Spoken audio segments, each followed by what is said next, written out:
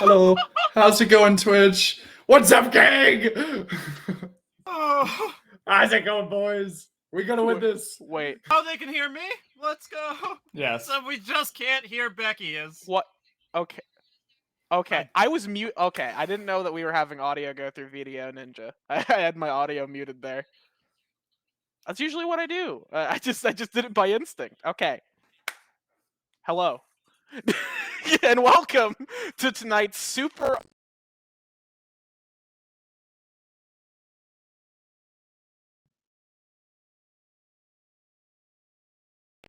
The Degenerate Esports, whatever the A stands for, and then Lit Club Esports. I'm Becky Rita, joined by Dodge and Ragnar, and Seasoft's here. We will get to ask Seasoft a total of like 2 questions before you have to leave. So, congratulations congratulations on your MVP. Thank you. Last week. I want to let you know, Seasoft, I'm pretty sure, if I'm not misremembering, I was the deciding vote that made you MVP, so you're welcome. Hey, I appreciate it. Yeah, so yeah, congrats. And first of all, let's just make one thing. Let's just ask one thing. Mhm. What are your thoughts about your match tonight, which you just learned about against DEA? How are you feeling about tonight's match? I'm feeling it's gonna be 5-hour-long matches. It's gonna be an Oh. absolute grueling one, and I Oh, can't no. wait to see the caster Oh, desk going through it. no, no. Let's go! Game 5, boys! I want a hype series! No, We no. win these! Oh, no. Ragnar falling asleep just thinking about it. I have a legitimate question for you, Seasoft. What has been, if you could identify one aspect of Lit Club's success, as Regdor has already died and descended, one aspect of Lit Club's success this year that was most important, what has been propelling you guys to the point where you are now in the quarterfinals against the #1 seed of the amateur series? So I think that a lot of like our team's success can't be like measured down into just one small thing. It's like, but if I had to give one answer, it would just be like general cohesion. I feel like we're accelerating as things go, as we get used to playing with each other more and more. Like the bot synergy with me and Swaddlebill, and then we have Wanderer and ADHD, which those synergies really growing over time is helping us out a lot. Yeah, no, and synergy is what actually your team excels at across the board, and I think is one of your big advantages over DEA is your team's willingness to play together. And in terms of kill participation, how on the same page at least the top side of the map is, although you and your bot lane partner both have quite a bit of kill participation as well. It is 5 minutes before 7, so I'm gonna let you go then. Before you leave, is there anything you want to say on the stream? Any shout outs you want to give? Any thanks? Yes. Real quick. Our team mom, Ramza. You are king. You are everything. We are nothing without you. Everyone, please give all accommodations of us winning to this man. He is the best. All right. Bye-bye. Thank you, Very sweet. Ramza. Not only the hero of Evilise, but hero of this team. So thank you for your contribution, Seasoft. Thank you for joining for tonight's stream. But before it's time we get cracking onto the actual broadcast, and we can get into, I want to ask how you two are doing. Regdor, you're coming off of a long series yesterday. How are you feeling right now? I'm doing great. It was both the best times and the worst of times. We had a lot of Garen.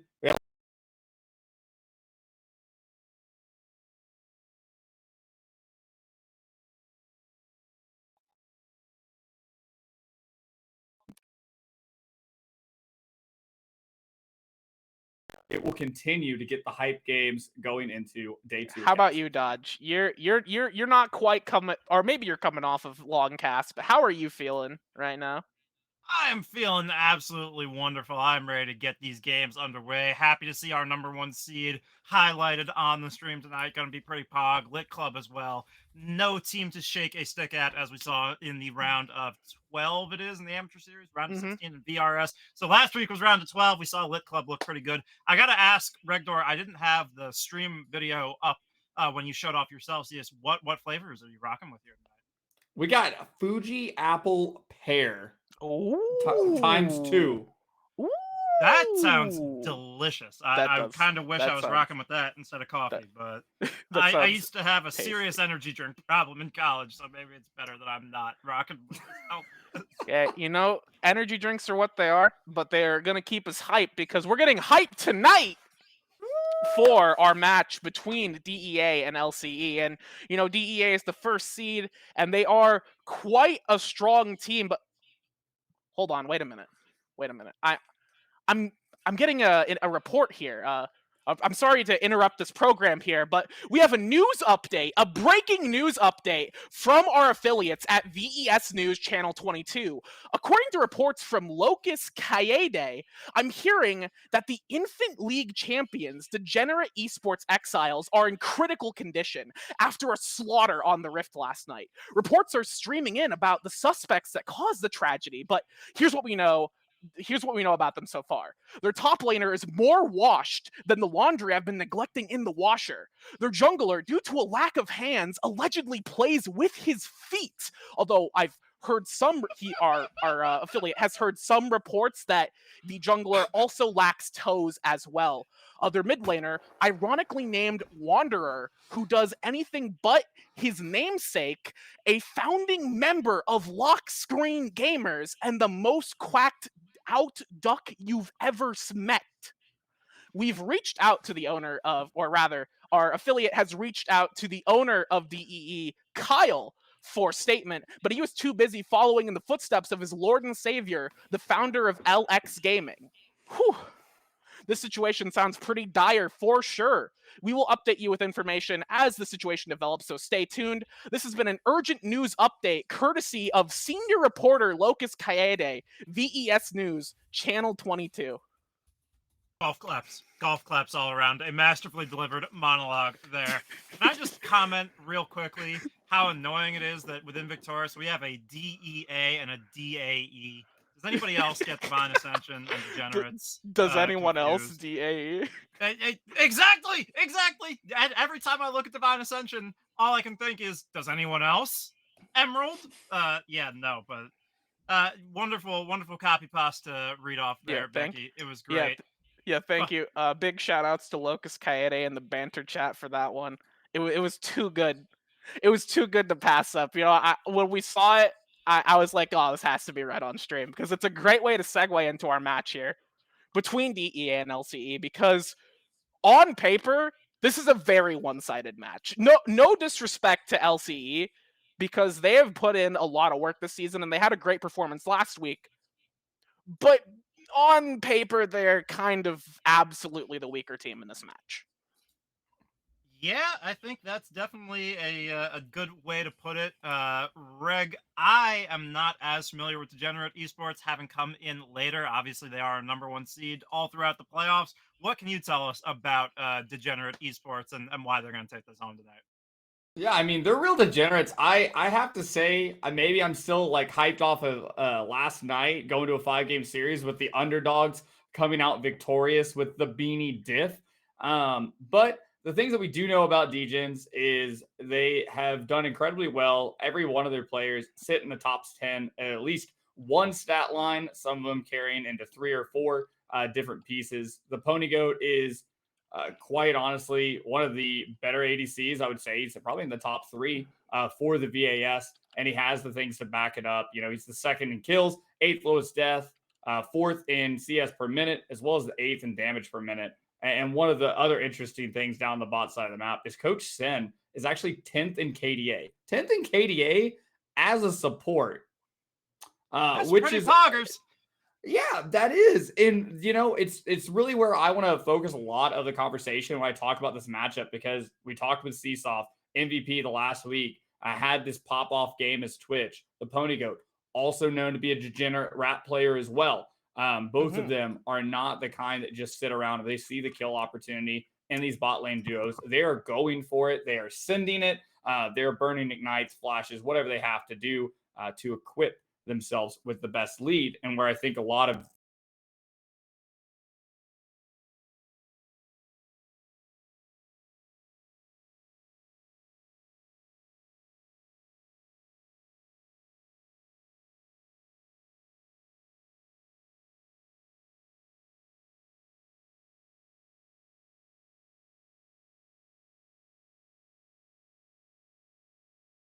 ability is a really scary thing because you look over the last side, Wanderers played Rise in the last 3 out of 4 games. So, the bot mid is where a lot of these things I got to ask about and see just a little bit of a difference between the two.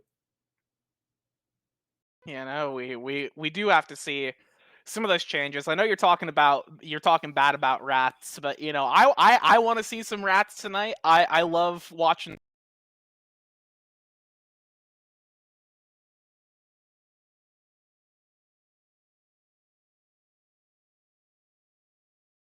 Maybe are looking to pick that one up in the bot lane to try and get over this behemoth that is Jinx in the current metagame. Just such a champion that needs a baseball bat to the kneecaps, if I gotta say so myself. But Give her the old Master Yi treatment. yeah, oh, the classic, the classic. I believe production said that we will be going to a break soon, or now, or draft. Production, Cam. Okay, all right, cool. All right, we're just going to go ahead and go to a quick break. When we come back, we will be in the draft for We certainly will, Becky. We'll be in the draft for our first match between LCE and DEA. Don't go anywhere. We're figuring this out just as much as you are. Stick around. It's going to be an exciting one tonight.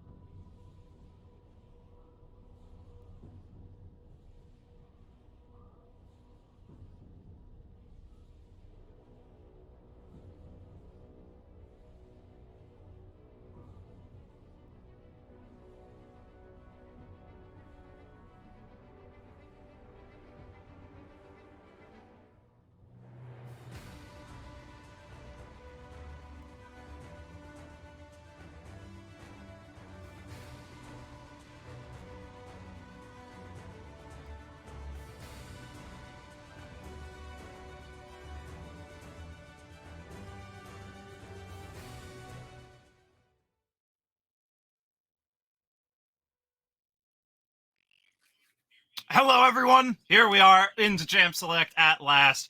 Big shout outs to Becky and Cam for making the best of a bad situation here, our host and a producer. But we have kicked off now into the beginning of this best of 5 in the quarterfinals. Number 1 seeded Degenerates against, I believe, the number 9 or 8 seeded Lit Club Esports. It's going to be a David versus Goliath matchup, Reg. But in the end, it should be a very entertaining one. No, absolutely. And we are already seeing that they left the Twitch.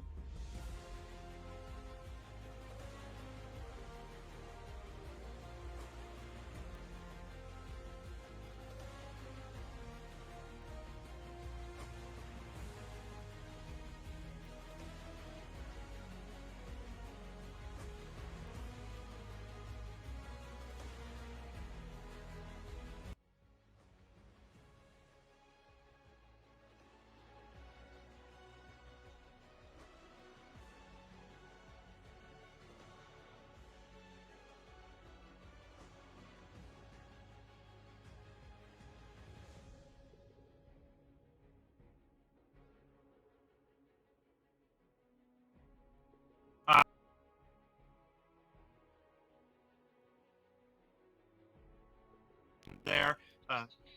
Am I still muted to the people at home? Okay. Sorry, it's been a very scuffed night in terms of stream production, but that's new. That's Lucian. That's potentially a solo lane Lucian, but Lucian getting some hotfix love while those big scaling hyper carries that have typically kept him out of the meta for the past couple of patches since Season 12 rolled in have gotten some taps down. So it's great to see Lucian back in the meta as a flex pick and a viable AD carry once again. Yeah, absolutely. Lucian's risen up to, I think it's something around a 50.4% win rate in solo queue for Plat Plus. He's actually an A champion right now, if you like to go off of that on u.gg. We Very love nice to see it. Has a lot of kill pressure, especially with so many assists. Wow.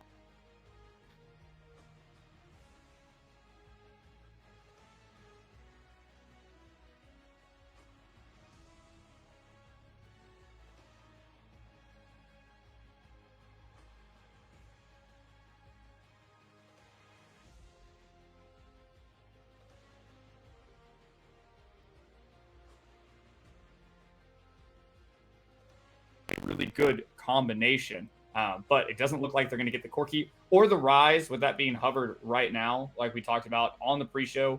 Wander has played Rise 3 out of the 4 last games, so it's going to be important to see what they kind of give to this mid lane matchup where August has been so malleable. Is on the Ahri. They played really well into Chimeras as well a few weeks ago, so looking for that good matchup, knowing that at least one of the solo lanes is picked right now. Yeah, the last 2 bans coming out from Lit Club are, of course, an attempt to curtail the power of that Lucian down the bot lane, taking away the Nami, one of his common collaborators. Also, as you point out, to have the pick away on the Karma, which is the most lane dominant of the enchanters. Getting rid of the Braum, too, is also very intelligent. In the past, historically, Braum has been a very common pair-up with the Lucian, as it will be Nautilus that's brought in as the support for the Degenerates. Very good user, or rather synergizer with Lucian, as that Winter's Bite passive, the double shot off of Lucian, can start stacking up that stun a lot. You can also take Font of Life now on the newest iteration of Lucian and apply it very easily as the Braum, so that Lucian gets his empowered enchantments on his passive. But that's a Yorick locked at Ragnar. Yeah, that is the Locust special, something he wasn't allowed to have at all in most of the last series. Only got 1 game of it, but he is a connoisseur of the Maiden Man. And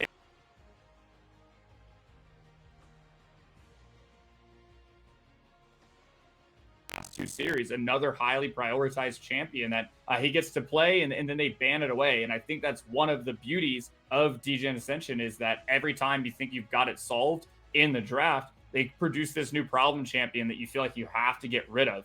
The Nocturne has been a repeat offender. The Tristan has been a repeat offender, as well as this Braum. So you're going to have to see, like, what is it coming out of this game that actually hurts anything, with this Cho'Gath coming in as the last pick for the side of DEA. Yeah, they hovered on the Garen for a good while, perhaps shouting you out there, Regdor, and your desire to not see the Garen here tonight. But looking at these two comps in totality, I think there's a lot of interesting adjustments being made throughout the draft phase. I especially like the Leona into Nautilus matchup.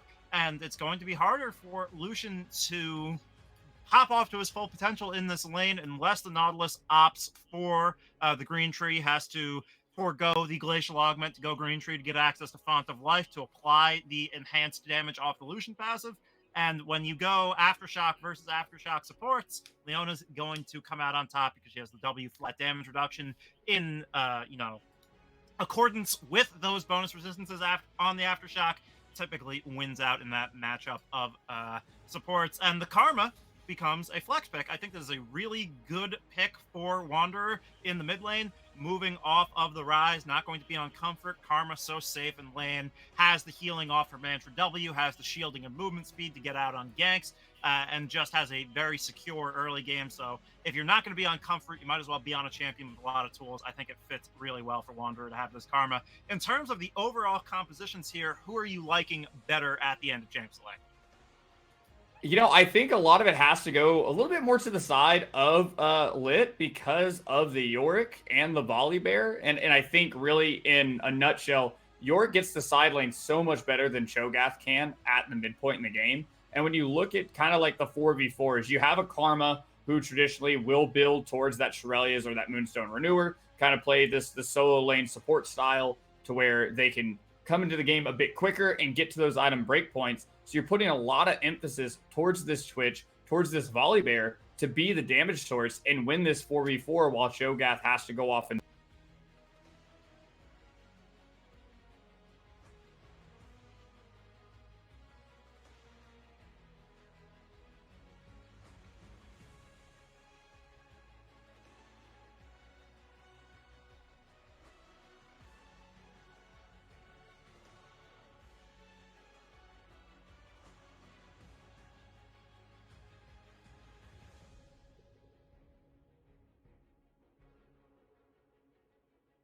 kill pressure there is so insanely high that if this Lucian gets 1-2 kills underneath of his belt, he can start to kind of run away with the game. Now, you could say the same on the opposite side, so it very much is this kind of skill matchup in the early game, but whoever comes better out of laning and moves into that mid game, I think really gets to dictate the tempo of how this game plays out. Yeah, definitely a lot of explosive implications around who wins that bot lane matchup. I think we do also have to take into account that while the Degenerates might have what seems to be a little bit of a harder side lane comp when it comes to the mid-late game, they are our number one seed for a reason here, going against what in theory is a weaker team. So we'll have to see if Hecarim can abuse the Yorick's incapability to avoid pushing in the early game, if he can find those timers to punish the Yorick and get Cho'Gath ahead, because we all know that feeling of having to play against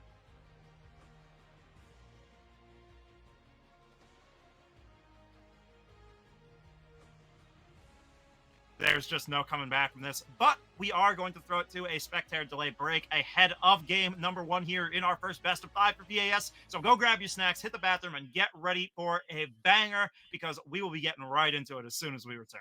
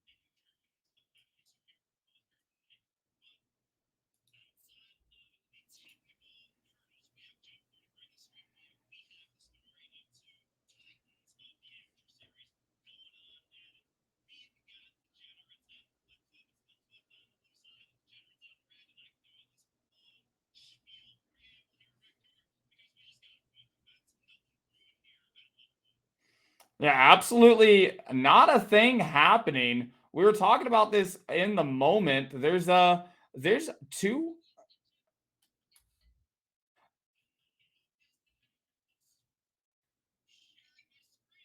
Oh no. Hey, you know what? Some things happen and we're eventually gonna find the other homie. But what we're going to talk about real quick is the fact that we've got some things going on in this game of League of Legends. A nice little engage from Coach Sin starting this off. Seesoft gets burned down. They burn the Ignite. A lot of things are happening. But you know what? It's the story of life. What else are we going to do other than continue to watch League of Legends happen? As Coach Sin gets the re-engage onto Seesoft again, burns the heal, has to run away. That is a rat without any summoners at 2 minutes into the game. Right now, both jungles electing to go ahead and full clear, which makes sense for the types of champions they are. This Hecarim wants to get involved really early on, hopefully make something happen. I think an interesting point to talk about is we do have Wanderer in the mid lane on the Karma, like we talked about in draft, electing to take Barrier into Degen August on the Ahri, which makes sense. It's kind of what you want at this point in the game.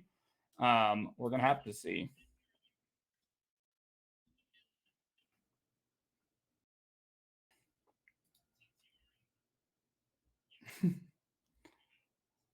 Yeah, it looks like I'm going to get a homie here soon, but Hajime no Gildo had no homie in the top lane. Has to burn the flash. I did. Am I here? Can I be heard? Okay, I can be heard. I just listened to it myself on stream. Hello, Becky! Dodge. We're trying to solve a lot of different issues right now. So I will be while Dodge is fixing up some audio things and production is fixing up some audio things. I'll fill in for play-by-play for the time being. We're back again, Regdor. What a great time! I'm looking at TSM the Pony Goat. I saw that at the start of the game, and you know I kind of feel bad for him. Like I wonder how. Yeah, He I feels. wonder how he feels about TSM right now. You know. Well, that's why he's probably got the name because he's going to try to put the team on his back, at least in the VAS. And as we've already seen, like I was talking about just to myself, was that Seesoft's already got the flash and the heal burned in this bot lane. Now halfway back to having those summoner spells back online. But Coach Sin finding the hook again and again and just getting these easy combos down.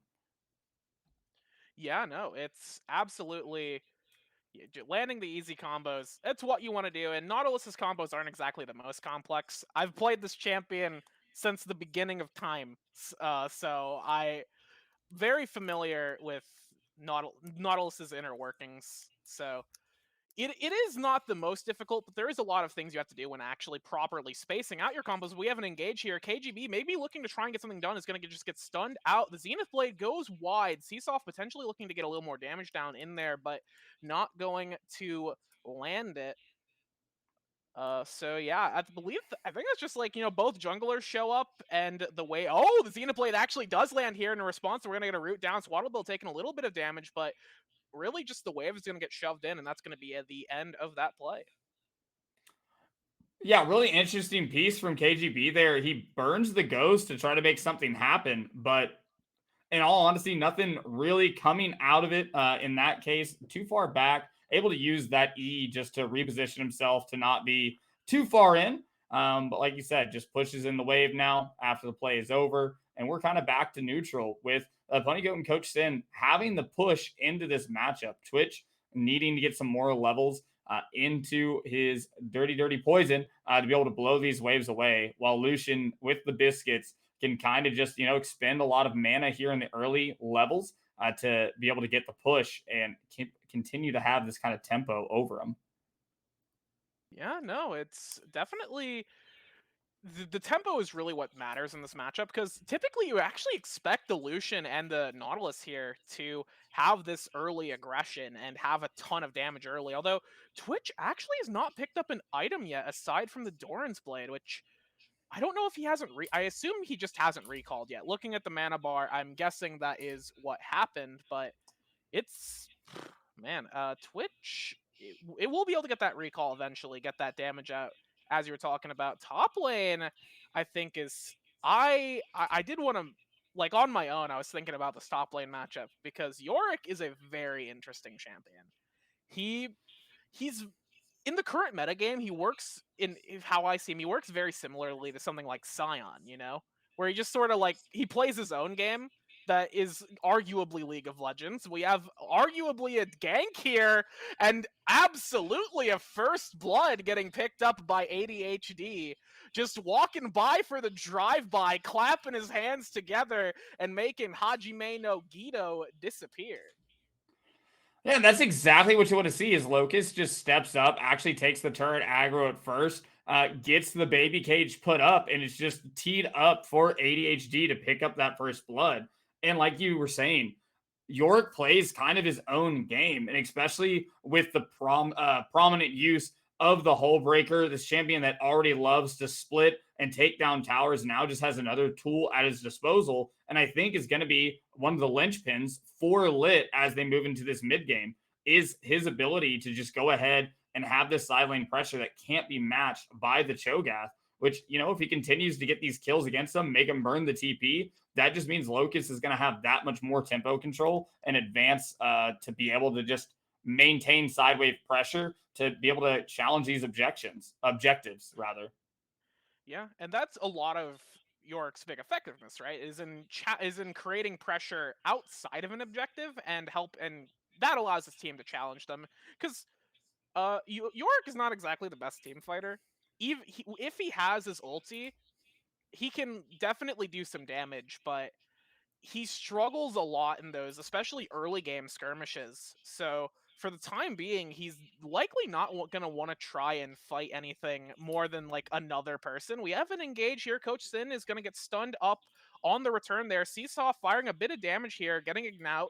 And here comes the Zenith Blade followed up by a stun. And ADHD is going to try and follow in here. Here comes the charge in from Hecarim. Is going to do a little bit of damage in here. The Thunderclap goes down, but that doesn't shield the Leona, who will get taken out herself, and KGB is potentially going to be looking to try and get into a dive, maybe hanging around here looking for an opportunity, but he's going to accept the one kill and get out of here. Coyote's in danger here.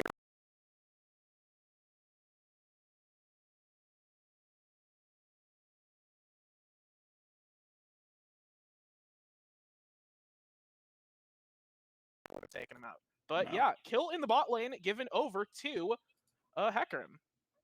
Yeah, KGB actually coming in there using that audacious charge. Wrong champion, same concept. He shoves away the rat and then able to re-engage and make it essentially a 2v3 there on the bottom side. So Leona does fall. And like we were kind of talking about off stream was the fact that we have two support champions that usually like to go the Aftershock route, electing both to go into the Glacial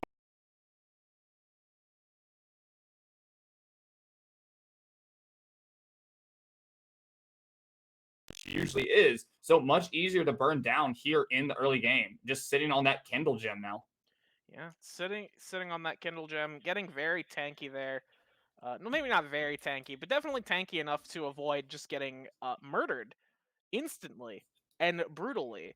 Leona hovering around mid lane there was just, I suppose, clearing out vision. Hecarim and Volibear have returned to their jungles, going to Volibear is actually looking like he's heading up for a gank in the top lane as Hecarim is clearing, but Hecarim's also top side, so this could be a response coming in if this dive actually gets executed here on the top side, and it will. ADHD is looking for an opportunity. The Ghoulies go jump in. The ulti is here. Hajime no Gido is going to get shredded down. The tower is disabled, so ADHD is going to get a little bit of reprisal from the damage there, and both of them just cleanly get out of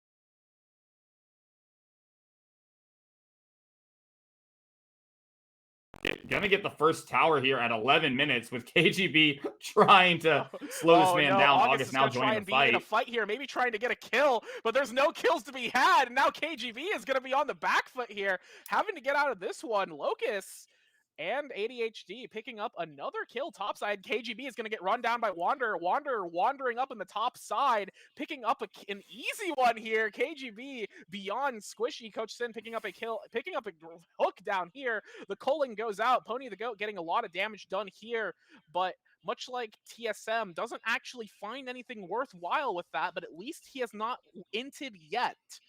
So yeah, Stop. They're already dead. Top side. Another couple kills on top side, going over to the side of the Lit Club. And oh wait, we may have a dive here. Xenoblade's gonna Glock Pony to go under the tower. Tower is not hitting anybody but the minions. Nobody is engaged here. Another stun comes out. Here comes a combo here. The flash in from Coach Sin to angrily pound the minion wave with the Riptide. But that doesn't actually do anything. The Xenoblade connects. Twitch is not on the response right here. He's gonna be trying to stealth in, get that move speed, get some attack speed. Hecarim is gonna be coming in on the fight right now. He's ghosting, he's fast, he's angry, and he's gonna be picking off Seesaw here. Now Swaddlebill is gonna have to try and get out of this one. The fear goes back.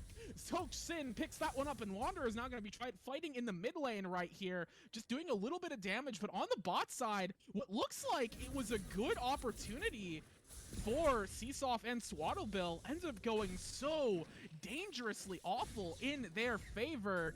And yeah, that's just going to be 2 kills over to the side of DEA and potentially a dragon. Yeah, and this is everything that Lit Club wants. They lose the Pony Goat in that exchange, but all the way from the action to the top side down to the bot side, it is all turning out to be lit, as the kids say. It's not looking the greatest for DEA here in the early game, and if this now 1-0-3 with a 20 CS lead York is allowed to continue to run the game, it's just going to run away from these degenerates. Yeah, I wasn't sure if Dodge was going to try and jump back in there. If they are around, I know they said that they were going to be returning in a moment here. We are still trying to work through some of these audio issues we're having right now. I'm actually trying to get something working on my other monitor. We have Locust down here doing what York does best, which is punching a tower, rushing the Hole Breaker, which honestly, in the matchup against Cho'Gath, I actually really like, because Cho'Gath just cannot contest you. The champ does negative damage right now, and York is going to be absolutely shredding right here. We see the Ghoulies on their own just chomping at the ankles of Hajime no Gido, and yeah, he's running for the hills right now, and August's getting so heavily hammered here in the mid lane by Wanderer. This Karma is unexpectedly powerful. I am here if I can be heard by you guys, and if I can be heard by the stream. The TriCast dream has been achieved. Oh my gosh. Is this real? Is this real life? Dodge and Becky on one monitor together talking about the Lego Legends. I do have to say, while I am happy that Dodge is here, well, looks like we're going to fight instead. Let me talk, okay? Yeah. Swaddlebill. What Lit's doing right now is they're actually kind of playing like you would a Caitlyn, Caitlyn Morgana, Caitlyn Karma style, where they're just gonna, push down a tower and swap lanes. But instead, it's the Yorick who's getting this early tower on the top side and then rotating the bot and top side to where they have that tempo advantage. And York's just able to push down another tower. And again, Cho'Gath cannot match. Cho'Gath can just try to slowly die in place. And if this continues to be the case, there's so much momentum now with a 5k gold lead at 15 minutes for the side of Lit Club, who again are the underdogs, but right now look like the dominating factor. Yeah, they definitely do here, as I would like to give big shout outs to Becky for not only subbing in as the host, but being ever ready to sub in as the play-by-play caster as well. Lots of technical issues tonight that we're working through as we hit them, but everybody is, filling in big shoes and doing very well to deal with the challenges as they occur. So big shout outs to everybody working here on putting the stream out for you guys tonight. But yeah, checking in at 15 minutes, it's a position I did not expect us to find ourselves in, as we have another engage coming through from Lit Club. The Sky Splitter coming through from HD Graphics, but that's the Onslaught of Shadows on top. The culling now, find the damage over the wall. It's going to be the Call of the God going back. It's the shutdown for the Lucian, just as we start to sing their praises. The Casper Curse maybe coming out as August is here on the flank, finds the charge. Seesaw now taken out, but in the meanwhile, it's Locust Katie in the bot lane, pushing on forward with the Yorick split capability, has that complete completed the Hullbreaker with the Trinity Force as well, but Wanderer could be the next to fall, and he will. KGB picking it up, but look at this Maiden uncontested, forcing back Cho'Gath once again. Lots of gold swinging back over to the side of Degenerates there. 3K now from 5, but that second tier 2 turret will give them some more gold to feel good about. Do Lit Club Esports get there off of taking that? About 600 gold into Locus's pocket. So in the end, that is a trade up for Degenerates, but Lit Club not feeling completely sour about the whole thing. As maybe Locus even going to force the flash as well. I want to give you a moment to cut in here, Regdor, but the action just never stops. As now KGB maybe bit off a bit more than he can chew, as he is taken out there. Locus K80 chatting out, getting the red buff slow out, flash queuing, and just absolutely annihilating KGB. My man Locus, on his own, as an individual, has 9,000 gold to his name total in the game. The closest person to him from the side of Degenerates has 6,400, and that is the ADC, the Pony Goat. The man has nearly a 3k gold lead on anybody in the game, has now taken down successfully 3 towers, as well as just chatting out and sending it to kill Mr. KGB. Even though we have all the Yordles in the system right now with the tech issues, the reality is on the Rift, there's a lot of issues from DEA trying to play out this map, but they did get a really good exchange on the top side with that snap engage around the tri-brush. With that Herald coming up now, it's going to be a question of if we're all just going to fight right here and now, or if we're going to see some cross-map plays be made. Yeah, we see Locus get the cage out. Swaddle Bill, though, charmed on up.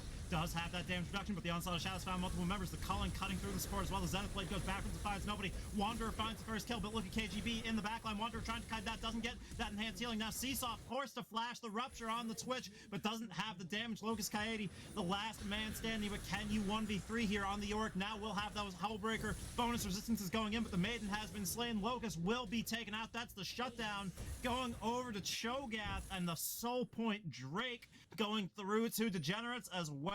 So they have found a decisive punch back into this game. Decisive it was, and this is like what we talked about. The name of the game is not the team fight for the side of Lit. They need to have Locus on that side lane, providing that pressure, drawing away 2 members, and almost getting 2 kills on his own on the bottom side of the map. He can't group up, especially with that Hullbreaker. Now has the Triforce complete as well, sitting on nearly 2.5 items. The man needs to be on his own. He is hunting his own prey. Lit has to continue to stick to that win con, or else they're going to find out, as they have already, that the 5v5 from DEA is not something to be trifled with. KGB, although I don't like the Triforce build, I am a bigger fan of the Manamune into the Chem Tank. He still has so much backline access and healing between the procs of Divine Sunder plus his AoE healing from that W to be able to just sit in the middle of the team and soak up so much damage, and allow this Lucian to start getting, you know, those double autos off of each ability, the culling as well, going down, just all these supportive elements between him and August on this Ahri to just burn through the side of Lit like we saw around this dragon fight. Yeah, definitely going to have to be played around precisely by Lit Club. All of their gold, as you've already pointed out, on that Yorick. So you can't afford to mess up the game plan that's been working for you against the first seeded team up so far to this point. It is the Soul Point coming through for the side of Degenerates. But Locus now here unleashed once again in the side lane, and the Hecarim knows better than to try and force the 1v2. Saw how that went for KGB last time around, and it is up to the rest of Lit Club now to make that worth it. But Seesaw, it's the depth charge, it's the Onslaught of Shadows over the wall, and that is a locked up mouse. Swaddle Bill now forced to flash, but you cannot escape the anchor, and that's a double kill coming through for KGB on this Hecarim. But it is a trade. Once again, you have to feel the silence under turret was just a little bit of an extension of Hajime's life there, but it's not enough to keep his heart a-ticking. But look at Locus caught out now. Maybe can find the turn onto KGB, who also has a Sheen item, has that Sunder for the sustain, but the Maiden cutting through him. Now it's the Pony Goat coming on in. The Hullbreaker bonus resistance is once again going to be doing a lot, and now the shutdown, but Coach Sin finding the lockup, finding the lockdown, the piercing light on through, the ignite as well will make that health bar melt away as it's another shutdown onto the Pony Goat, but Wanderer doing his part on the supportive Karma pick, HD Graphics as well. They're continuing to force down the turrets wherever there are members. And Regdor, I'm reminded of a baseball metaphor here. The name of the game when you're playing baseball as a hitter is to hit the ball, as Yogi Bear would say, hit them where they ain't. Hit the ball where the fielders aren't, and you'll get yourself a hit. And the play here for the side of Lit Club is to push the towers where they ain't. Push them where they ain't. Go where there are no members. When they have to move 4 people to take down the York, that's when you use your other members to pressure tier 2s. Absolutely agree, but the thing that I cannot get behind in the reference, you know, you got to hit it where they ain't, but you don't send the Chemtech Putrefier and Moonstone Renewer Karma to side lane. It is just kind of not what you picked the champion for. You know, if you wanted to go for that angle and split this as that 1-3-1, you gotta have something else, because you're choosing this Karma to be the buff and shield and heal to keep Seesoft alive, and it's just not happening. We saw just how it goes when the Rat is on its own, and even with Leona, Mr. Swaddlebill right next to him, it doesn't matter. The depth charge and the devastating onslaught of shadows are coming through and causing him to go to gray screen, and just can't be the answer. It's just to sacrifice your MVP from last week, your ADC, to fall for the sins of others. You know, get the lane pushed out if you're a Wanderer, have it pushing towards the enemy side of the map, and then rotate back just the same way that you would play, you know, some of these other fragile mid laners that need to group with the team. That's just the answer to the game, in my opinion. If they continue to just play this 1-3-1 style comp, LDGens are going to continue to do this.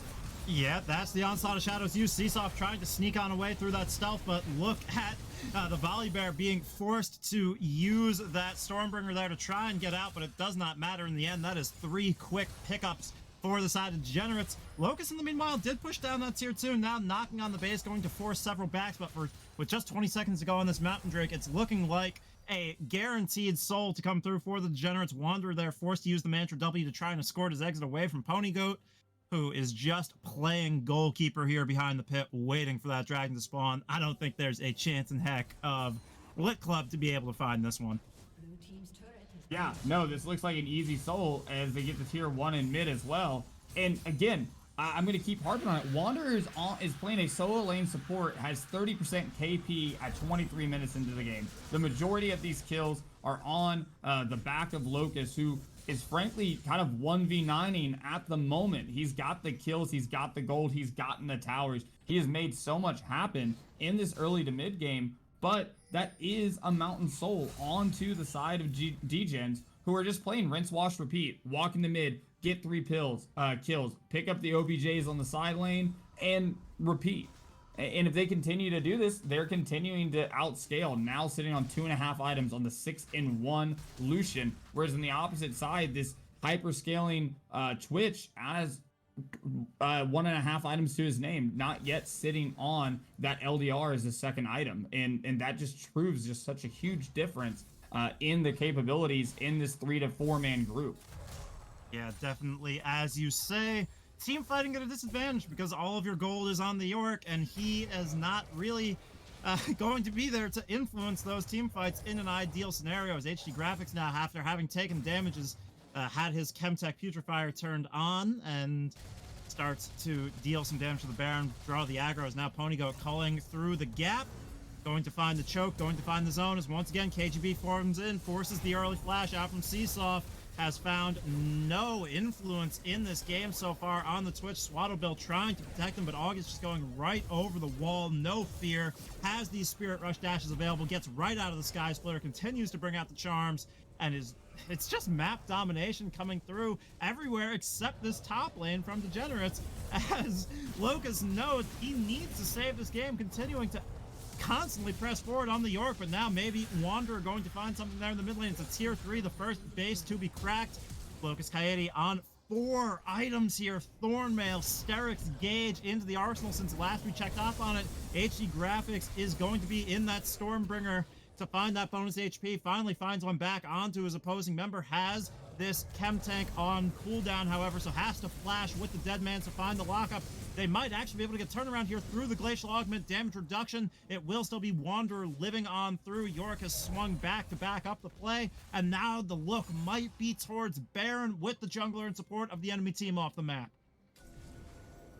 Ooh, that was some tenacious fighting from the side. KGB just fighting off a little bit more than he can chew. Speaking of more than he can chew, Wander's going to have to watch out before the big purple worm takes him down. But DEA is not going to let them have this for free.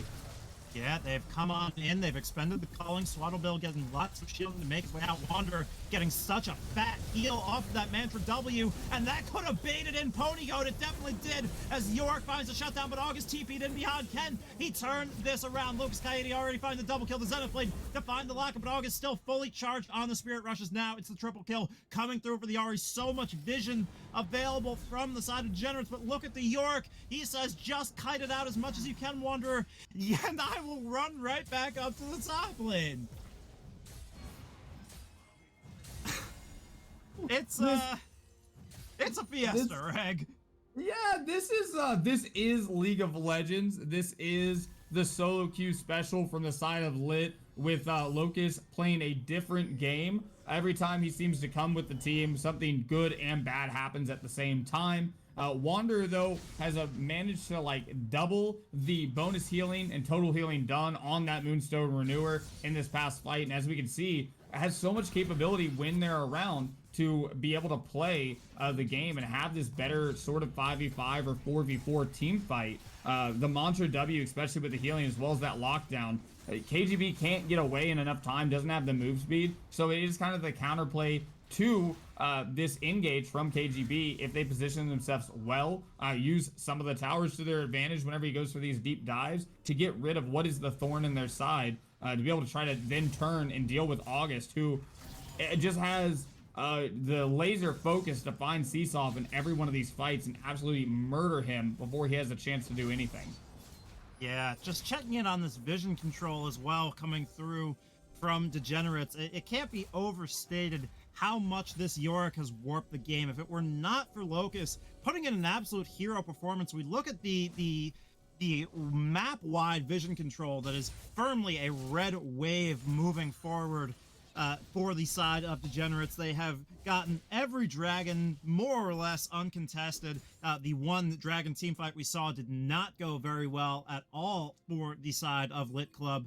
This has basically been their game all the way through. It's just this pesky Yorick that's making the difference so far. And when you are the 8th seeded team against the 1st seeded team, these are the kinds of strategies you need to be able to pull out to make upsets happen. We'll see if that conversion can come through, as it's still a narrow gold lead for Lit Club, but Wanderer not going to live through that even with all the shielding. The Pony Goat will pick up that kill.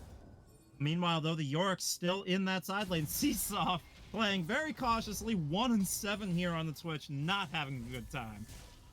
Yeah, our MVP of last series is now just has to sit in the backpack and pray that, you know, he might be able to steal a shutdown from August to be able to become a little bit more relevant. But we do have 3 people coming. I suppose I respect the intent from Locust, who knew that this was a doomed situation, tried to TP out because they knew they couldn't back, but you can't TP in the face of a champion with 2 hard CCs. He's just never going to let you do it. So that is the York getting caught out at a time where it basically seals the doom, it feels like, here for Lit Club, as this Elder Drake will take what is already a superior accelerated team fight and make it even more impossible to win. Yeah, and you got to think, once they have the Elder, they just get to walk up and force Baron. There's nothing that Lit has in the tank right now that tells me they can stop the advance of a DEA Ascension. They can't stop the ascension of DEA. Stormbringer in a cone, but he gets charmed! Oh my goodness, can he find the steal? No, the chop gets it in the end. That Devour was so well timed. I believe I saw 100 HP there before Hajime. No, Gildo was able to secure that. So Smite, almost beautiful from HD Graphics, but instead it will be double Uber buffs going on over to the Degenerates.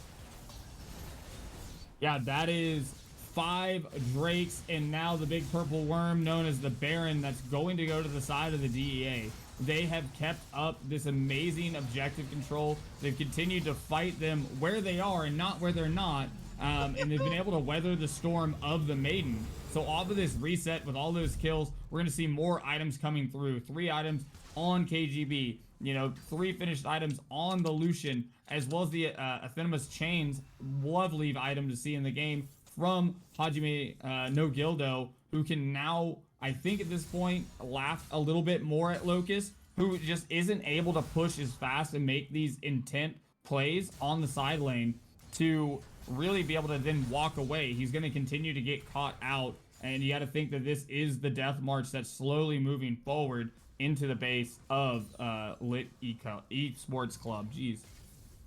Regdor still a little bit tired, still a little bit, washed out after last night's 5-game series. We'll see if tonight has a 5-game series in store for us as well. 32 minutes is the timer that we have just crested here. It's double, rather triple Uber buffs coming through for the side of Degenerates as they finally begin to crack these tier 2s. It's August who's been left in the side lane to deal with Locust. Going for that Leandri's Torment will offer a lot more wave clear than the Ari generally has access to, as well as you see Swaddlebill really, really squishy as a level 12 support in this game. Definitely not the position you want to be in as Leon, although the shielding, pretty poggers coming through from Wander. Maybe that can make the difference on an overextension, an over-aggressive dive coming through from Degenerates, but at this point it feels like it really is their game all the way through as the base is getting hard targeted here.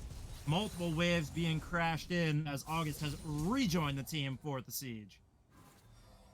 Yeah, we gotta, I gotta call out DEA a little bit. They get the Elder and they don't use it. They walked up to this tier 3 with over a quarter of the time left on it and choose not to pull the trigger, even though they've won every team fight, every engagement. They know that they're split. They can take the 4-man, even with August out and away, and still crack open this base. But, maybe it's just a little bit of disciplined play. Maybe it's just a little bit of not wanting to give any hope now with a 4K, a gold lead still in their pocket, as they allow August to go ahead and push in this wave on the bottom side of the map, pick up the last tier 2, and, just kind of vibe it out until the next misstep from the side of Lit.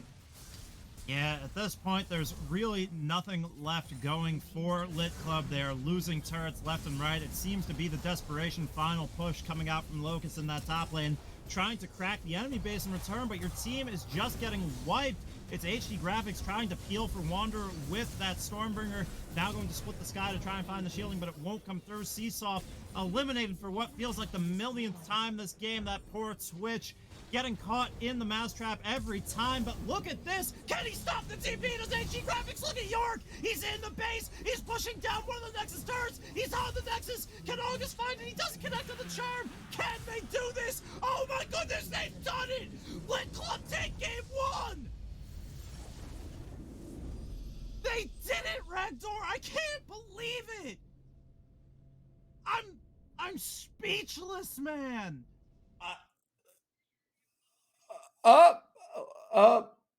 What?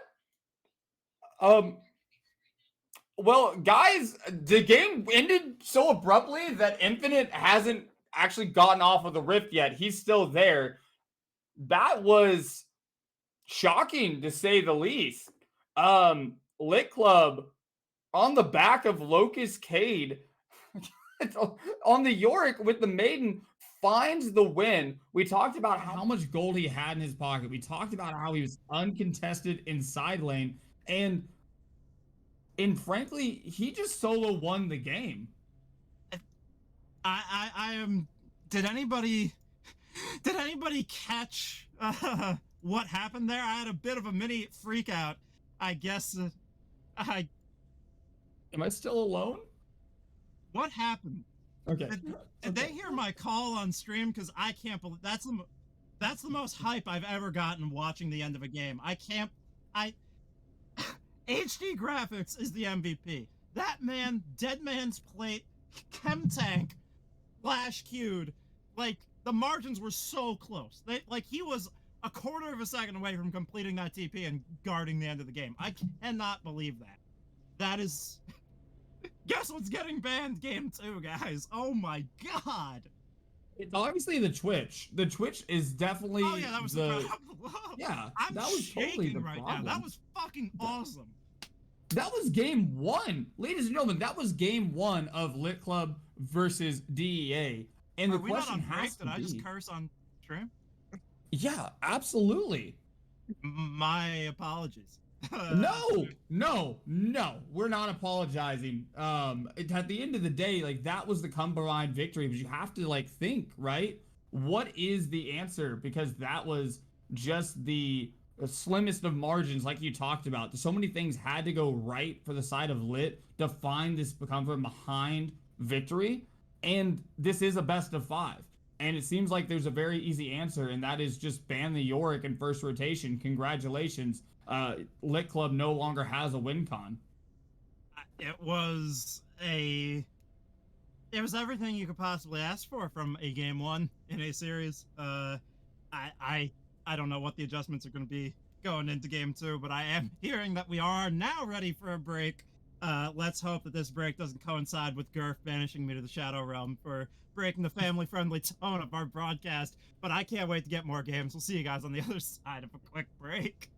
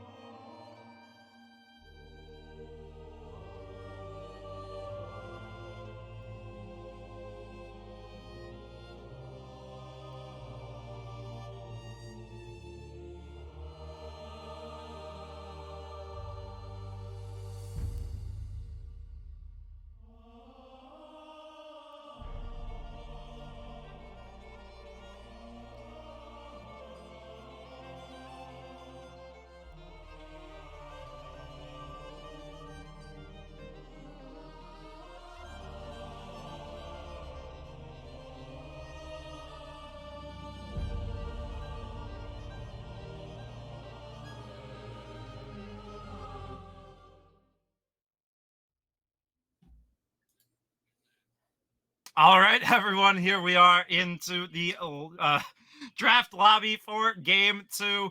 We see these bans are already flying on through, and I would like to point out that the R1 ban was exactly who we expected it to be. It was Twitch.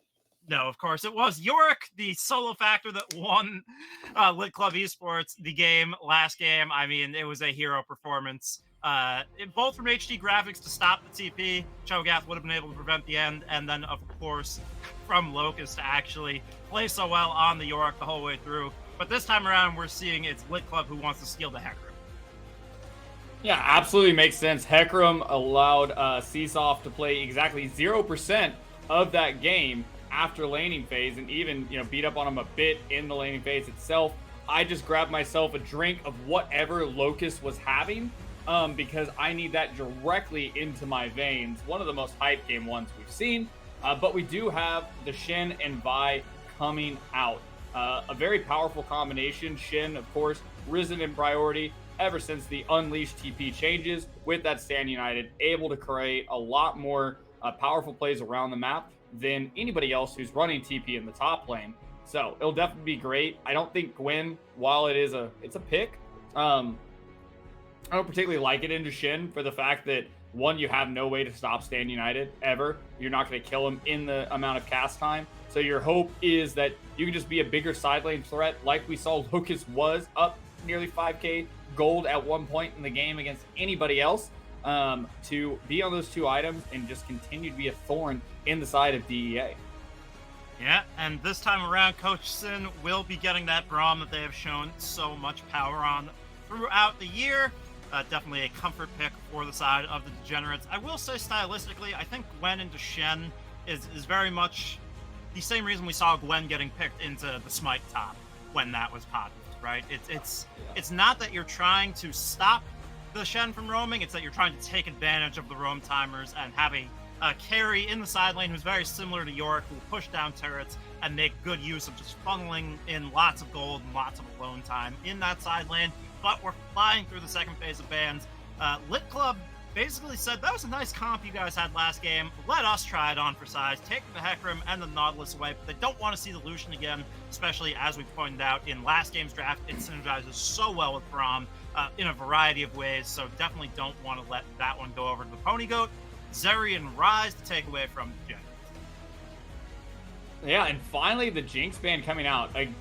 It makes sense. We have a lot of focus towards the bot side of the map.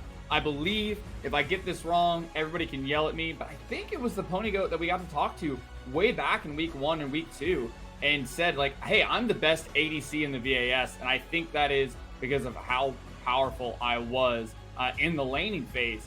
And seeing him hovering the Twitch, seeing the Twitch getting locked in from DEA, he is throwing down the gauntlet and saying, I am a better ADC than you. Let me show you what you can do with this pick. And I just love it. Yeah, these are some really nice picks to see coming through in this game too. The Hecarim, the Nautilus, the Gwen for Lit Club, that's all more common, but Vi, Braum, Twitch, these are not picks we get to see in 5v5 a lot, so they're going to be really exciting to see. But now the response from Lit Club is the Kai'Sa locked in, and we will get a hint on this, of course. They're going to have to show themselves. This could be an AP Kai'Sa mid, going that Faker full AP route, Manamune into Ludens and or Crown of the Shattered Queen. WMAX second, just looking for that long-range poke. It could, of course, be a more standard hybrid Kai'Sa ADC. I know you're excited, Regdor, and it will be Kai'Sa in the bot lane. Build still yet to be determined, because that is Corki coming through in the mid lane for Wanderer. Now, I'll wait. I won't go on my Kai'Sa rant now. If you watched VRD last night, it's gonna look like a VOD review, because I love me some Kai'Sa.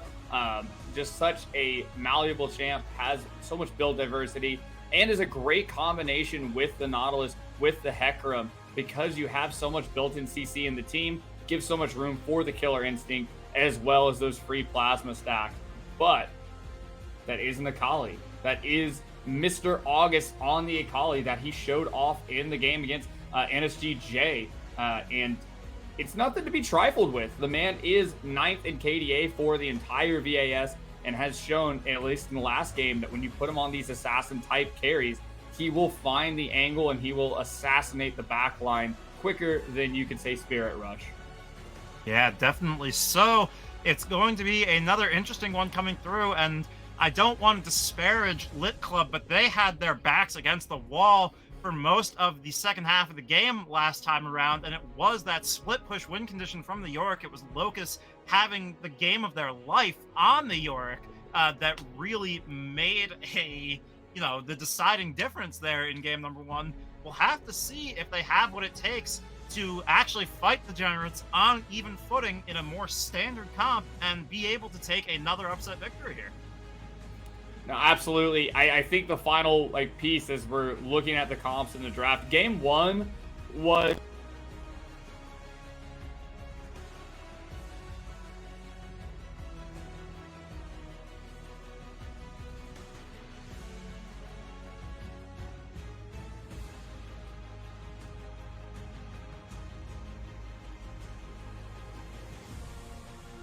a hard scaling ADC, you have a hard scaling mid laner, you have just that same amount of lane kingdom to happen in the top side of the map. So now can you repeat? Can you make this a 2-0, put yourself on match point? Or is DEA going to continue to show why they are this number one seed and why they should be going into the next round? Yeah, it will be interesting to see if they can do so. I don't want to overanalyze too much just before we head to break. Just very quickly, if you can summarize, based off of the two comps we see here, who's taking game number two?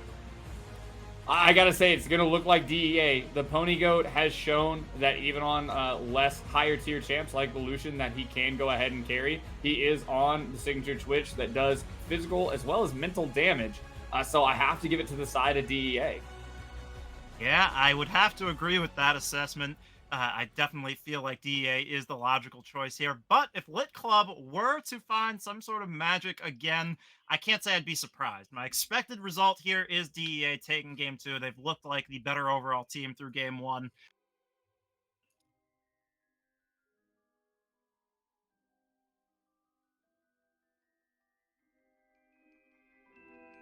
If Lit Club does find some other magical way to take it, I wouldn't be completely flabbergasted. But with that, I do think we are going to kick it over to the spectator delay break. We will be back on the other side of a short break for another absolute banger. See you soon.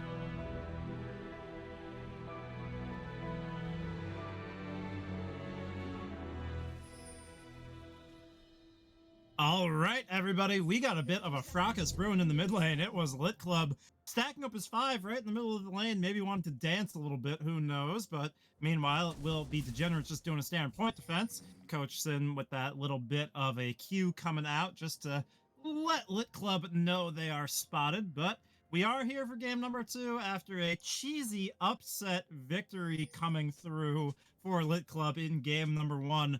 We'll see if that discourages the side of Degenerates, our number 1 seed here in the VAS playoffs, or if they will be only rallied to stomp a little bit harder this time, Reg.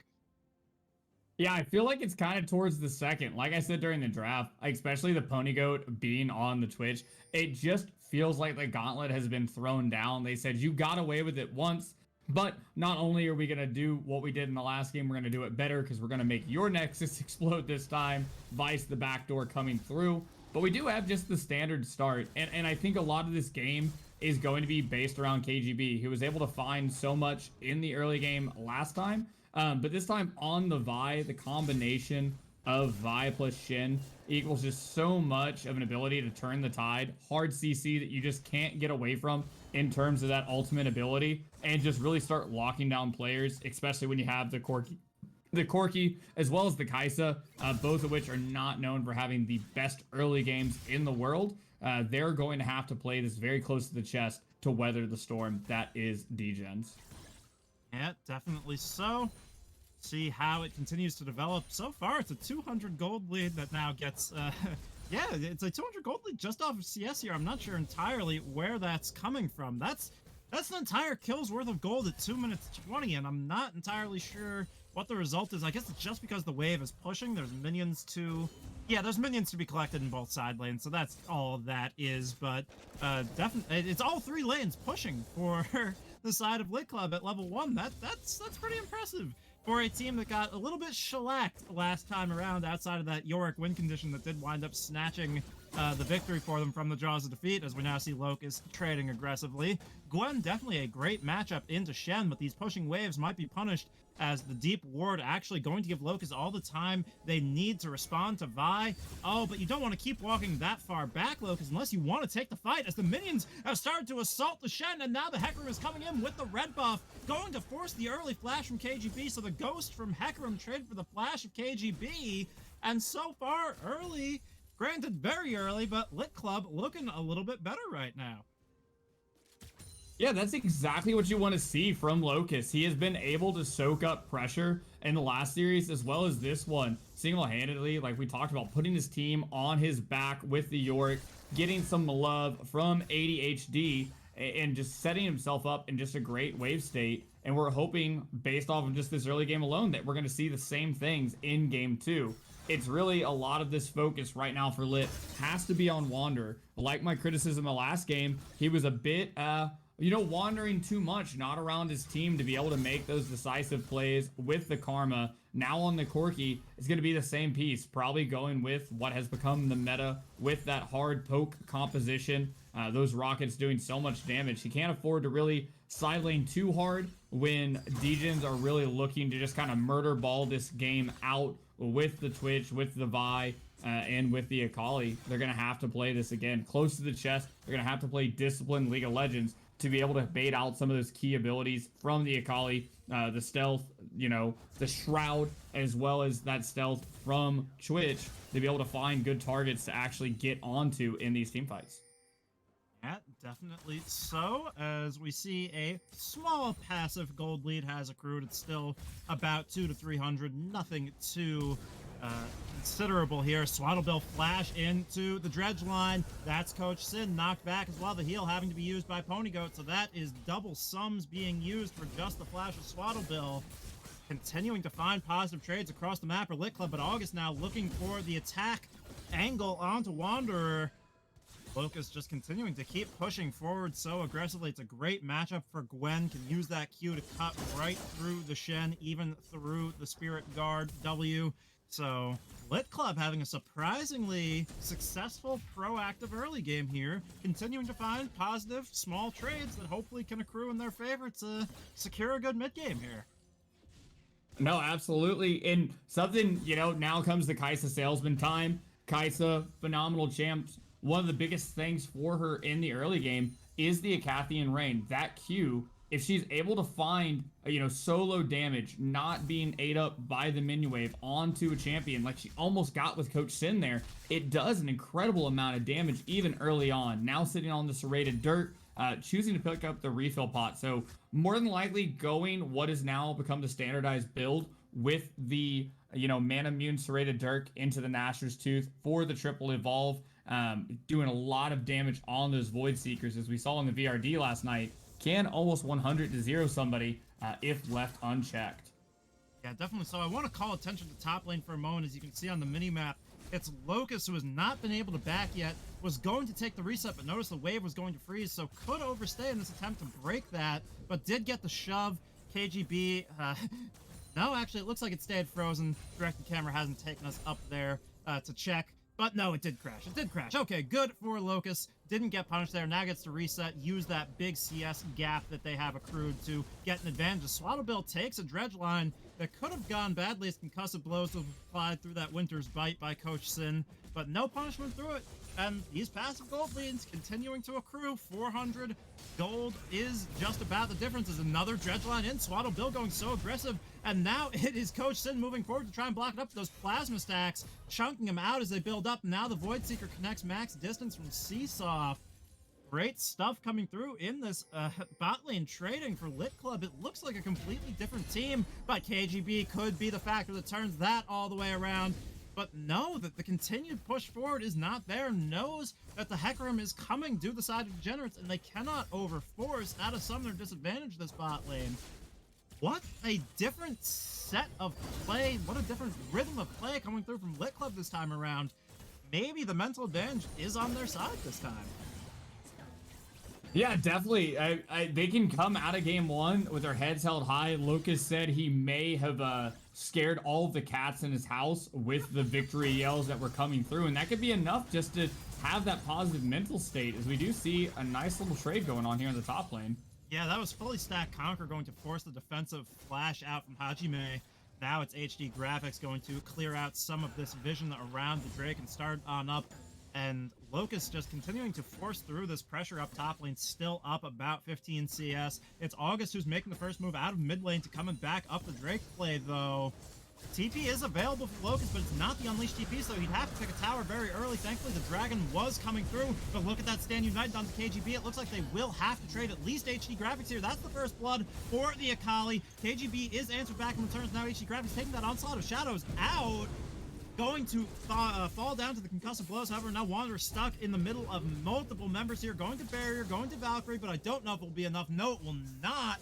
However, this is what we were talking about in Champs, like Locust staying up topside, gets at least one plate, can continue to push the waves forward as well, deny some XP and gold from Hajime off the roam. But in the end, I would say that's a gold advantage trade to the side of Degenerates, but you take the Dragon as the consolation prizes.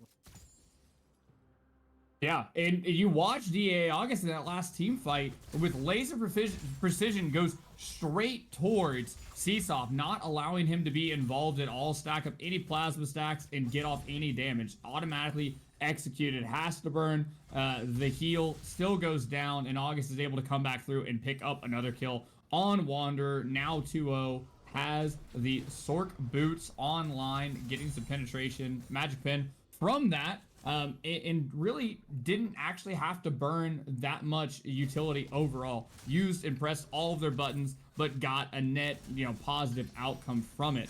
Hajime, or not Hajime, rather, 80 HD is able to get a bit off of this overall. Was able to get, a return kill, was able to pick up the objective, and is looking pretty good at the moment. Does have the double ruby crystals, so maybe we do get the Kim tank this game, the preferred build path, in my opinion, for the man named Hecarim, or the man horseman, centaur? Centaur, the ghostly centaur, the headless horseman. I could go on, but I won't. As yeah, like you say, the chem tank coming through from HD graphics going to directly translate into more adaptive force off of movement speed. So definitely still a choice mythic for the horse up there. Locust just waiting on this ignite timer, it feels like, to come back to continue to pressure Hajime.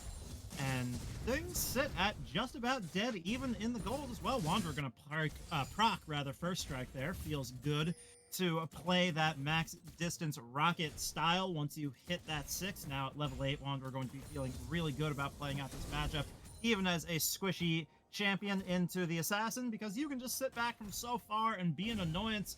But talking about sitting back, KGB sitting back in that bush, just sort of camping that lane, just waiting, so patient. Now, though, the Winter's Bite doesn't connect the flash forward into the Rupture coming out from Coach Sin, and look at the concussive blow is going to get procced. It could have been the kite out and the runaway from Seesoft, but instead the stun sealed the fate, as now the double kill coming through for the Pony Goat. And this is the degenerates we expected to see in this game one. For a while, it was looking pretty good for Lit Club, but just like last time around, degenerates, level-headedness, and higher level of execution starting to show themselves. They are up about 1,000, and they have turret plates left to play for down here. That is the ease of execution with Braum and Vi, with Shin and Vi. The cease and desist is exactly that. You're not allowed to play League of Legends. It is point and click, so very well played from the side of degenerates just to go ahead and pop the Glacial Fissure, keep Seesoft in a place where the Vi could then get up and get that ultimate onto him, and not allow him to play the game at all. He got very little input into the outcome of that 2v3. And if they continue to do this in fights, there's not really too many answers to how you stop the cease and desist from getting on your carry. Yeah, in the meanwhile, it was at the very least that first turret going over, more or less funneled into the Gwen here, the first in the game to hit that mythic item. It is the Riftmaker coming through. Locust once again proving to be the primary win condition, the primary carry for this team, as Swaddle Bill could be overextending here by charging up the Q, but instead just going to take it back, not wanting to overextend. Degenerates continuing to play a safe game, but it is Locust with double summoners and a mythic looking to wreak some havoc in the side lane once again this game. Second dragon of the game in 30 seconds, and unlike last time around, they do have a dragon under their belt already, do Lit Club. So we'll see how they choose to respond to this Infernal hitting the Rift in just 20. Right, and Locust, again, has the same presence as last game, is winning in this isolated 1v1 in terms of CS, in terms of map pressure, and Hajime, that's exactly what you would expect out of the Shin, to just kind of be playing for the team, knowing that he's going to lose some on the top side of the map for it. But DEA August, ooh.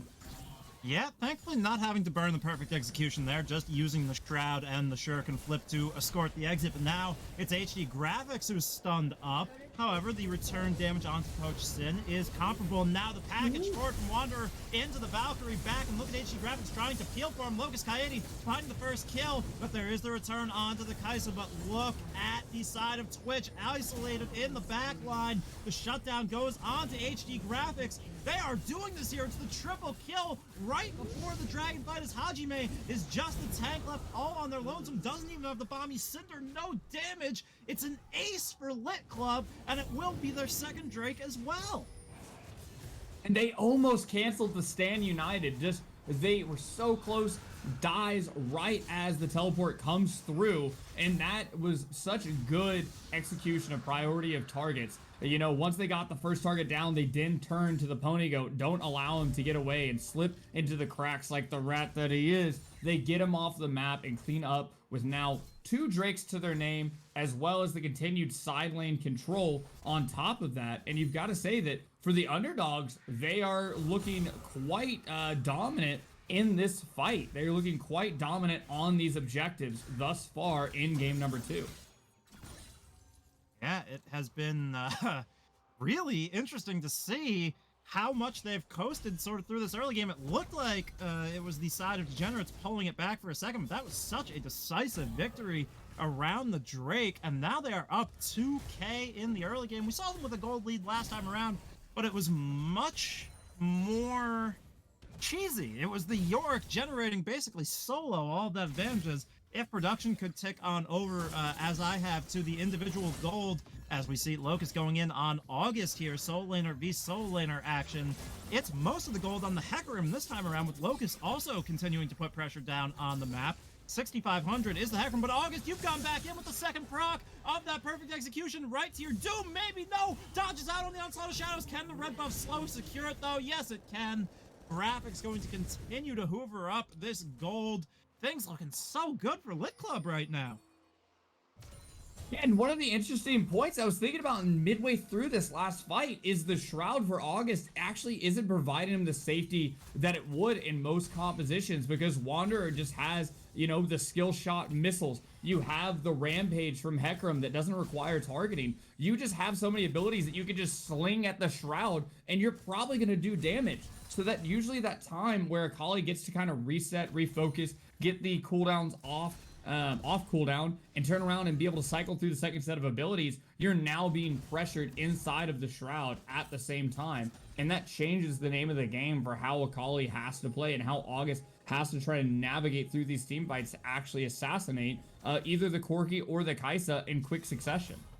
Yeah, it's definitely going to be interesting to see, as now we are just sort of waiting on that other shoe to drop in terms of an objective to spawn in. It's 3 minutes to go on the Baron, but the second Herald will make a brief appearance. It's now Hajime looking for the entrance onto Locust, going to miss out on the taunt.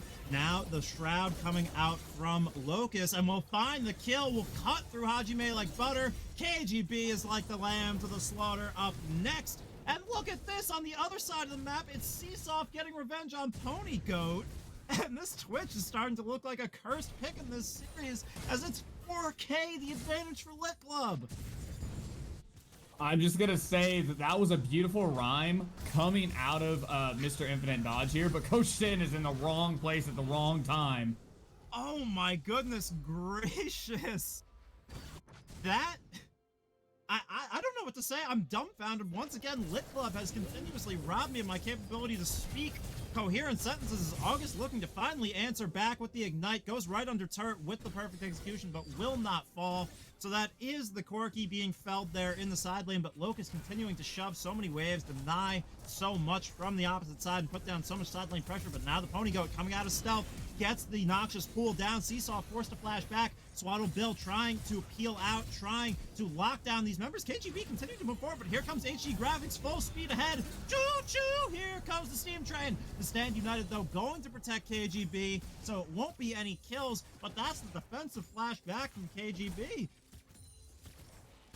And Lit Club decide that we're not going to go silently in the night. They're saying this was not the cheese victory in number one. This is a real team that is making this a real series right now, with just a definitive answer each step of the game. Kai'Sa now sitting on the Manamu plus serrated dirt. Her power point has not been reached yet. Once she gets that Nashor's Tooth, gets access to the Void Seeker evolution as well as the Supercharge, that's when you can really say that she is online as a champion. So we're not quite there yet.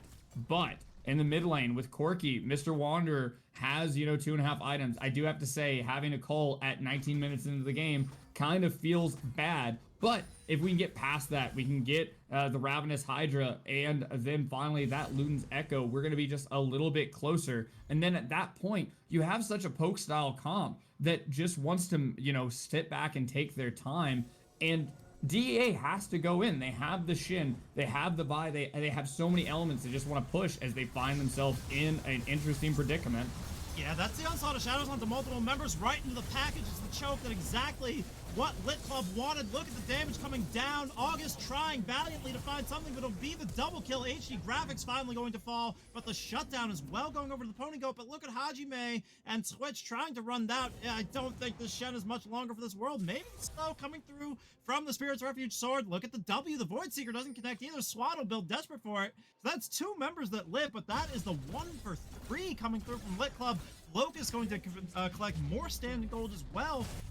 The vision control continues to be, in the favor of Degenerates. You can see the fundamentals for them are better in many ways, but their tricky attempt at a flank from behind just didn't work out for them. Instead, they put themselves in the exact position that Lit Club wanted them to be, where they could drop the Wombo, and now they find themselves on Soul Point and up nearly 5k as well. And it has to become a question of what is the difference for Lit Club from the regular seasons into playoff. You know, we've been playing best of threes, and now as we move into best of fives, you would think it's not that much of a difference, but you're starting to see just this tactical evolution that is allowing to set up the game that puts these players on these comfort sort of champions that are executing so well. And right now, looking at game 2, Hecarim seems like such a power pick that's going to define this series, as well as the answer to what shuts down Locust. What do you have to do to make this man not have a gold bounty, not win side lane every time? And now, you know, he's making such an impact in team fights that they just do not have an answer to. Yeah, it's starting to look sort of dire. I don't want to count Degenerates out, though. They're our #1 seed in playoffs here for a reason. They topped their group for a reason, and we've seen lots of impressive play coming through from them, including being oh so close to taking home last game in a pretty dominant fashion, I would say. If they did manage to get over that finish line, is now maybe they will find HD graphics. That point and click so powerful, you might be fast Hecarim, but you can't outrun the speed of point and click. And now the TP going to have to come in, but look at HD graphics continuing to move his way out. Now Coach Sin forced to flash defensively. So that was the turnaround on the turnaround. Locust now coming forward with the needlework, can get that immunity off of the Hallowed Mist as well. Gets taunted up under turret, though. That might be the overstep, but look at the Conqueror plus Riftmaker healing with the needlework across multiple members. The poke out as well. HD graphics with the red buff, regened up, comes back in, wants to engage. Seasoft taking the ult forward. This is so impressive coming through. That is a pick onto the jungler that could unlock Baron for Lit Club. Locust and ADHD have zero fear in their hearts, continuing to move forward. What looked like a 2v4 situation, cool heads prevailed, and they were able to just turn this around into so much pressure on the top side of the map and bully DEA out. Now smiteless. They put down the far side, but it's not going to matter. 2k health left on the Baron as they show up. And they just get it. This Baron power play is now in effect for the side of Lit Club. And this is going to be so powerful for them to collect these 2 tier 2s in the side lanes that will be the majority of the standing gold left on the map for them. You know, another 1,200 gold between those 2 left. That is an objective bounty picked back up from the side of Degenerates, with the gold lead staying basically at where it's been for a while now, at that 5.5, 6k mark. But there's so much room now for Lit Club to continue the snowball down the hill, expand the stakes, and this Kai'Sa is oh so close to that power spike you mentioned, Regdor. But look at Locust, maybe finally overextended, goes into the Hallowed Mist. No TPs on her team to back her up for this Gwen, as the buy is even coming down. It's a party in the bot lane. The shutdown goes over to Ponygoat. Yeah, and that's exactly where you needed that shutdown to go to. Now just sitting on those 2 items, has the Runaan's Hurricane as well as the Kraken Slayer.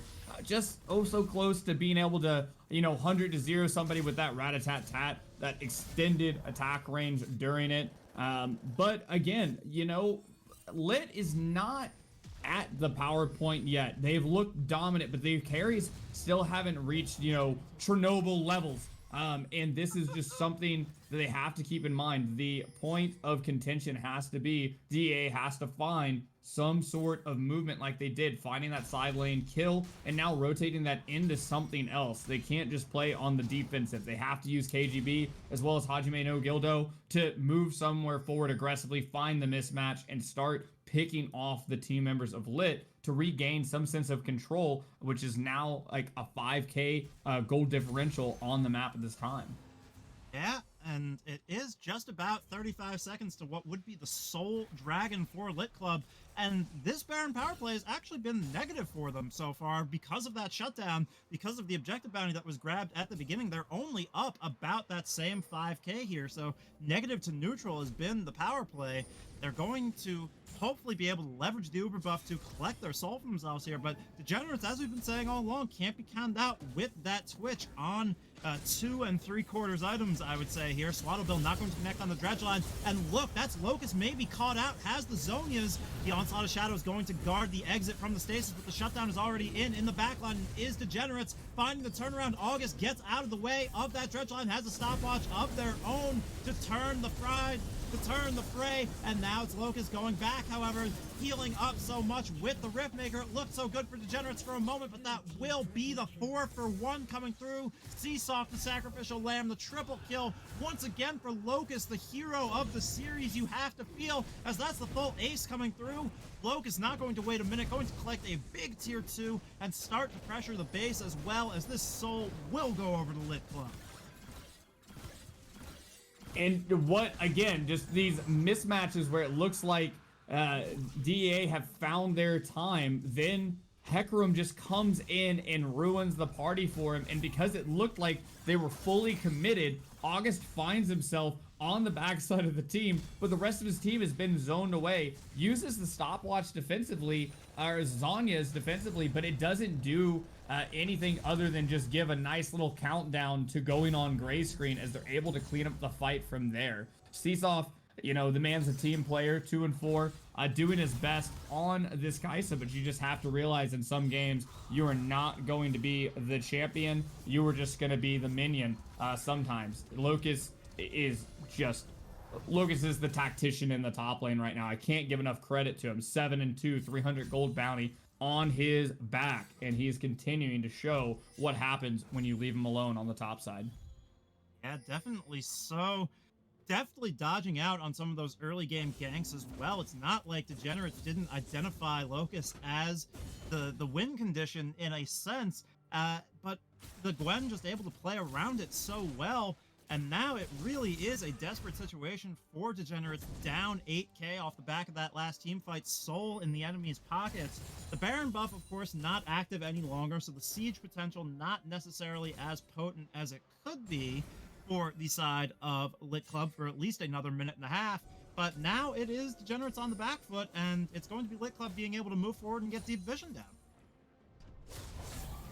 And gosh, ADHD is somebody we talked about that played these facilitator type roles, was on more of the, you know, tank to engagey style junglers, but now on the Hecarim carry, basically playing the attack speed assassin, is finding KGB didn't know that those weren't his wolves. Right. It was his mistake, you know. It happened at least once.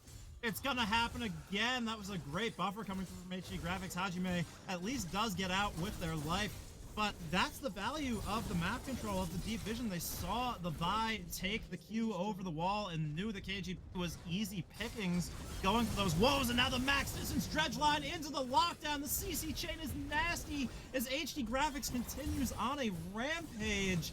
Now the needlework to continue poking through Coach Sin, and that's the base beginning to be cracked through. That's a tier 3. HD Graphics, no fear, no hesitation, continues to zone back multiple members at a time. That's inhib number 1 cracked out. 7 seconds to go on the Nash respawn as well. Maybe, just maybe, Degenerates can find something if they continue to chase forward, but the kite back is too strong. The Void Seeker just chunks out KGB off the back of that Nasher's Tooth AP. And now it is going to be so good as well, because that bottom side inhibitor forces Degenerates away from the Baron. Yeah, wild thing here is right now the Void Seeker, Seasoft has not put any points, just 1 point in the W right now.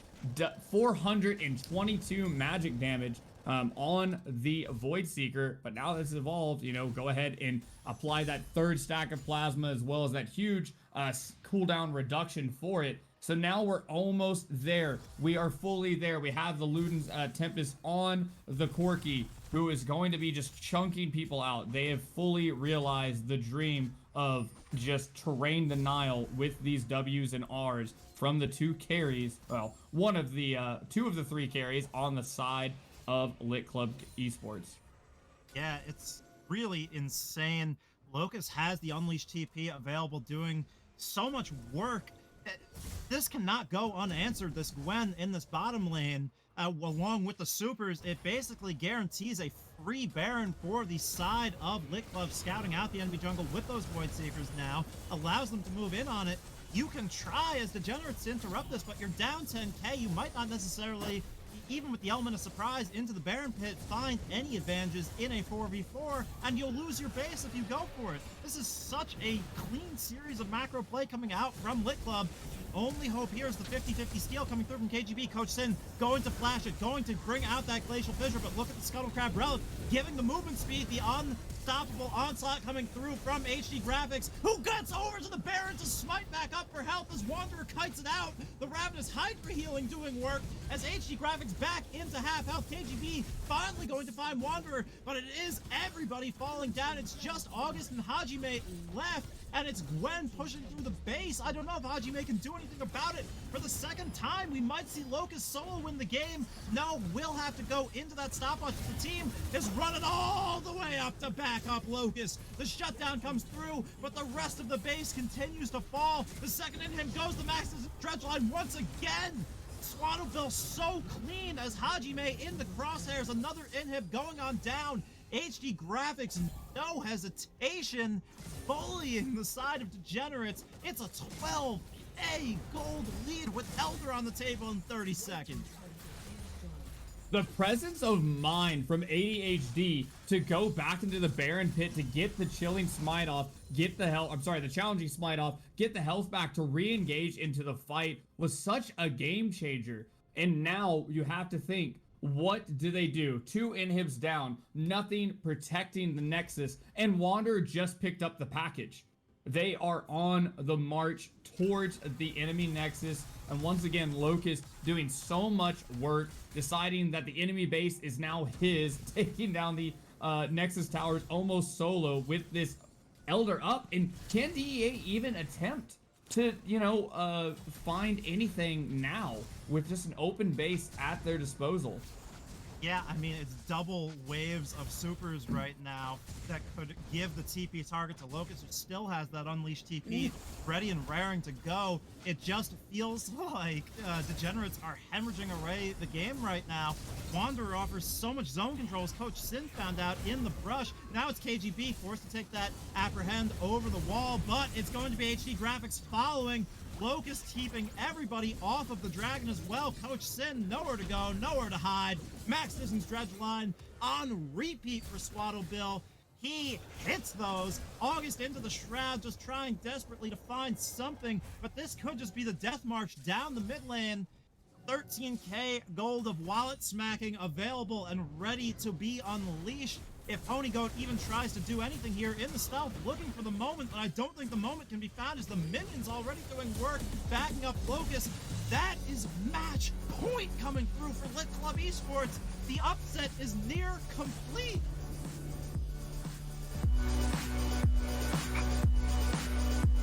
The top side of the map is playing this on just a different level right now. Locust has just shown how much of a stellar top laner he is. He has the Yorick game. He follows it up with this Gwen game and is just stringing together so many things, outmaneuvering, tacticianing the side of DEA. But additionally, ADHD, 13, 2, and 11 on this Hecarim, constantly finding the angles, being there and matching the plays, not allowing KGB to get past 2 items in this game. And what was the underdogs are now the Titans on the Rift. DEA are the ones that are going to have to reach a new level and ascend to have any chance of stopping a 3-0 stomp. Yeah, I mean, it's been such an amazing performance from that top side, as you point out. In game 1, it was HD who was able to find the cancel on the Cho'Gath TP to allow the Yorick to end the game through the back door. This time around, it's HD going legendary 13-2, leading the team in damage on the tank Hecarim in the midst of everything, while Locust continues to be the side lane threat. And, the bounce back from the rest of the map, you can't deny that Lit Club played so much better on the bottom side as well. So when you have these giant players in the top side, and you have Seesoft and Swaddlebill, persevering and neutralizing Ponygoat and Coach Sin, it's starting to look like Lit Club will complete the upset here. can't get the cart ahead of the horse, of course. We will have to wait and see how game 3 goes, but it's been so exciting here tonight. This has been such a fun series to cast, and I can't wait to get right back at it on the other side of a short break. You guys don't want to miss this. Stay right where you are. We got a huge, huge game coming up next.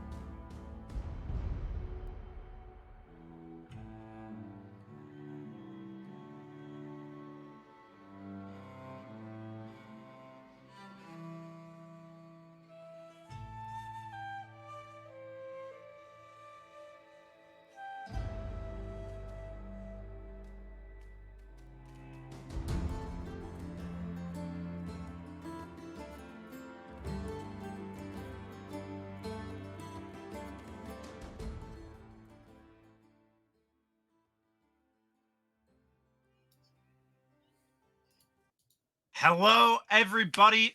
Welcome back here. We are surprisingly enough from the expectations going into this series at match point in the favor of Lit Club Esports.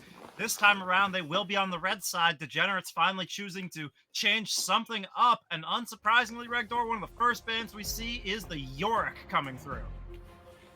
Yeah, that adds up. That's on brand for the lane domination that Locust has been applying. The question is going to be is if they're going to try to take the Gwen out in the first 3 as well. Being on the blue side, they do get the opportunity to pick away that Hecarim that we've seen be the game changer in Game 1 and Game 2. But Lit says, no, we're just going to take it off the table altogether. And here comes the Ahri. That was the hover, but instead now it's the Caitlyn moving on over. I wouldn't mind seeing the Ahri again. It looked really good for August in game number 1, which we do have to point out was very Degenerates favored in basically every way except for the Yorick. Despite what the 2-0 might say, that first game very hotly contested, and the Ahri was a big part of it, and it will be the lock-in first pick blue side here for August. And now it's left to be seen what Lit Club will be picking up for themselves here. No Hecarim this time around. Took it away from Degenerates themselves. Let's wait and see. We're going to have to see because Caitlyn is a pretty big pick. Seasoff played it in the last 3 out of 4 games. Annie, also being hovered, was a huge ban across the entire last series as well that Lit played. But this is the first time Caitlyn's been open all series and is one of those confident power picks at the end of the day. Will be interesting to see because this has been very LCE favored. We didn't expect it in game 1. We ended up getting just a macro masterclass in game 2. And so now as we go into game 3, they have to think that we're going to save this counter pit for Locust on the red side. Go ahead and continue to draft this enabling kind of carry style jungler in ADHD and really support that top lane push and then turn around into the mid game and have that excellent setup that they've had thus far. Yeah, it's going to be really weird here as it is Jinx picked over. Of course, still a very, very strong pick in the current meta. Probably, I would say, still the undisputed best AD carry. The nerfs were not gigantic to Jinx. It was sort of a tap Jinx down, lift other carries up hot fix. I don't think Jinx is considerably weaker. I think Jinx is still very, very powerful. But it's going to be interesting to see how this winds up as Renata Glask is the hover. This could be really interesting. It is locked in. We'll see how that goes. I mean, Renata as an enchanter essentially is what she is with that bailout, along with the hyper carry, could prove to be really, really powerful for Degenerates. But Degenerates have put themselves in a weird situation here, where technically speaking, Lit Club should have counterpick on both sides, or on both solo lanes, I should say. In fact,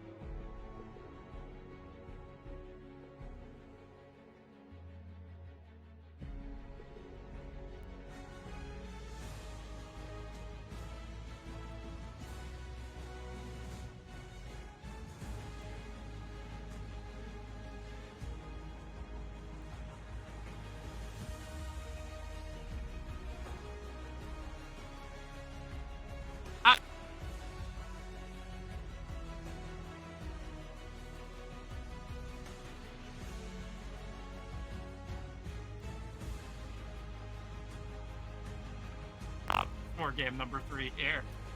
I was going to let it go, man. You know, they technically did get the counter pick in mid, so you were both living in the future and the past at the same time. Didn't want to create that paradox. Spooky. The big thing that I would say is when we start talking about Renata, we've only seen her a little bit in the VAS. I've gotten to watch her a lot in solo queue as well. That W, the bailout, not just the burning health, but that attack speed and shield pieces that come out of her helps Jinx so much, who did kind of take a beating from the lethal tempo changes, ended up being really good for her, but needs that Zeal item to really hit that true potential and the resets. But with Renata, with that built-in attack speed steroid, is huge for her in the early game. But Leona Caitlyn is aggressive, and we have seen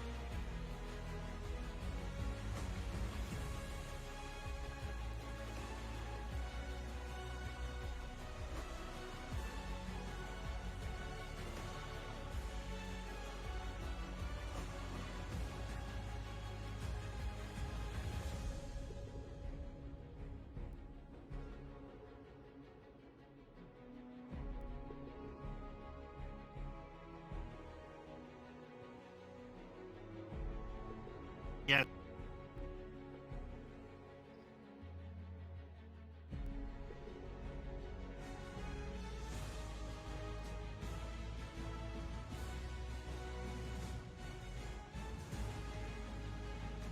Consistently better than Degenerates in game number 2, has now been forced onto a very different style. The Scion being grabbed by Degenerates means finally they are the ones with the agency in the side lane late game, which they haven't had through this series, as that's either Jarvan or Lilia top, but I have to imagine with the percent HP damage, it's going to be Lilia as the counter to the tank Scion. That is huge. Now, we may live in a world where Scion chooses not to go Shank, where Scion chooses to just go lethality and say, I may die, but I can stay in the lane, I can use the zombie form, get a lot of damage down on the towers, keep the wave pushing, and really soak up a lot of the pressure that Locust has been able to get. Is that smart? A boss build, are you suggesting here? Perhaps a little bit of good deaths coming through from Degenerates? I suppose it's very well possible. I'm really interested to see. This is going to be a great game. That's all I can say. Both of these drafts are really interesting. Yeah, not to cut through your analysis, but I do just want to get your assessment overall on both of these teams. Which way are you leaning here? I have to say that DEA's draft just feels a bit more. When Jinx wants to come online around that 2-item spike, Caitlyn is hitting that trough that we always talk about with this ADC. And with the way that August played on this Ahri before, I don't know how dominant we're going to see LCE be in the early game. So it's really riding on Locust to, again, start it up and get this ball rolling, quite literally, with the Lilia to make me a believer that we're going to get a 3-0. So right now, I have to put it towards DEA going into the game. Yeah, based off of the theoretical interplay between these drafts, I feel like Lit Club have drafted themselves something that's much harder to execute upon. With the Annie, it's not one we see a lot. Obviously, a big signature pick of Lit Club, and for the side of Wanderer, because we do see it banned against them a lot, but I struggle to see what the win condition for Lit Club is. Jarvan and Caitlyn, neither of them really the most scaling picks in terms of your AD carrier or your jungler, and they just have so many options do Degenerates. Degenerates have so many answers. You have Trundle into Leona. This Leona, even if she goes Glacial Augment, with the W as well, Trundle can steal so many resists away. You have Ahri, who has been so lane dominant and looked so good for August and in the meta in general as a power pick in mid. You have the best scaling AD carry in the game, and if you do get ahead, you have, the hostile takeover from Renata to sort of force you to fight each other. So I really like Degenerates draft coming through here. Blue side, I think, was a great adjustment for them. Really let them get a lot of what they want. And for once, it feels like Hajime is going to have what it takes to keep Locust from running over them in the side lane in the mid game. But with that said, with all of us leaning on, for the third game in a row, leaning on the idea that this is Degenerates game to lose, we will wait to see what the results will be after a short spectator delay break. So stay right where you are.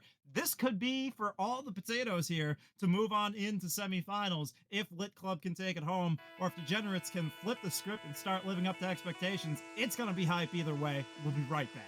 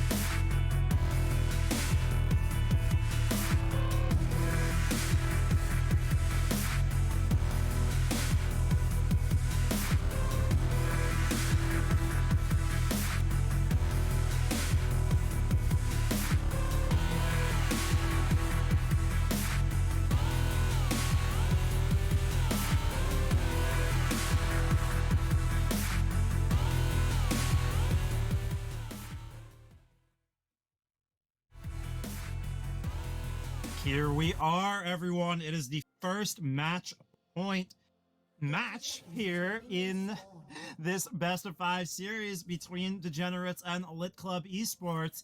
And this time, it is Lit Club who is on the match point. If Degenerates can pick up 2 W's in a row, it'll be the double match point. But surprisingly so, it is the 8 seed here leading over the 1 seed, playing through the side lane very, very heavily in our first 2 games. This time around, though, the formula is gonna have to be different if Lit Club is gonna want to pick it up, because it's the split push menace of the Scion for the Degenerates Ascension this time around. Yeah, and interesting enough, I love adaptation. So Seesaw and Pony are both tired of just getting absolutely, hornswoggled in the early game and in the mid game. So they both decided to take Cleanse this time around, as well as we have the Exhaust over on the Renata with Coach Sin at the helm. Finally, Wander taking the Ghost. I'm actually a huge fan of Ghost on Annie. I think that plus W means that you get to run down and just blow somebody up. That point and click CC is just so useful, and really it's going to be on Wanderer to find these side angles, very similar to August, to get just the assassination attempt down on the Pony Goat or even on the Renata. Honestly, get that hostile takeover out of the team fight straight up in the beginning. Don't have that enabler there. Yeah, it was KGB who ran through and immediately tried to Glacial Pillar into the mid lane onto Wanderer, but nothing really coming of it, as Locust is going to get knocked up in lane for the 2nd time here. Also, the Grasp the Undying proc, and that Q not going to find the heal for the Lilia, so Deer not having the best time so far early in lane. We'll have to wait and see if that continues to be the case. But once again, it is an early push coming out of the bottom lane of Lit Club. Level 2 was ticked over for them first, but Coach Sin and Pony Goat not far behind, so they're not sitting at any serious disadvantage or all-in threat right now, playing it very respectful. Yeah, we talked about this a little bit off stream, as well as I said it in the chat and I stick by it. The bot lane is going to be decided really from the side of LCE. Jinx is fine with just vibing it out, getting her farm and getting on items, while the Caitlyn is the one that needs to get something going, get the bully style down and start getting tower plates to make early rotations, or start bullying these champions under tower. Neither one very tanky, but choosing the fleet footwork, usually you take it in matchups where you feel like you're going to have a rough time. Yeah, definitely so. I will say it synergizes with an offensive approach to Caitlyn a little bit more so than maybe some other champions. You want those energized attacks. You want the rapid fire cannon coming through for Seesaw. So it's a pretty standard Caitlyn rune, but I do agree, maybe not the biggest sign of confidence coming through from Seesaw. In terms of the rune selection as well, the presence of mind for Seesaw, I'm not sure how standard that is on Caitlyn. Not one I'm a big fan of in terms of you want lane dominance. The Triumph going to give you the capability to play those team fights closer to the chest, going to give you some extra gold as well to help advance a snowball. So the presence of mind, definitely an interesting one. But Locust going to be a little bit stuck up here as that wave pseudo-frozen by Hajime. It should slow push back out with only 3 minions there extra, but we'll have to wait and see what the ultimate result of the wave control is up there. But no more mana left for Locust, going to force the back. Now Swaddlebill making an early rotation onto KGB, double level 3 Wanderer going to get some poke forward, and that will be the size of it, as Wanderer now looking to set up their own freeze. Seesaw sidestepping the zap. Tilt over Peacemaker did not connect either, but no harm, no foul, nothing doing, no handshakes, just Caitlyn, as you say, vibing. Which isn't necessarily what you want to be doing, but for now, it will be acceptable. No, I don't think that that's the way that you can play this lane. She needs to not be under her tower. She needs to be underneath the enemy tower, getting plates. And wow, if Wander is not having a good time right now, Locust was able to get that reset off, now coming back to the lane with a little bit more mobility to hopefully catch up to what is Hajime no Gildo. Yeah, going to get that return damage and get a Dark Harvest proc as well as Locust. Kind of running Hajime around, but Hajime has the much bigger wave, going to force out the flash due to that Q there, threatening lethal damage. Locust just tanking the wave for so long, really detrimental to what could have been a very hard winning trade for the Deer. And we can already see he's starting to be able to actually have some wave clear, burning through 2 of those corrupting pot charges so far. And, you know, Scion hasn't backed yet, just sitting on now an empty corrupting pot. So he'll be able to, I think, just stalemate this back out whenever they're back, whenever he comes back to lane. May have to burn the TP, not sure. Didn't see exactly the wave state. Yeah, he's going to burn TP, so that's nice. Maybe a little cheater recall for Locust to try to stay ahead in tempo as far as these backs go. Yeah, going to not prove to be a reversal of the script we've seen so far in the series yet, right? Like, it's been Locust basically running things, as speaking of, Swaddlebill forcing the cleanse, forcing the flash with that Zenith Blade. That is 3 summoners gone, and just 2, or rather just 1, because it's just the flash coming out from Swaddlebill. So that's a very positive trade coming through in the bot lane early on, again for Lit Club. That's a little bit more of what we want to see from the Caitlyn, as now Seasoft trying to reverse the tide here. It's August, who's looking for maybe a deep play, gets the deep vision down, is on the blue buff as well. Could this be the steal away? The Ahri solo trying to steal away the blue buff? No, just the scouting mission, not going to stick around, and going to get back onto lane as Locust. Watch out, Eep forward, but the shield from Hajime is just going to eat all of that Eep damage, not allow any of it to soak on through. So things really pretty passive here compared to where we were at this point the past couple of games. Not a whole lot of action brewing yet, which is not a good sign for Lit Club. No, this is, at the very least, we've got the consolation prize of the Caitlyn being up in CS down in the bottom lane, as well as being able to burn some of those summoners. And if ADHD was just a little bit closer, I think he would have gotten the flag and drag off, which would have resulted in, I think, a much more net positive trade. It still was positive. Yeah, at least now it is Locust. the first Drake picked up. Seasoft tossed into the wall by the handshake, but at least using the early pressure that they have, our Lit Club to secure an objective. Hajime and Locust basically fighting to a standstill. It's only the passive CS advantage in the bot lane for Seasoft, as you do point out. No kills coming through yet. But this is what Degenerates has done really well in this Game 3 as opposed to the past 2 games. They have basically put the onus onto Lit Club, and they've said, all right, yeah, you beat us 2 games in a row, but you did it playing a style that didn't mind going down, that didn't mind playing dirty. This time around, you guys have to play just flat out better than us, or we will outscale you. So we'll have to see how that pays out. It is a 700 gold lead so far, so accruing some advantages are Lit Club. Yeah, but definitely not the pace at which you want this game to go if you are the side of Lit. And so far, they've just minimized damages. And it's a little bit, we got a little bit of time until Annie has kind of the damage that she needs to start murdering people at, you know, her own pleasure. Lilia, same thing, not known, like, even as the top style iteration. Needs some time, needs that Leandri's Torment, or even the Shattered... Oh, dang, Yeah, that was almost there. A bit ambitious from HD. Once the charm came through, gave August plenty of time to get on out. But that is just sort of the shape of things so far in this game. It's been very passive. Nobody really forcing anything here. And not to flog a dead horse at this point, but as we've said over and over again, that just favors the side of Degenerates, right? As we even look to see that some of the CS lead is equalizing down in the bot lane, only about 10 CS as the flash charm doesn't connect from August. That hurts. That is Absolutely. That almost made me sneeze from the missed charm. Gosh. Talk about the allergies of just whiffed skill shots. Yeah, definitely not one that I love to see. Going to go right along with seasonal allergy season to really be an annoyance was that sad display coming through with the very wide charm. Here's an interesting point we can touch on going back to that mid lane matchup. As you said, it's going to take a while before Wanderer has the capability to really burst people out like we expect from the Annie. It is Arcane Comet with Ghost secondary, as opposed to the normal way we see of Annies catching up to the target that they need to burst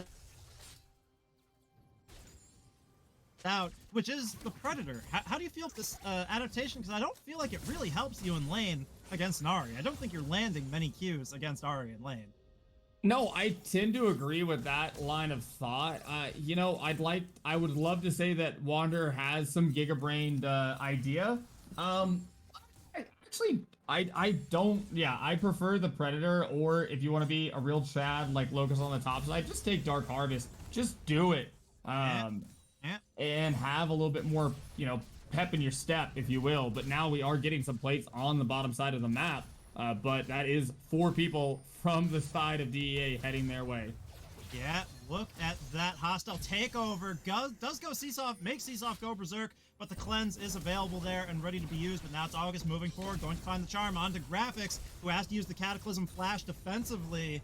It did look pretty good for a moment there coming through from Lit Club, playing to their comp's win condition, which is to continually push forward with the Caitlyn and force the enemy bot lane away, or else threaten dives on them. So the respect had to come forward from Degenerates, had to back off and let the plates go down.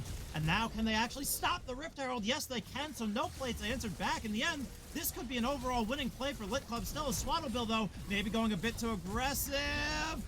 It falls to Trundle in the end. That's the first blood coming through, and now Seesoft in danger, eating the zap, eating the rockets. The pow pow coming on through from Pony Goat, and now the plates will finally be ready and available for the taking, as there's no mana and not a whole lot of health left for Seesoft and Graphics. Yeah, that was one, you know, misstep after another from both sides, but in the end, able to just squeak out that first blood, as well as get some tower plates off the backside. It does look like it ends up being net neutral, I believe, in terms of plating to either side. Gold, at least to each ADC, should be pretty similar at the end of the day. Yeah, just about a 200 gold difference up for the Caitlyn still, but nonetheless, we did see, you know, the first kill of the game picked up, as they now look for this Mountain Drake that has just come up on the map. Yeah, been a while since we've seen Degenerates answer a Drake, even though they were the ones who got all of them in game 1. I don't believe they found any last time around, so now they are 5 Drakes down, if you can count the contiguous sort of momentum through these first 2 games. But it's sort of both teams a little bit hesitant to pull the trigger on this one here. Both top laners having TP, but it is only 13 minutes, so we have 50 seconds to go before those become unleashed, and it looks like it will be Degenerates picking it up as Wanderer now, their chance to whiff a skill shot. The Tibbers just completely not connecting, so the Drakes will equal up at 1 apiece, and things just continue to remain extremely stagnant here. Yeah, it definitely is. It feels like game 5 in the sense that both teams are either playing very tired or very disciplined, whichever way you'd like to look at it, depending on which side of the narrative that you are on. But the thing that feels interesting is when we talk about the series thus far, as much as it is 2-0, we have to say that game 1, it was so DEA favored. They're not down and out. They lost to some mozzarella. They lost to some cheddar. Not to take it away from the individual outplays that did happen to make the Nexus explode, but this is far from one-sided is the point. And now on this scaling comp, the Pony Goat sitting on, you know, a few pieces with the pickaxe, as well as that Noon Quiver, just matching up perfectly to the Caitlyn, though being behind about 20-something farm. That spells, you know, a worrisome. That's almost like being behind as a Caitlyn, if this ADC that is the scaling pick is somehow matching you. Yeah, definitely so. Caitlyn is sort of a champion. It's very similar to Gangplank, that's balanced around being ahead because of that dominant early laning that she does offer, but doesn't scale as well as other ADCs. And now we see Hajime just absolutely tickled, not really taking any damage, forcing the defensive ultimate from Locust. Will watch out, eat back forward, land a blooming blow to make the trade about equal, but it took the ult of the deer to do that. Now lands the bowling ball, but I don't think you have the follow-up without an ultimate any longer. Does have the Leandri's Torment finished here, but not landing, just trying to sweep the edge of these blooming blows. None of them coming through. Finally, one does, but it's Sion just moving forward, completely unstoppable. Now the flash. It continues to be a positive trade of cooldowns for Hajime, as Locust overforcing there, and things are feeling pretty dire despite about an 800 gold advantage. That's really peanuts at 15 minutes here with the way these comps match up. And I think the answer is going to have to be is the difference in how they play out the mid game. they're going to need this Lilia to be a part of the team fights. Is going to need him to continue to apply pressure against the carries with the sleepy trouble that makes them so useful. But this looks like just a 4-man dive. Yeah, Coach Sin, though, will be picked off. Does basically trade 1-for-1, though, and it's Ponygoat who picks it up. That's exactly where you want that gold, the flag and drag to get on out. Finally, a little bit of action, but Hajime not going to keep going too much further as that ultimate, that unstoppable onslaught, is no longer available. So basically an even trade. Gold going over to each AD carry there. So things just sort of remain in that state that we've been observing all game, but the longer you let this go on, the scarier Jinx becomes down here. Maybe, though, the overstay could come through from Ponygoat, but playing so respectfully with that zap, just hitting the wave from max distance. Swaddlebill not going to be able to find anything. HD graphics catching a wave, and the world keeps on spinning. You know, something I gotta say, and maybe I'm alone on this, Twitch chat, be ready to flame me, but if you're not an auto-attacking champion, is the hostile takeover that big of a threat that you need to flash it? You know, it put Wanderer away from the play and instead flashes away into the waiting arms of the rest of DEA. So loses out on both summoner spells, and for what? You know, it doesn't feel as impactful to me. I really think that the Renata has to find the good angle on these auto-attacking style champions to be useful. But otherwise, it's just a long cooldown for a few seconds of, you know, unplayability for that carry champ, or for that champion.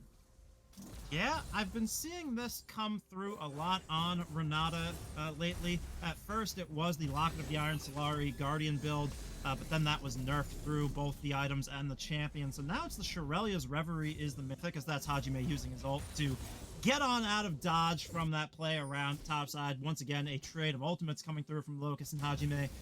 But yeah, it's the Shirelia's Reverie, which synergizes really well with the bailout. It's an attack speed and movement speed steroid, and giving a buff such as a steroid through on an enchanter with the Shirelia's Reverie gives even more movement speed as the passive of the Shirelia's. So going to allow Ponygoat, along with that Get Excited passive, to really run circles and zoom all about the place in these fights, kite out so effectively, chase down as well with the extended range. So I really like this item coming out from Coach Sin. No, absolutely. I think you have to kind of play as an enchanter, and that's something that we've seen kind of come through more so from Swaddlebill, but now we're getting a chance to see what Coach Sin can do on these enchanter-style champions right now with 2 assists to his name. Yeah, the ace in the hole was blown early there from Seasoft just to sort of chunk the support.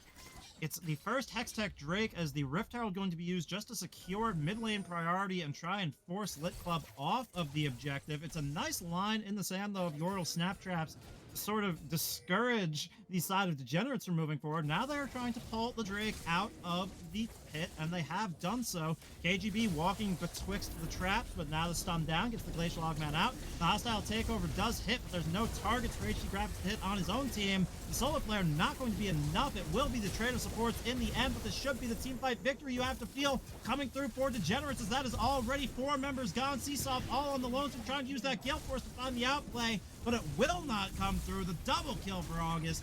And this is more of the style of game we expected to see in this series, as it's a big W for the Degenerates Ascension. Yeah, the line in the sand there, and almost, I don't want to say like a suicide play, but almost a suicide play from the side of ADHD, was like at 30% health as he flagged and dragged into the team, able to get some good damage down and survive just a second longer with the Gore Drinker active.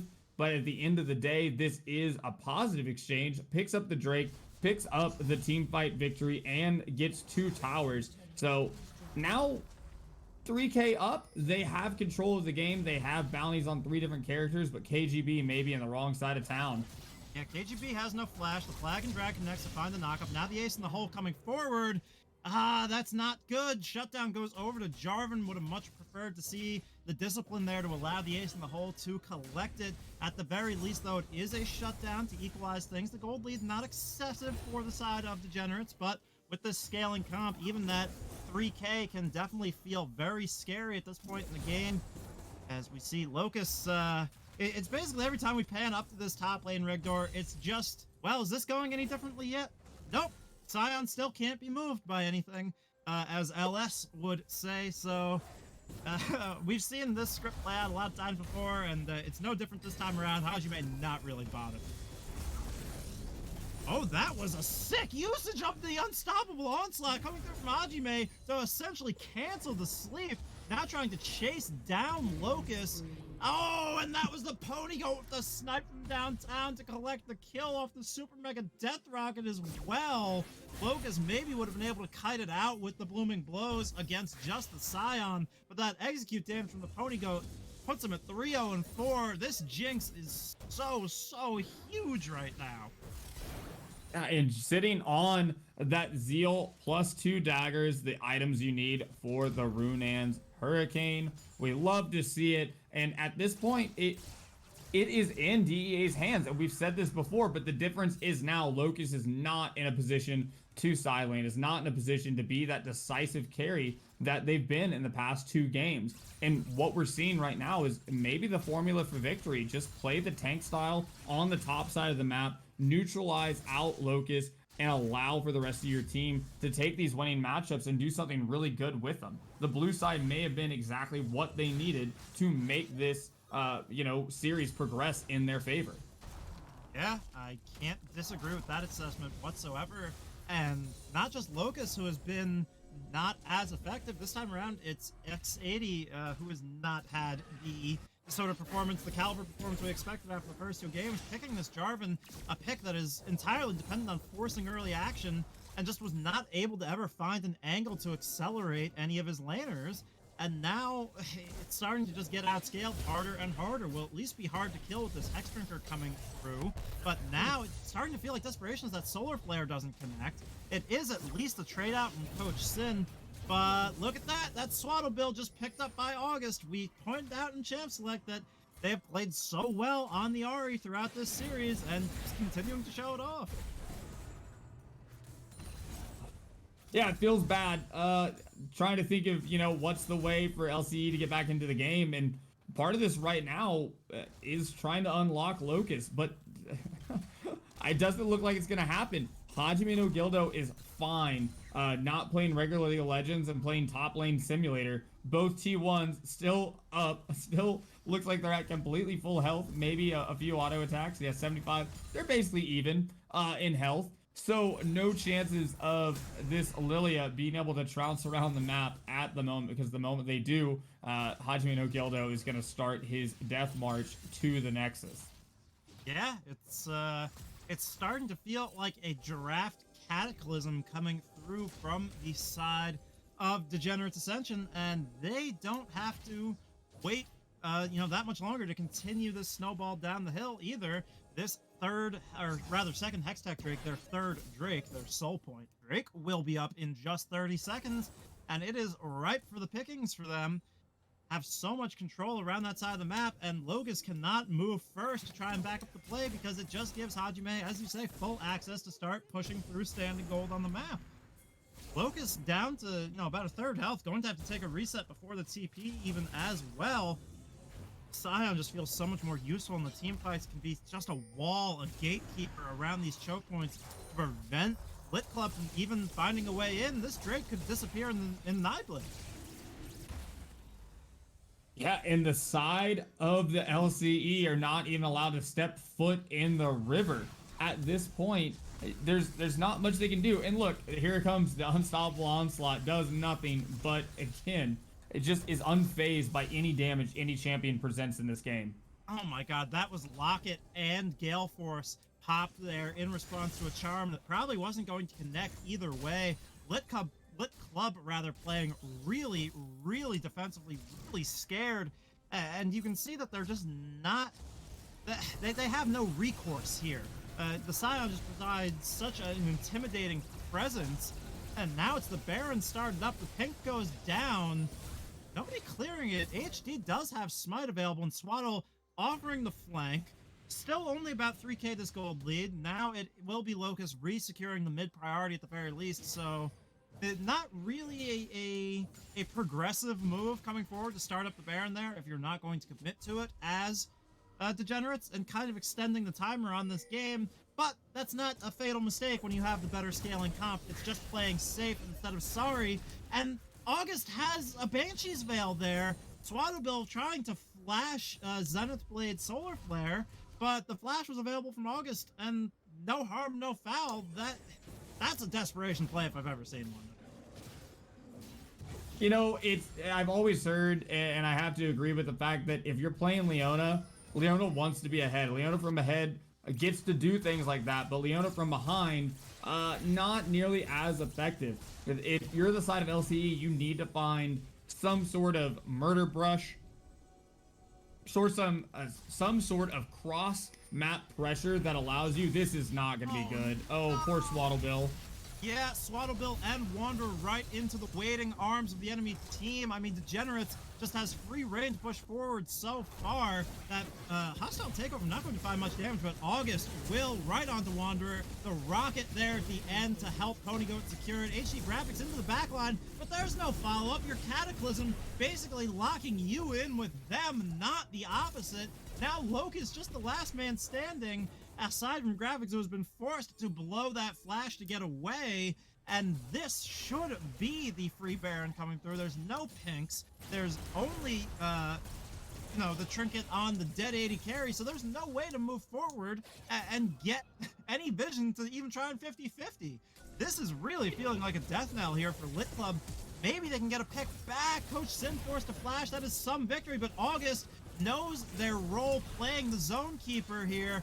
Locust maybe could find a kill back, however, but now the rest of the team is free to proceed on forward with that purple worm buff. This is really, really dire stuff for Lit Club. It's the 5K gold advantage now coming through from Degenerates, and they are showing how they feel this series should have gone from the very beginning. Coach Sin, I just watched Renata scare away a Jarvan in the 1v1 there for a second. Kind of wild, and it gives you the point that we are at in this game where the support just scares away the jungler. And with the standing goal that they have, they can choose to play this so many ways. Hajime, no Gildo, can play the side lane. The Trundle can side lane a little bit as well. And just kind of play a 1-3-1, play a 4-1, whatever they choose to do. There's so much standing gold on the top side of the map right now for them to take. And I don't think that Locust has the oomph. He does not have the dollar bills, y'all, to be able to stand up to really any member of DEA at this point in the game. Yeah, it's just the continued sadness, depression, malaise. Insert more synonyms for hopelessness here for the side of Lit Club. It's so hard now even be able to be the effective side laner as a Trundle here in the jungle against Locust, because there's not really this Lilia top pick can do if it doesn't get super ahead early. Not to keep logging that dead horse, but it feels so lifeless and limp from Lit Club right now. I haven't seen really anything to be excited about from them, and it's just sort of going quietly into the night. Yes, dying slowly in place, I think, is the phrase that we would go for. The Caitlyn is now just a non-factor. The Dawn, the day, no, it doesn't matter. It just, nothing connects there. Now it's going to be the hostile takeover. Force the team to fight each other on the Rift. That is HD Graphics being taken out. See, Gale Force out, but look at August. Has the flank angle, doesn't even need it. The rest of the team just completing an absolute display of dominance in this game. Soul Dragon available. Base ready and able to be cracked apart. Ground down to dust by the siege machine of Hajime and the crew. I mean, it is... They say it's not over until the fat lady sings, but I think I hear her doing her vocal warm-ups right now, Rektor. Oh, absolutely. The Baron buff will wear off soon, but not before they get 2 inhibs as well as the Hextech Soul. With these lanes pushing, they can just safely walk away, as the only thing standing between game 4 is just these 2 Nexus towers. And I have to say, you know, part of me was hoping for a 3-0. Part of me was praying for a 3-0. But nonetheless, it looks like we are going to have to go to game 4 to decide who gets to make it to the next round of playoffs. And at the end of the day, good League of Legends is what I'm here for. It's what I live for. But not great League of Legends being played by the side of Lit at the moment. Yeah, definitely not as exciting. And, you know, I just want to counter and say, it's not like we're bummed that we're going further into the games because we're biased casters. You know, it's just, if we're going to go 5 games, I want it to be compelling. I want it to be a hard-fought series. And so far in this game 4, it feels like the Degenerates have been tired of being made a fool of. It's as if they've tapped into another gear, and it's not competitive here in this one. It was just the passivity of knowing they were going to win essentially the whole way through, never feeling threatened by a comp that was designed to only threaten them in the early game. And now they're reaping the rewards of it as Locust just absolutely chunked out, forced to retreat on the deer. Not going to be pulling any slays anytime soon. And it's easy. It's just formulaic for Degenerates right now that you can just stack around top lane as a 5-man unit while their super minions do the work in the other 2 lanes. They are untouchable here. Yeah, now, hey, Riot, if you're ever looking for more skin ideas, Rudolph the Red-Nosed Lilia, got it right there. Just gonna say it. My nose would definitely be red after trying to force a play like that if I was Locust. No, with embarrassment, that is. Not really Locust's fault. You're just in a position where you can't do anything as Lit Club. Everything is sort of an impotent gesture at this point, and with the last of the tier 2s gone, it just goes from bad to worse. It's just the patient choke out here.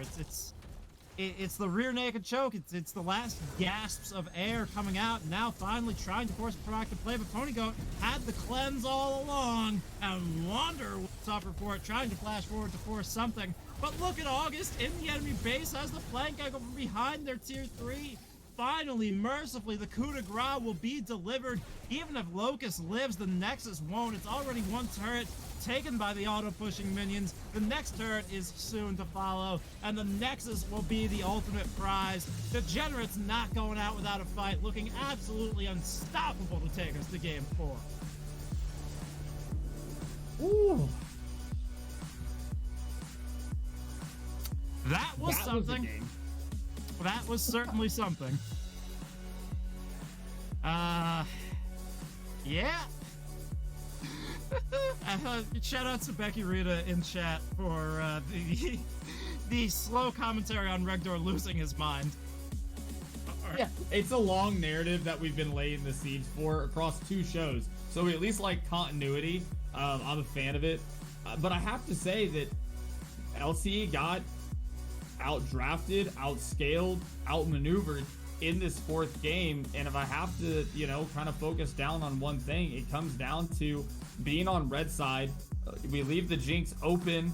We don't pick it on R1, R2, and it just gets picked up from the side of DEA on B2, which is something that we don't generally see. And if you're not going to play the Aphelios, if you're not going to try to match it with a equally scaling, I think Aphelios is still fine given the nerfs. It's the textbook kind of answer in terms of scaling picks. Then you're kind of already at a disadvantage because you're on that timer, as well as finally DEA has found an answer to slow down Locust in the top lane. And when you put those 2 things together, you got a car with no engine, and we saw how that turned out in this game. Yeah, it's just not to hammer the point home any longer. We will throw it to the break, but it is definitely a tragic turn of events because in game 1, I would say Lit Club looked outmatched to a certain extent, but they didn't look. They looked outmatched in terms of skill. They didn't look outmatched in terms of mental. Had the fight in them, and they were able to steal a win where maybe they shouldn't have been able to by playing to their strengths. Here in game 4, game 3 rather, they looked outmatched in terms of skill and in terms of determination. So we'll have to see if they can recover on either of those fronts going into game 4. But that will be on the other side of a short break. So stay right where you are. This is still anybody's series.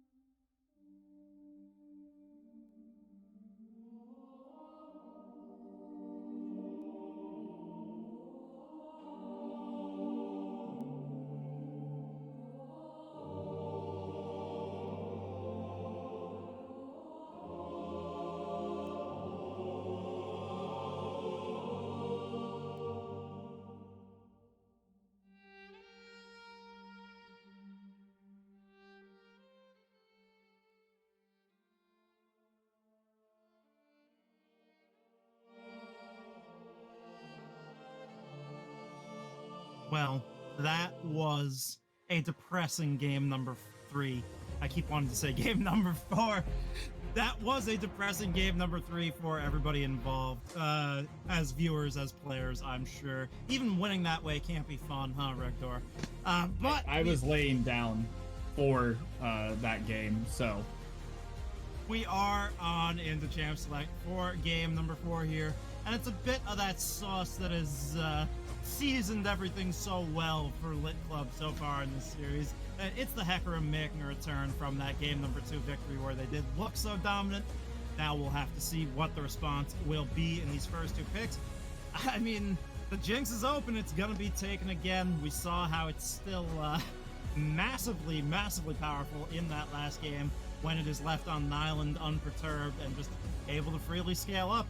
I hope the response is a little bit better this time from Lit Club, as the Nautilus will be the pair up with it. Oh, and we see the Kaisa hovered. Kaisa, and maybe it's just me, guys. You know, this could be a skill gap, but I don't think that Kaisa has a great time into Jinx with that range disadvantage. Just being a 525 champion kind of hurts. And depending if they draft another, you know, big tanky top laner like the Scion, this poke style AP Kaisa is not going to do the job. We'll have to go into more of the AD side of the house, maybe pick up the Kraken Slayer, PD, or even Runans. Just the more standard build that we saw back in season 11. So that is the rise, though, from Wanderer, one of his signature picks coming up, and being answered by the Cassiopeia, or Cassiopeia, however you like to say. Yeah, the Cassio is the wow. Well, all the pronunciation's wrong here tonight, Regdor, between the two of us. No, it's the historic, not the historic. It's the historic counterpick into the Rise, but I feel like in recent years that hasn't been as true in terms of how you want to counter out that Rise, and the roam pressure from Rise is just going to outstrip so much of what Cassio can do. And it just goes to show that when you demonstrate yourself as such a massive threat here as, you know, Locust in this series, basically being a huge catalyst towards the wins in the first 2 games, and you draw 2 bans in the first rotation, that leaves the Rise open for Wanderer. Signature pick. Had only played Rise in playoffs, I do believe, up to this point. So, before it started getting banned against them in this series. So now finally that comfort pick has been unlocked back for the side of Lit Club, and it's only a good sign here on blue side, as Trundle picked up. Could be conditionally very good into the Hecarim. Take away some of those resistances as he dives in, make him much easier of a target to dispatch. Now we'll see how Lit Club rounds things out. Volibear could be making a return. This time, though, it wouldn't be in the hands of HT, as we did see it in Game 1, and that will come through, so it's going to be Locust on the Volibear you would have to feel this time around, unless it's some sort of cheese Volibear support pick, the likes of which I haven't seen since Volibear's rework. No, yeah, Volibear is another pick that Locust has. Played it in 1 game against DEA, actually. And much to another dub for them, but it is finally a Morgana coming out. Some more hard CC to back up this Kaisa. And again, this is a Kaisa's paradise where you have built-in CC on every one of these champions, meaning that that killer instinct can be proc, that plasma stack, given that she's going to need to stay nimble in these fights with Nautilus, as well as the Poppy. Ooh. Does Poppy The stop Poppy. anybody? Yeah, Poppy does stop the killer instinct. I do believe that it can stop Hecarim E. Not 100% on that. But the interesting part here is again, that could be, is technically flexible. Trundle not as loved in the top lane recently, but Poppy jungle works just as well.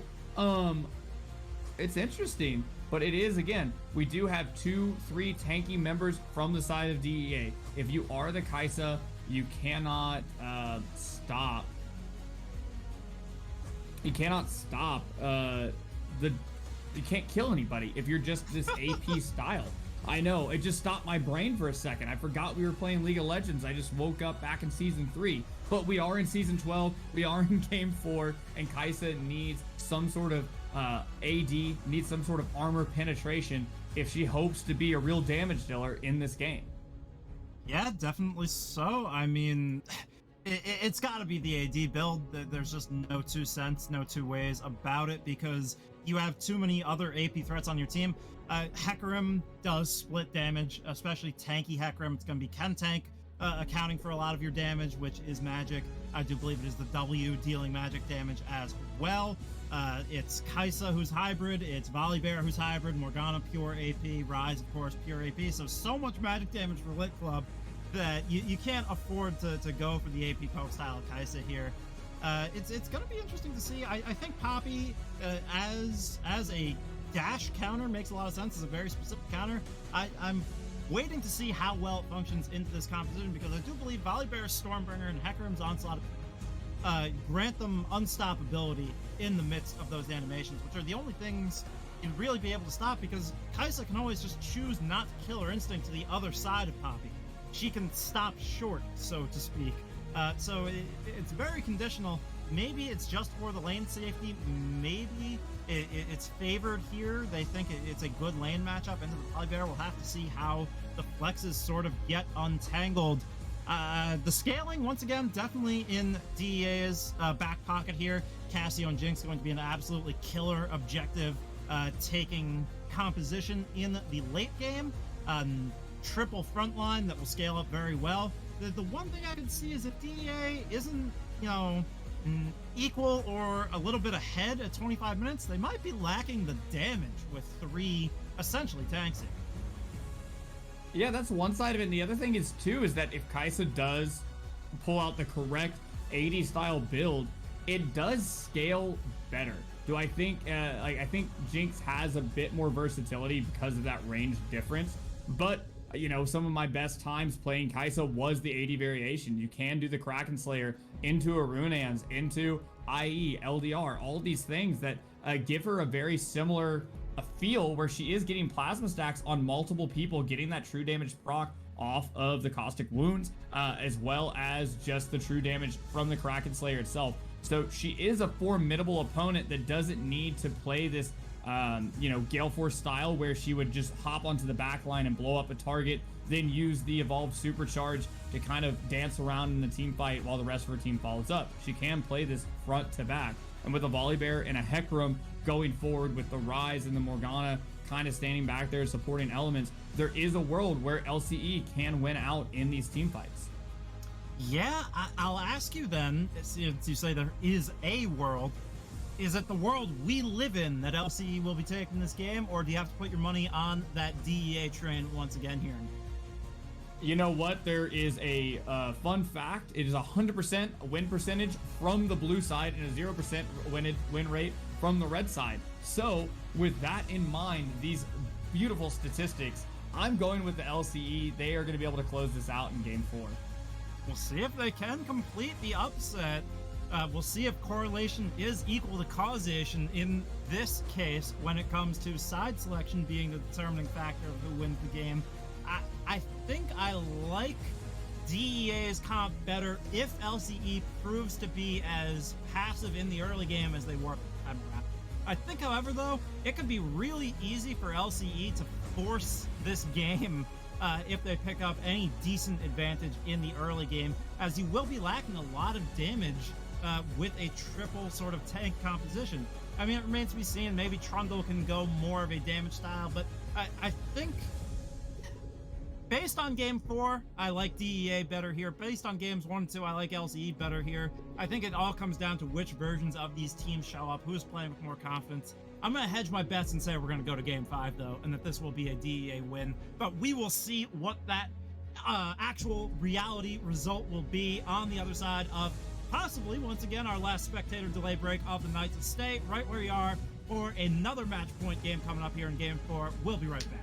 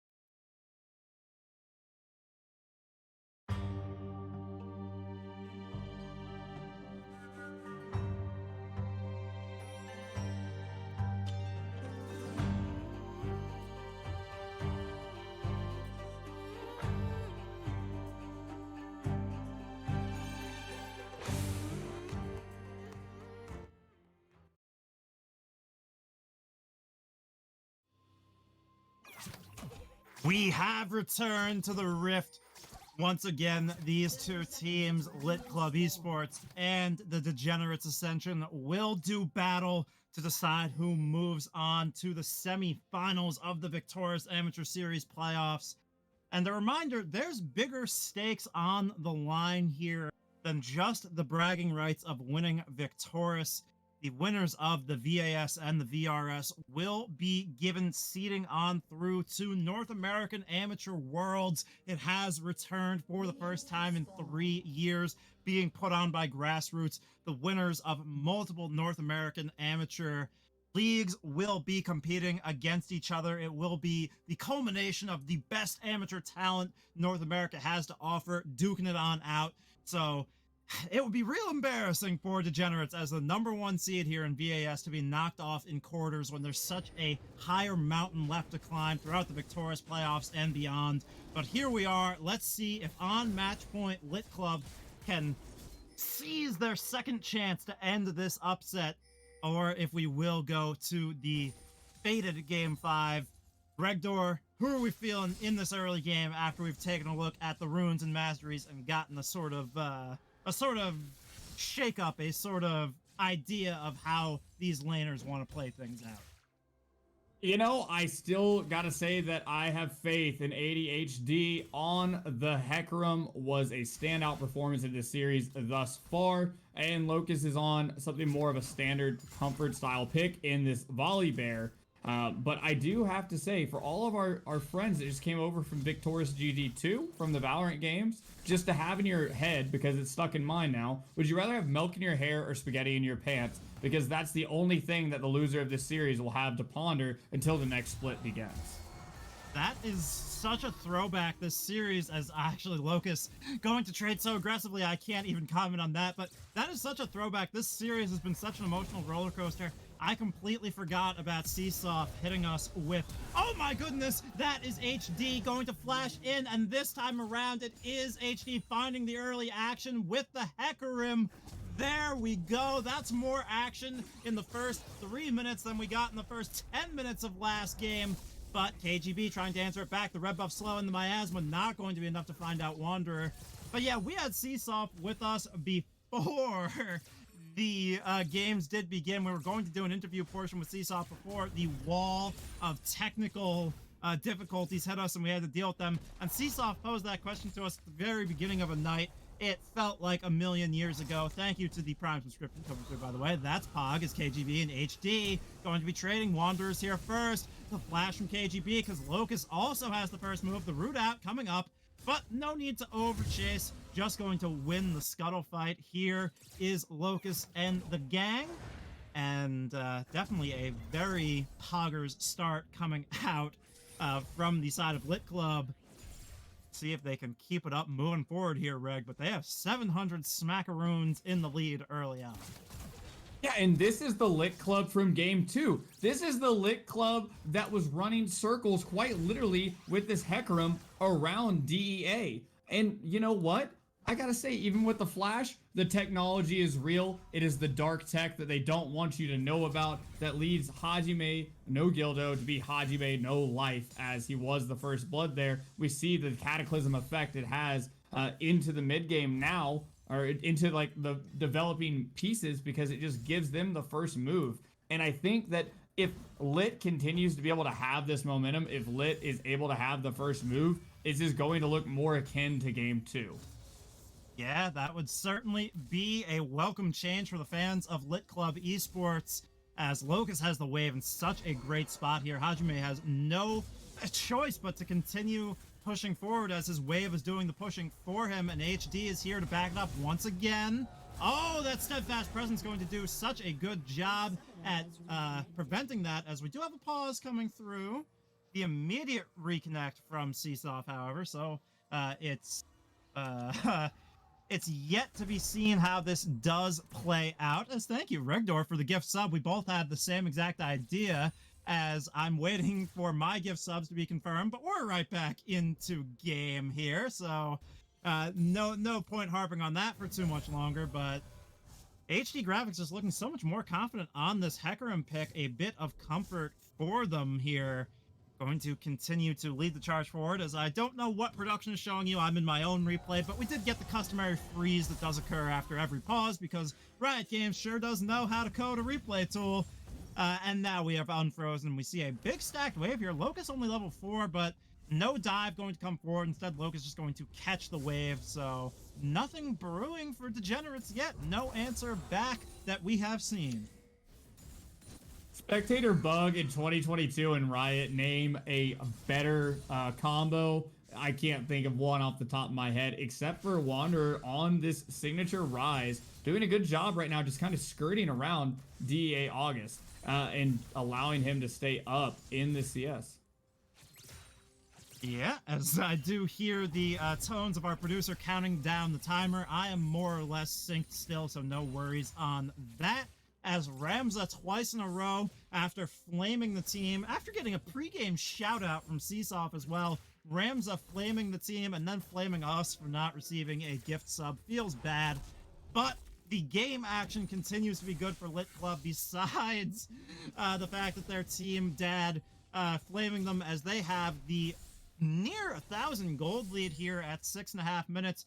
KGB once again looking for a play, but down so far in tempo, 15 CS. That is 3, almost 4 camps, and the pillar's there, but the flash going to be wasted from August as it's flash for flash, and it just feels almost as impotent from the side of Degenerates this game as it did from Lit Club last time around. Have nothing going for them. Yeah, I was going to say, use the phrase desperation play, and now being 20 CS down and trying to make the flash pillar move in mid. Now it feels like desperation from the side of KGB that has lost so much momentum here in the early game and has nothing to show for it except for a lack of summoner spells. Yeah, and now it could be a lack of Drakes coming through, as well as Coach Sin was left on the wrong side of the wall, forced to use that flash. Now the Blast Cone going to escort out the multiple low health members of Degenerates. And this Hextech Drake, unlike those Soul Drakes last time around, this goes over to Lit Club. They're up 700 still, and they got some dragon meat, ready to be turned into whatever delicious treats you would. Dragon meatballs, perhaps. Dragon jerky. Who knows? When you claim the dragon, the prize is yours to convert as you please. Victoris speechless at my hunting metaphors. I don't even know what to say at this point. We've got a hype train going in the chat. We've got game 4 of this playoff series that's been highly contested and is just action-packed here in this game 4. It's bringing me back to life. Only 8 minutes in, only 1 kill, but so much in terms of tempo going to the side of Lit, going to the side of the Hecarim that has been this kind of defining meta pick, at least for ADHD and game 1 for the side of DEA. But so many signature picks coming through. We've got the Rise for Wanderer. We've got the Volley Bear on the side of Locust. And it's just all coming up roses for them thus far in this game 4. Yeah, they can't let their foot off the gas pedal, however, as things have sort of stagnated.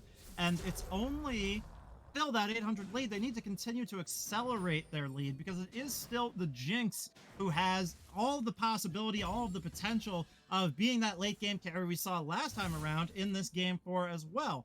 Thankfully, Locust back to the winning ways in the top lane. Last time around, the Scion was such a good neutralization pick against the Lilia, but this time Locust is just doing what Locust has done all series in MVP fashion, lane diffing, pushing hard, and really carrying the team on their back. We'll see if it can continue, as it is KGB going for the sneaky Herald take in the background. Now, the little worry that I do have right now is that we do see the serrated Dirk as well as Boots and Dagger. Oh, that's so much healing. KGB hit the eye and the smite at the same time. Locust going to be taken out. That is tragic for Lit Club. Just like that, it went from a 1k gold lead to barely 400. That is a huge, huge misstep there. Yeah, that was just unlucky timing overall, and results in a dead bear. You can make bear meatballs, I think. You but have to really nonetheless, cook them, though, because bear has trypanosis parasites, and you can't eat bear meat unless you're really, really cooking. fun fact. TIL, ladies and gentlemen, this is both informative and entertaining here on the VAS. But what I was going to say is that we have the Doran's Blade start out of Seesaw on this Kaisa, now has the serrated Dirk, as well as a Boots and Dagger. This could be still, it still worries me because it can still try to go towards that AP route, or could be doing another Sim and going for a Kraken Slayer into Collector. Not a huge fan of that at all. But we're going to have to see if maybe that was just an autopilot purchase. Yeah, we will see how the cookies continue to crumble as HD may be caught between a pillar and a snake here, but so fast is the horse, just galloping all about the place, making merry, gallivanting with not a care in the world. The Rune Prison, answered by the Miasma. HD here to back it up, though. August can't continue to push forward. August actually the one holding on to that Rift Herald. So, after securing a push, can drop that at any point to secure the places. Coach Sin coming up. This could be an easy 3-man dive, but Wanderer's wave clear so good, going to dissuade that. And despite Locust Katie finding sort of an int moment at the Herald, not realizing the enemy mid would be there first. Oh no! Speaking of an int moment, Coach Sin just barely escaping with their life there as the Dark Finding from Morgana didn't connect. But Locust still up big time in the top lane at the very least. The bear is vibing. No trigonosis? No trigonosis. Yes. Yeah, no trigonosis parasites on the menu today. They're gonna stay safely in the side of Locust. I don't know why I went for that out of all the things to talk about, but he does still have this substantial lead. Now getting off another recall to stay up in tempo. Has the Ionian Boots of Lucidity, which is just going to continue to allow him to push out more and more damage as this phase continues. We already have both of our mid laners on the mythic item, the Everfrost on Wanderer, just that staple pick to be able to extend out these plays with a little bit more CC as this second Drake comes on to the field. Yeah, KGB now basically instantly spotted that Void Seeker connects. Here comes the Realm Warp to bring in the backup. The Onslaught of Shadows actually does not connect with anybody, but it's the opposing jungler that Lit Club does find. And once again, for the second time, HD goes zoomy to find a smite to save his life.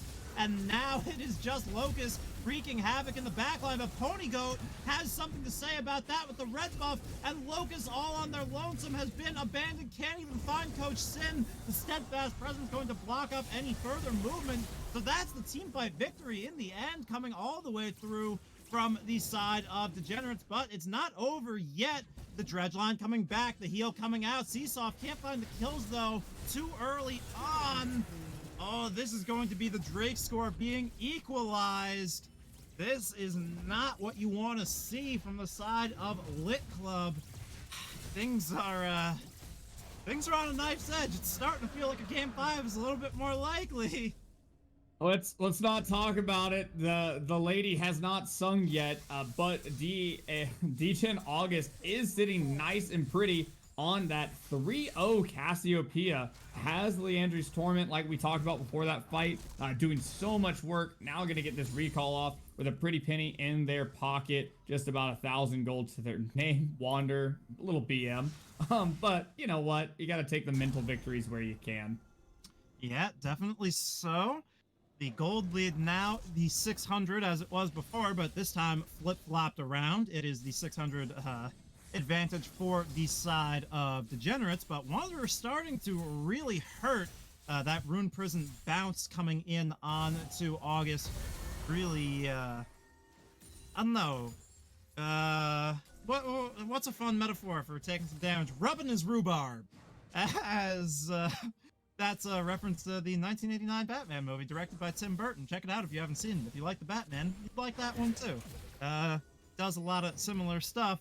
But that's the kind of thing I had to talk about when we're in one of these little states, Regdor. No objectives on the map to be fought for, so it's movie recommendations with Dodge Time. Fun fact, I went to film school. Hit me up if you ever need any film recommendations. I will give you anything you want, any genre, art house stuff, superhero flicks. It does not matter. I love it all. But what Lit Club doesn't love is this Jinx continuing to build up a free and easy early game. Really got to punish Ponygoat, or you're just going to see the same story you did last time around. Yeah, and the other thing that Lit Club shouldn't love is the build path of this Kai'Sa, now having the Coalfield Warhammer as well as that tier, meaning that they're trying to opt into this W build, into this non-tank shredding thing, where you have three, or at least two true tanks on the enemy team, as well as this Cassiopeia, who's going to continue to build health and just be a bit bigger of a snick. And if you don't have anything to burn these characters down with, then what are you going to do at the 20-minute mark? What are you going to do when they're on 2 items apiece? It's a little bit of a scary moment, in my opinion, because they don't have an answer for just the tanks and the raw damage they're gonna need. Yeah, Seasoft basically left for dead here. The Black Shield, though, pretty good. Finds the Killer Instinct in the end, but not really going to do much, as it is the Morgana who falls. Swaddle Bill off the map, leaves this tier 1 in the bot lane, ready to be taken. The cross-map answer is the Rift Herald, but with plates no longer on the board, this first turret bonus is going to mean a lot more.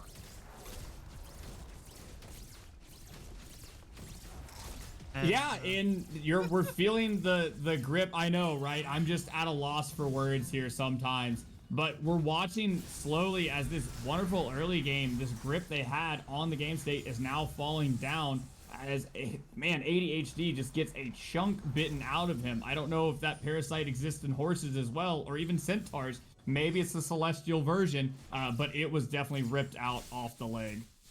Yeah, it's interesting to see. I don't know what angle Lit Club is going to be able to play through in these mid-game team fights to really try and find big advantages. I think it'll have to be trying to play through Wanderer, having hit level 11, has the bonus Rune Flux damage off that second point in the ultimate now. That is the passive.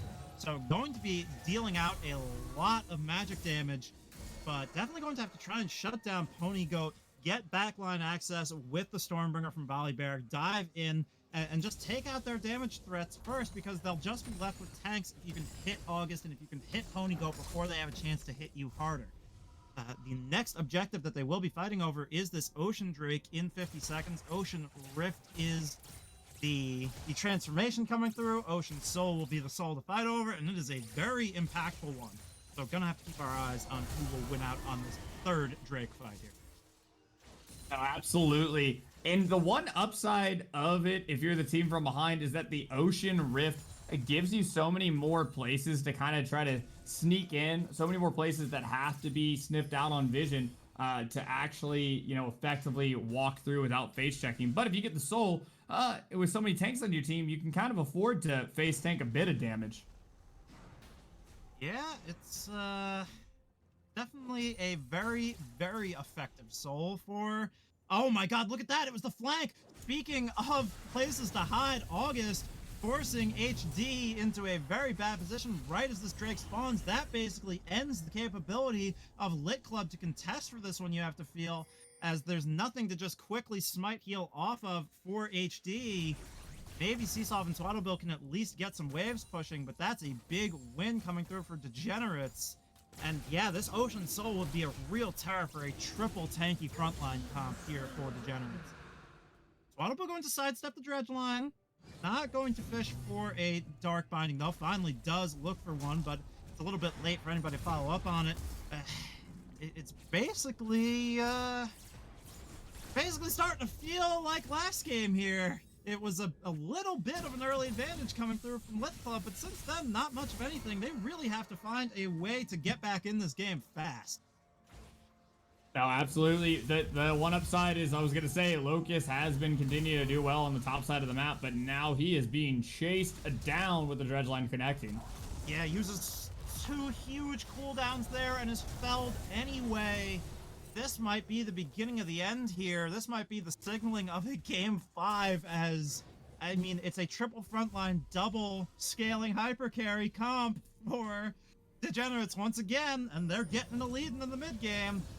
We gotta see Lit Club force something soon. But look at the vision control again. Every game, even the ones Degenerates have been losing, they just buy so many pinks. They drop so many wards. It's essentially their jungle in the bot side, even on the enemy side, just because of the nature of how much vision they have.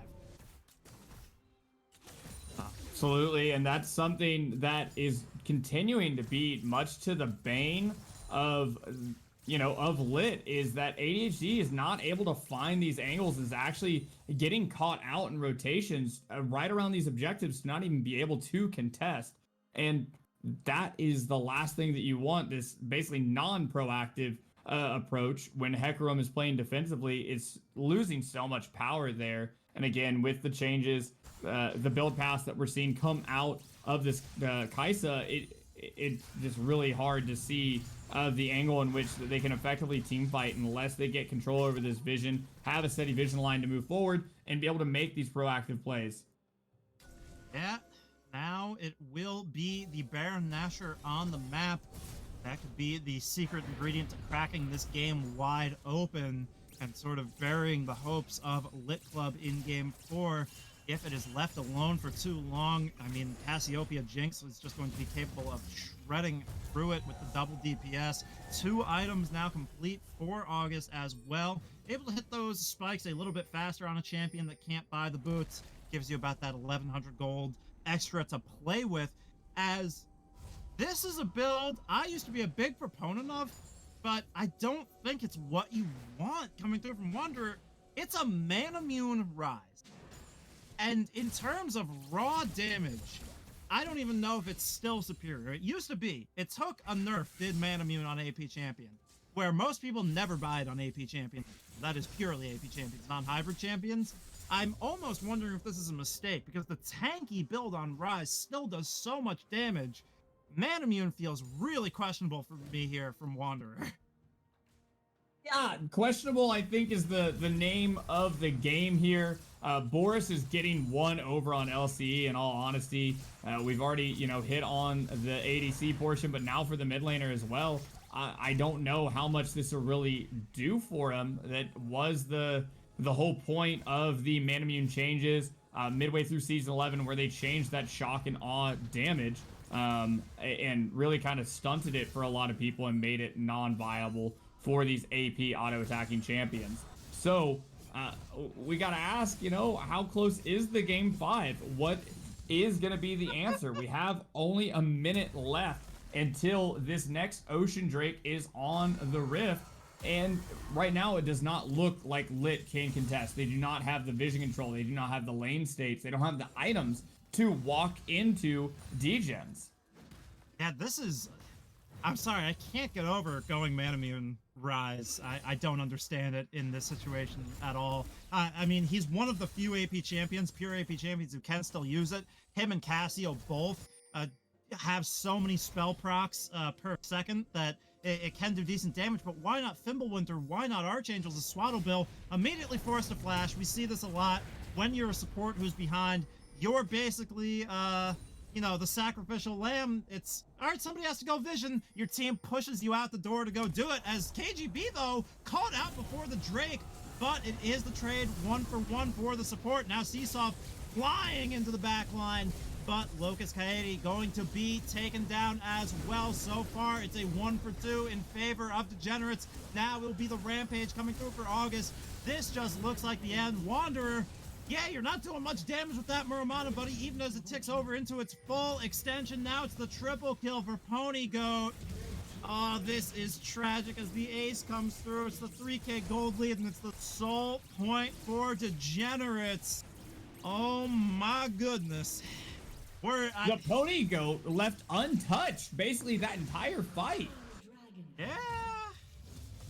I have to agree with Becky Rita's assessment in the chat as well. Just ban the champ. Please just ban the champ if you're not going to play it yourself, because I don't care if it got a slight hotfix tap down nerf on 12-5. It's OP. Like, if you're not going to hard punish it and play around bot lane early, like, you cannot counteract this champion. Look at that! Look at that Jinx push down that turret and run away at the speed of sound. It's disgusting, Greg. It's just disgusting. Well, you know what? At this point, it's what you call a self-inflicted wound, rather. It was allowed to now be 4-0, sitting on 2 items, and sitting on a nice bit of gold. It hasn't back 2,200 in their pocket. They have to think they'll either pick up that last, they pick up that last whisper as I'm limping through game 4, but things give me life, and one of them's not DA August now with the rallies complete. Locust has been kind of neutered on the top side of the map. Mans cannot do that much. Yeah, it's Degenerates continuing to strut their stuff here. This is the team we expected to see all the way through, and if this game 3 and 4 performance so far is to be believed, they are definitely going to continue to be the odds-on favorites through the playoffs. Is now Seasoft going to get punished. It's the depth charge into Dredgeline again, picked up by the Jinx. I mean, Ponygoat is just running through them now, just completely online on 2 items with the last whisper as well. It's just great fundamentals, but it's so sad to see Lit Club really challenge in the first 2 games and then just look so listless in these next 2. This was an exciting series for a while, but now we just see why Degenerates was the 4 chosen sort of prophesized winners. At least this could be a pick into August on the side lane. The Rune Prison out, finds the continued route down. August almost trading back, however. Look at this damage back. The Kite out! Not quite enough. It will be the shutdown onto HD, who that force of nature doing work for the horse in that situation, but things just continuing to move in the favor of the side of Degenerates as they pick up the Nasher buff. Yeah, that was kind of the consolation prize, and I don't know how good of a consolation prize that it was. But at this point in the game, again, we've seen this before. DEA has the ability now to play on those multiple lanes. They are up in gold. They're up in tempo. They can just kind of forcefully move their vision line forward. They can forcefully push down some of these tier 2s as all they're waiting on is the next 2 minutes to be able to pick up this Ocean Soul. Yeah, it is a dire situation. Once again, can't be overstated for Lit Club, but it's a great mental rebound coming through from the side of Degenerates, right? They lose game 1 in this really cheesy manner after basically taking full control of it, had them more or less thoroughly soundly beaten. And then game 2, we sort of suspected maybe they were starting to get a little bit tilted because we just expected them to run through the series, and then they lost game 2 in pretty decisive fashion. But this game 3 and 4 has been a clinic in playing measured, calm League of Legends, not getting tilted, relying on your win condition, knowing what you drafted, and playing to it. It's really, you don't see this a lot in lower elo amateur leagues. A lot of teams will have drafts that, conceptually make sense, but not play toward them. Not Degenerates. They are playing exactly what they should be, as they're just winning the team fights over and over again from ahead as they were do. You can't cut through the meatballs. You can't out-damage their hyper carries. They're going to chase you down. They are going to take everything in front of your eyes, and they are going to make you cry if you're a Lit Club esports fan. Yeah, that is absolutely the case right now, as they are just taking what they please. At this point, all of the ultimates are being used so defensively as a last-ditch effort to try to save another team member, and it's not working out as they just get to push and break open the base as Wander is running for his life, much to the chagrin he will go on gray screen. Yeah, that is an inhib falling. I honestly, I could see a world in which Degenerates just push on through for the end here. They're not going to do it because they played such measured, precise League of Legends. They're not leaving anything up to chance. They're not going to play sloppy. They know there's no reason to. They don't win this game as long as they play to the fundamentals, and now they will pick up their soul. They will continue getting the ink on that death warrant down. Their pen flowing gracefully across the papyrus to seal that one out, as now HD basically pinched again, not even safe in his own jungle. I mean, it's really, really dire. Still Baron buff not on the map for another 2 minutes 50 here, so not even a cross-map answer for Lit Club. It's just going to be another slow chokeout, you have to feel. Yeah, 3 items complete, 4 for the Cassiopeia, 3 for the Jinx. There's just not enough money in the bank right now from the side of Lit to do anything. And yeah, now they have the Ocean Soul, so they can basically choose to just siege indefinitely and kind of back off whenever they choose, and they're really in the driver's seat. They have been for the past 5-6 minutes at least. But that's firmly a nasty CC layer coming through from Lit Club. They get one pick back in the side lane. We'll see if that means enough in the long-term rhythm of the game, but not completely out of it yet, I guess. Starting to show a little bit of something, but it's going to take a lot more than that one kill. No, absolutely. It does look like now Kaisa has the Kindle Gem, maybe going towards the Shattered Crown. It's an option. It is an option. But we're watching DEA just kind of play slowly. That was a bit of a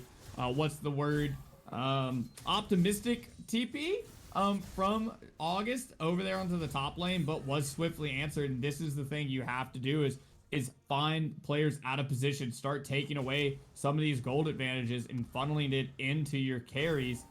If you want any hope of coming back at 31 minutes into the game, 1 minute until the Baron's up, you got to think that that's the final stand. That's where you have to flip this game. They always talk about it in the LPL and the LCK. When you're down this amount of gold, as we get a pause for some lag issues, you just have to kind of 50-50 it. You have to make a play and either win the game off of it or just quickly lose and reset to game 5. Not to say that, it's the worst thing in the world to lose game 4 to go to game 5, but I wouldn't sit there and slowly lose out on a game when you know that there's another one on the way. Maybe I'm the crazy one here, but yeah, it's gonna be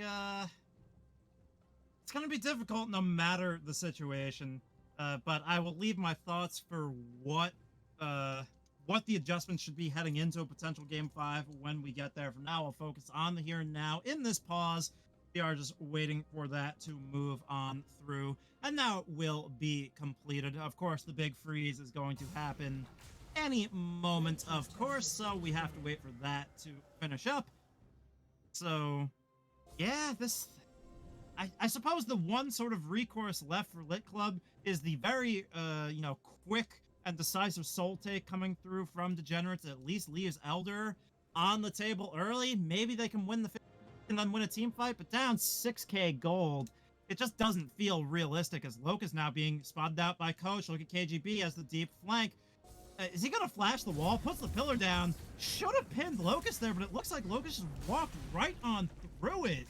That was very interesting. Yeah, that is, League of Legends, small indie company in Riot Games, as they look to take down this tier 2. Yeah, Locust going to get Dredgeline, now the Black Shield and the needed to use, but it's not going to be enough because Pony Goat has the Super Mega Death Rocket, and that was a Super Mega Death being dealt out for sure. KGB half health, but there's not any follow-up left. Wanderer has to deal with Hajime on the side. And look at this, the Baron is up and available, ready to go. This Ocean Drake is, well, they don't even have to reset to Degenerates. On their way over to the Baron, they will just tick all the way back up with triple Ocean Drake, Ocean Soul. It's just that easy, as Hajime might even grab a tier 2 as well. Not quite. Those minions going to go away, not going to give the sieging buff that Hajime needs as a low damage tank to take that all on their own, but the Baron will soon be there to buff up the tower tick, so no worries whatsoever.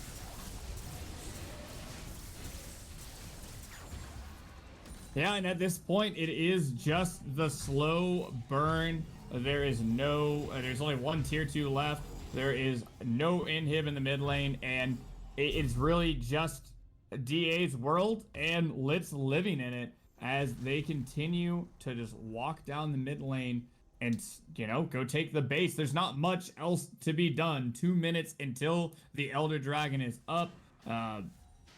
This is the final stand. This should be the final stand of Lit. They cannot continue to slowly lose the game. They need to look for the angle and put it all on the line or move to game 5. Sitting in the middle ground is doing nothing for you, but making you a little bit worse over time.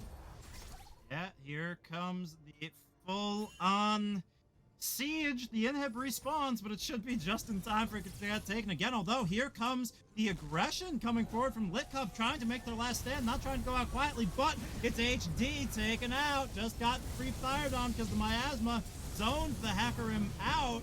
And now this should be the victory coming through shortly. You have to feel as the inhib was not long for its rebirth, taken right on the respawn. Now the aggressive flash charge from Hajime should spell the doom. Not going to fall to the turret shots. Will rocket Locust right onto the death. The fountain can't heal you through that one. Sin will be the only casualty. No wave, actually. Not quite yet. They have to push through these last few minions. Can Swaddlebill find the wave clear onto the minions? That's all you have to do, but it's so much siege damage from Ponygoat, and they have begun the impossible task here. Have Degenerates, I've brought those to game 5. It's time for Silver Scrapes. Oof. Ladies and gentlemen, about 24 hours ago, Regdor was entering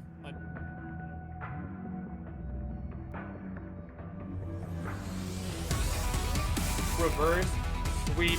This is the chance for DEA to finally finish the story. Something we said at the beginning of the cast would be a quick 3-0. They looked up, Lit has made this a game, but now DEA has come back to show why they are the #1 seed. You can see from this damage stat, the Ponygoat, he does a lot of damage.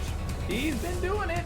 And the Jinx has to be pick or ban. Pick or ban. That's the only choice. You're not putting enough pressure on the bottom side of the map. You're not, doing anything to actually make Ponygoat sweat. He gets to have 4 items. GA, I don't even think got popped. Stopwatch never got popped. He is just free firing and having the time of his life and showing all the way back to week 1 why he said he was the best ADC in the DAF. Kongman coming through to hit him with the support diff. Shout out to Kongman showing up in chat. But yeah, that is that's how you bring it back from the abyss. Degenerates showing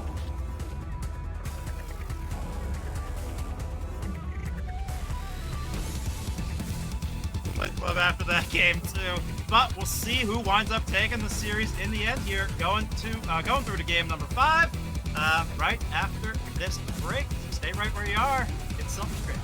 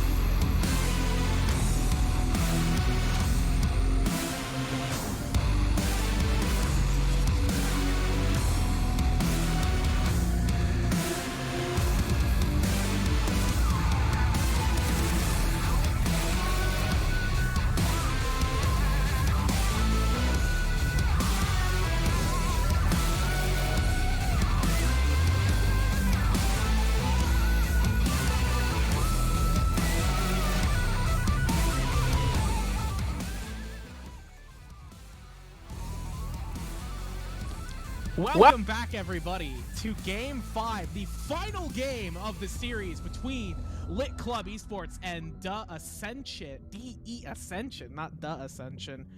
We are in the draft right now. If you're wondering where Dodge is, Dodge had a long drive, so I am subbing in for them. Make sure you say thank you, Dodge, in chat for their great contribution. But here we're in draft right now, and we have a series of bans coming out. The Jinx finally eating a ban after 10,000 years. The Yorick staying banned after the horror that was Game 1, and Hecarim getting picked up first for LCE. I want to say, number one, I'm the Iron Man of the VAS. 5 games, 10 games, I'm here for it all. But the question is if LCE is going to show up in Game 5. I have it on good authority that I am, quote, not ready for this draft. And you know what? As I used to say to my Marines back in the day, don't tell me, show me. That's what I need from LCE, because August has the Ari again. The assassination of the backline with the Spirit Rush. Csoft didn't even see it coming. All right, Crank, I'm listening. Okay. The Karma was actually really impressive in game, I believe it was game 2 where Wanderer played it, and actually ended up doing really well into the Ari, at least in lane. So I think that's a fair pickup here. The Crank does get locked in, not with a bot lane partner quite yet. So just going to be picking that Crank up all on its lonesome. I don't actually think that's so bad into the Nautilus, but Crank is very much dependent on actually landing those hooks. And with a Trundle as another frontliner, it's going to be hard to actually land a hook on something that matters. You know what? All things matter. They're all valid and equal. But in the context of the game, you absolutely have to hit it on the right target. And honestly, as of right now, none of these things look really great to kind of hit. If you get the Ari, you're going to have to get the QE combo to turn around and get the kill before she can kind of Spirit Rush away. And as we finish out, 480 carry band, 5, 6 technically. What is going to happen? What's left in the tank? Twitch is still out there, but kind of looked like a lame duck in game 1 and game 2. Misfortune is also still an option that's not necessarily too terrible and not necessarily too complicated to play. The Aphelios is up, but Aphelios is really hard to execute on. The Vayne is also an option, although I don't necessarily like DEA's comp with the Vayne. I'm trying to think of like what kind of comes next is Oh boy. Kindred. This is looking like a lane Kindred. Is this a lane? This is a lane Kindred. Oh, wait a goddamn second. Kindred 80 carry. Is this real? Is this real life? You know, I don't hate it. I'm gonna be honest, I don't hate it, but I'm speechless right now because Kindred, we saw try to enter the mid meta. I think it was tried like twice in pro games. Mr. Perkovich. I remember Perks rolling it down. I remember Perks just absolutely sprinting it on the Kindred mid. Yeah, you know what? You gotta have innovators in this world, and maybe he ran so Csoft could walk. And right now, like Blitzcrank Kindred into the Vayne Nautilus. I don't even know how this lane works, TBH. Yeah. I do know that if we want Kindred to be that carry threat, has to get the marks. It's gonna make it imperative that to get the early cryo in lane to be able to rotate up to the scuttle. I think that ADHD, if I know anything about him, he's willing to, kind of fall behind a little bit to get his carries ahead. But again, what we did see from Karma that was bad from Wanderer was how much they took up side lane pressure, how much they were split pushing with the Moonstone Renewer, with all these utility tools for the team. Not being with the team is not a thing you can do. So really gonna have to just play for domination, play for just pain. You know what I mean? Like they have Yeah. to engage and they have to find that tempo as we go into game 5, or else the Pony Boy is just gonna go ahead and call himself the GOAT of the series and continue to carry. Yeah, no, absolutely. It once again we see sort of a repeat of what we saw in the last 2 games, where the onus is on Lit Club to make the first move, while DEA can sort of just sit back behind all of their meatballs, all of the spaghetti and meatballs on this team, just sitting there and being like, do you want to play the game? Because if you're not gonna play the game, we will eventually win. Although DEA's damage is a little bit on the lower side. Ari can do quite a bit of damage, but she's been nerfed a couple times, and with a suboptimal build, you can end up being absolutely giga useless.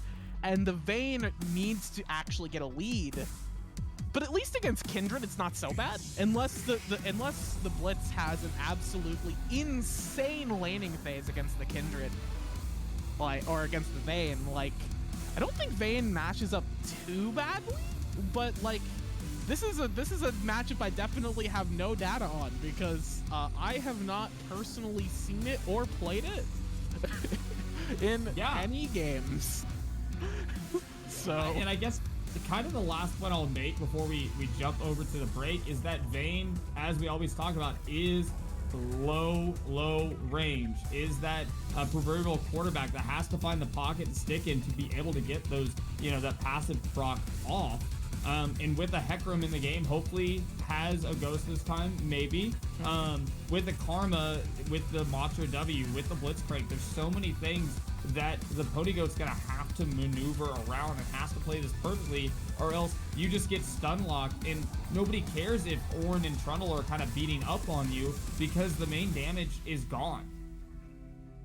yeah, no, it is definitely, if the damage just disappears on DEA, it's pretty much over for them, right?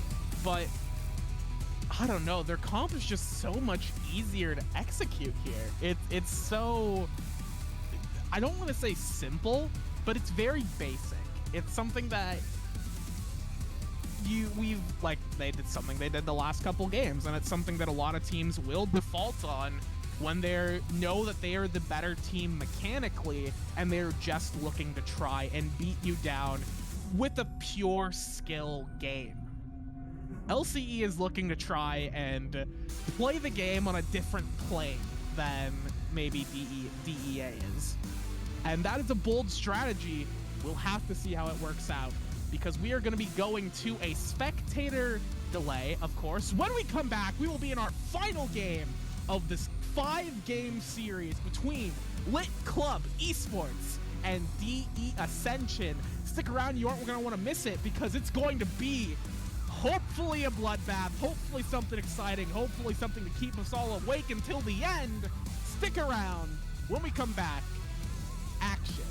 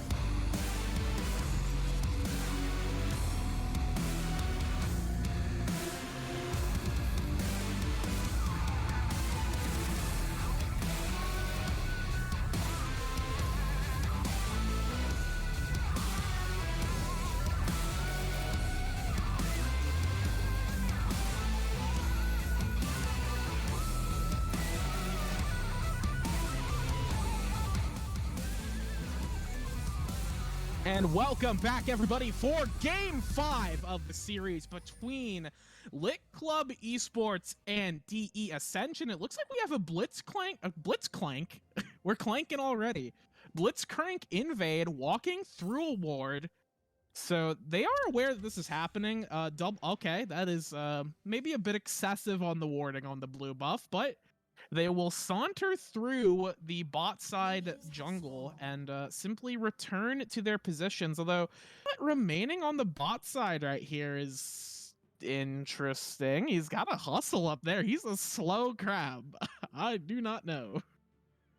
You know what? He'll figure it out. But really good defensive play into Game 5 from the side of DEA, getting down just that vision line early in order to ensure there was no funny business, and it pays off in this regard. This is the last game. This is the actual last game of the series, and I gotta say, we saw some interesting tech. We have the Kindred. We have Wanderer with Dark Harvest, which is not something that you take when you're thinking about Moonstone Renewer, which tells me that Wanderer is going to A-ram it up with the damage. Oh, we have a hook. First hook of the game. Coach Sin getting Ignite and hit up. However, Kindred does not get the procs down.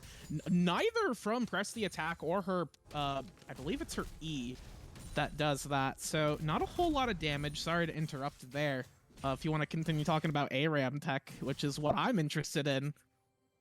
The full damage Karma, you know, we already know that Karma's a lane bully, somebody that I call the it's a trash panda. It is the raccoon of gaming, where she can back and grab virtually any item and have effective stats to bring into the fight. So now when you narrow that down to an actual build path, like the full AP variations that we have seen of Karma, it equals a lot of damage and can be that huge AP damage threat that they need, because they are fully dipping into the AD side of the house. Yeah, no. I do think it is with the heavy AD.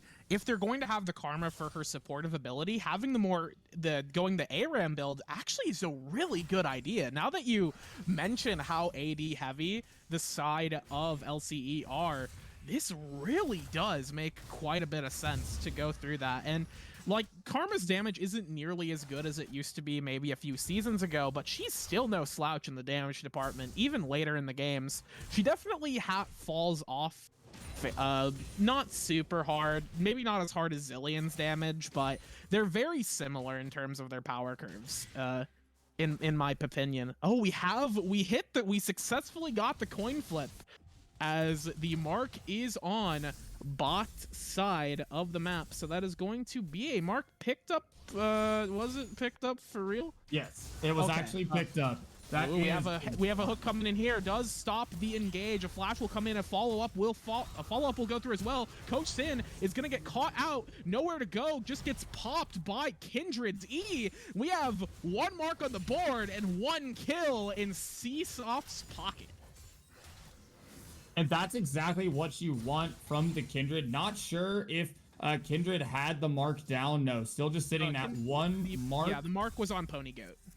Yeah, unlucky in that regard, but nonetheless, that is gold in their pocket. That E, the mounting dread, is that, stacking after the third one, gets that additional damage based off of their critical strike stance, as well as missing health portion. So, very useful in lane mixed with the PTA proc. But the name of the game for the Kindred is to be able to get these stats, to get that increased attack range and a damage on these auto attacks.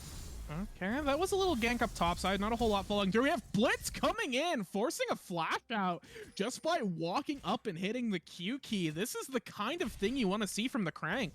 Able to get a push down in bot lane, get some pressure, and then Kindred pretty much safe on their lonesome. Oh, we have a gank up in top lane though. Pillars upon pillars, as Kaede is going to have to walk out of this one. Doesn't want to end up going down by their own hubris, and instead just walks out of that one pretty safe. Ornn has the tier, picking that up first. Pretty standard on the champ, very mana hungry, and Fimble Winter is a fantastic item.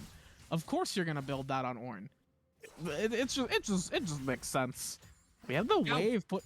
Yeah, I'm sorry. No, I was gonna say, we talked about this in the pre-game gamer lobby when we were talking amongst each other of like, Urgot's gonna have a chance to have this kill opportunity over Ornn, but it's going to take some time and items. And when you bring up items like Fimbulwinter, it's going to extend that out a little bit more. We know Locust does not want to be stuck in the Scion Lilia matchup where he's just locked in top lane this whole time. He wants to get out on the map and provide that force to his team. Oh, August may have found an opportunity here. Sorry to interrupt. The charm will go through. 2 more hits on the Spirit Rush, but no more damage to follow up. Not a lot of mana in the tank to go through with the rest of that play.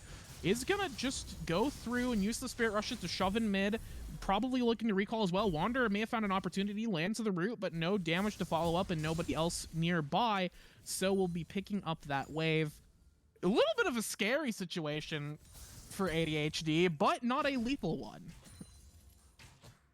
And that's exactly what we just need to avoid right now. If you're the side of LCE, let's not give up, too much in the early game. Let's continue to scale into this. Already have the Noon Quiver on the Kindred, the Berserker Greaves to match on the opposite side from the Vayne. And, as we're watching this play out, it's really just the Blitzcrank. If the Blitzcrank gets the hook, the amount of burst damage that this Kindred can put out is pretty insane.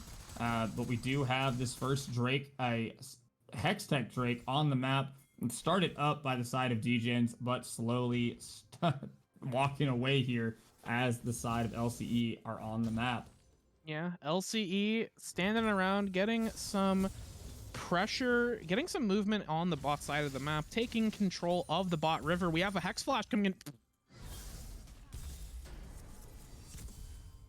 Take it away. What else do you have to say about that?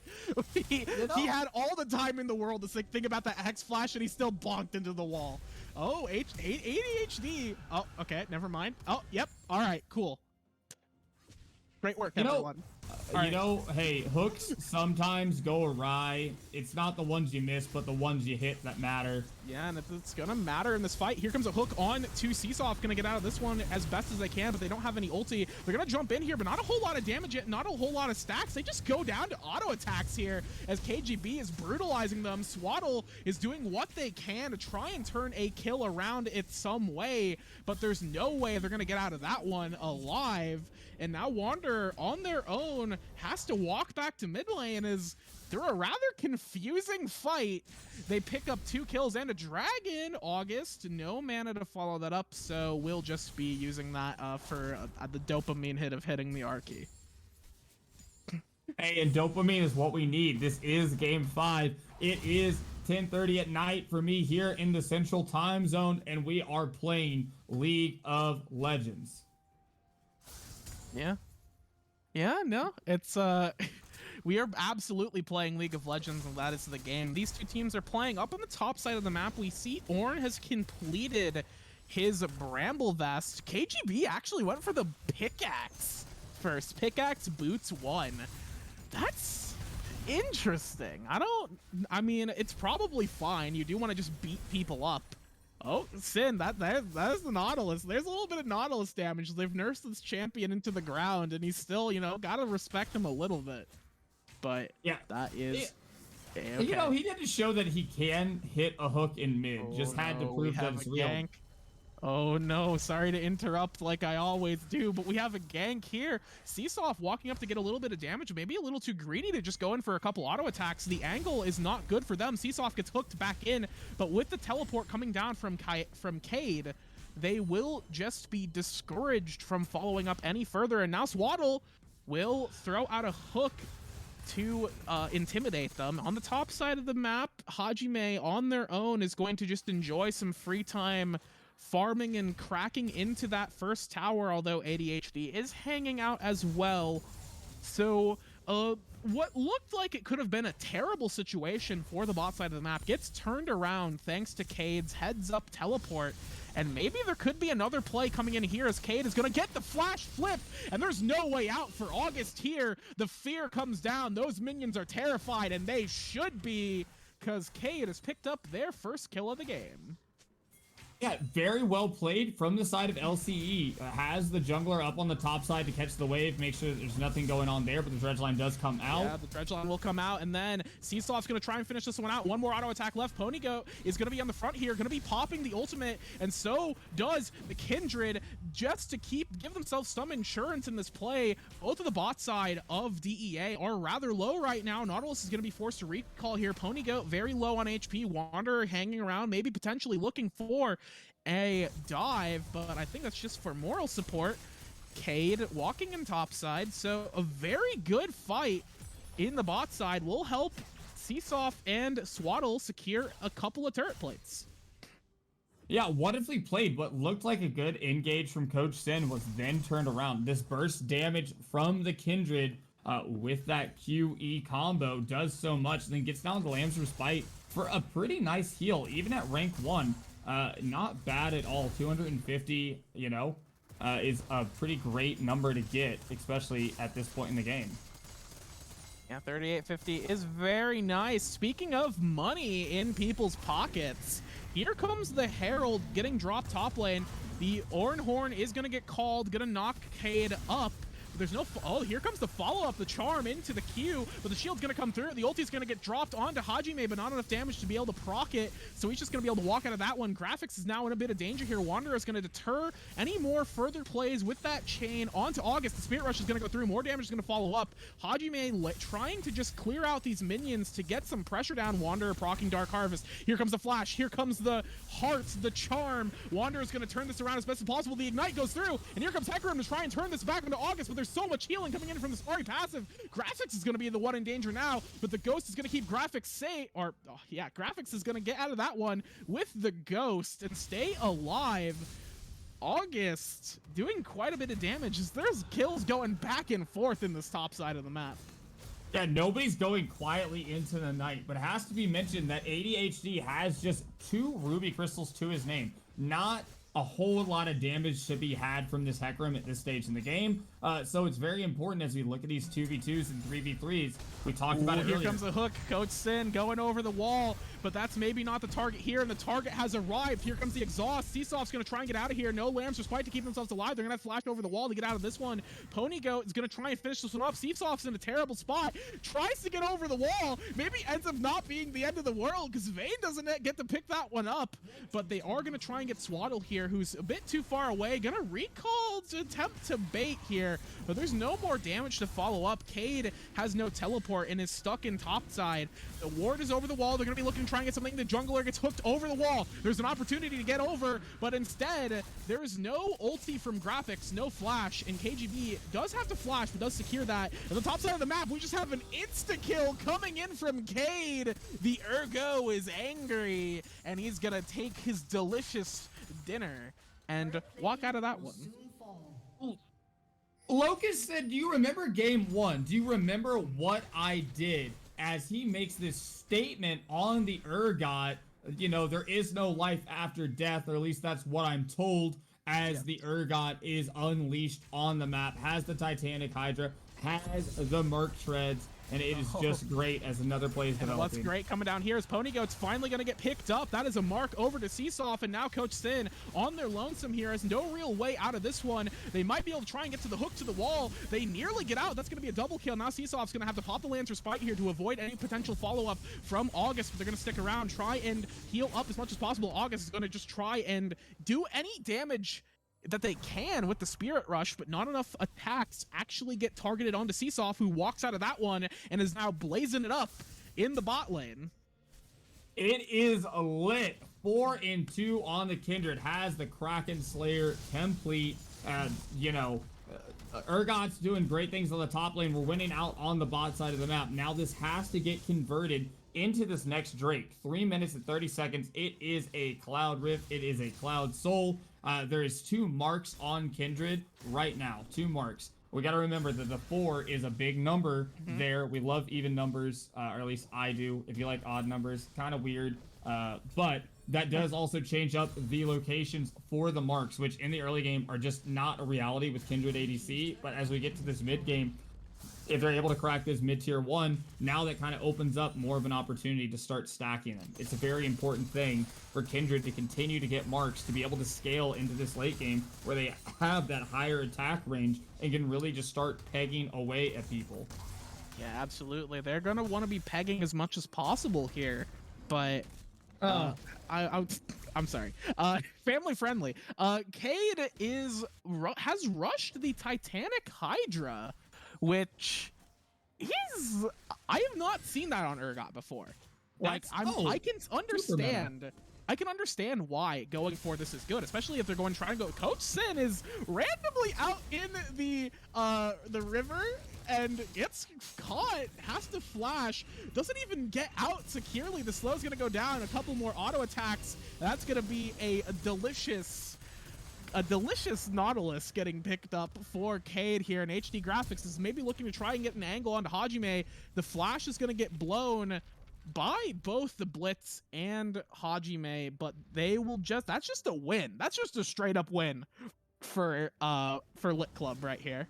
Yeah, that is a big win. And to the earlier point, so on this current iteration of Urgot, the Titanic Hydra rush into Black Cleaver and then finally picking up the Frostfire Gauntlet third item is usually the preferred path for him. Frostfire Gauntlet just not really doing as much as those first two items. It's just a bigger point overall. But the reality is right now it is lit as we have fighting all over the map. Yeah, there's fighting on both sides of the map. Here on the top side of the map, we have KGB getting hooked back and getting shot up by Seesoft, but HD Graphics is in danger in the front lines, and now Blitz is going to be left on the lonesome to just get killed out here. The slow is going to connect onto Seesoft. The brittle will get procced. They're going to try and get out of this one, but the hook is going to pull him back, and that's going to be Ponygoat picking up a shutdown and double buffs as they go up to this Rift Herald. Cade was not able to get to that fight fast enough, and as a result, it ends up going really wildly out of their favor. Oof, I see the flash, I see the charm, I see it go wide, and you know what? Wait 5 minutes and try again, maybe a little bit less. But yeah, this is a good answer back from the side of DEA. They get themselves a Herald, which goes into the hands of Coach Sin. You know, we've got some low towers somewhere, maybe. Yeah, no, not really. Mid and top tier 1 are still pretty healthy. It's going to take a coordinated effort. They can use this, however, to help generate some pressure on one side of the map as this Herald or this next Drake is spawning. We'll put DEA on Soul Point.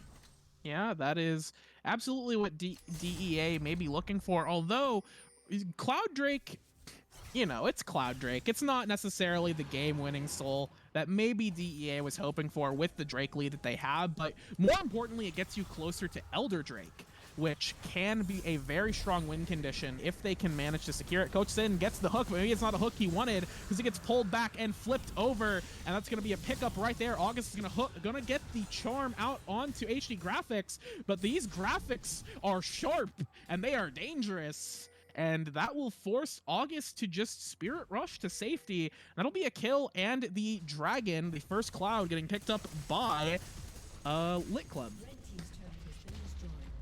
Yeah, and all things are looking LCE favored right now on a 3K gold lead. Been able to find these decisive wins outside of 1 or 2 skirmishes. And once again, Locust is just looking great. It is now 4-1 on the Urgot. Has a Coalfield's Warhammer in his inventory right now, as well as that Titanic Hydra. So it is a pretty tanky boy with a lot of health to his name and is doing a lot of schmoovin' on the Rift right now. And the Kindred hasn't looked horrible. I think it was a very interesting pick. Now has hit the 4 marks in their back pocket. That is pretty huge. Yeah, the 4 mark for Kindred, not only does it give her that, most importantly, it gives her range, which is what the champion is lacking before 4 marks, but it also gives her quite a bit of damage with her E passive and her W procs. All of that gets boosted as well. Anything Wolf does just gets better. And that means Kindred not only is just going to be able to actually poke from a range of a real champion, but she will also just be able to really one-shot people. That E on the Kindred, if when you proc it, it just obliterates people. It is so disgusting if it can get procced successfully. It's just a matter of hitting targets, and most importantly, the fact that that has percent health is really good into the tanky front line of DEA. Not only that, but now with the enhanced dance of arrows, you know, a 45% attack speed buff for 4 seconds, it's basically like having, you have PTA, but you also get a hail of blades essentially proc on top of that, and you're getting those quicker resets when you're in the Wolf's Frenzy. So all these things put together put Seesoft in a really great position to take over this game. Now sitting on the Last Whisper as well, level 10, meaning we almost have a max ability in the books, and we're just continuing to see Lit not, you know, backing down. Oh no, KGB's wandered into the wrong place at the wrong time.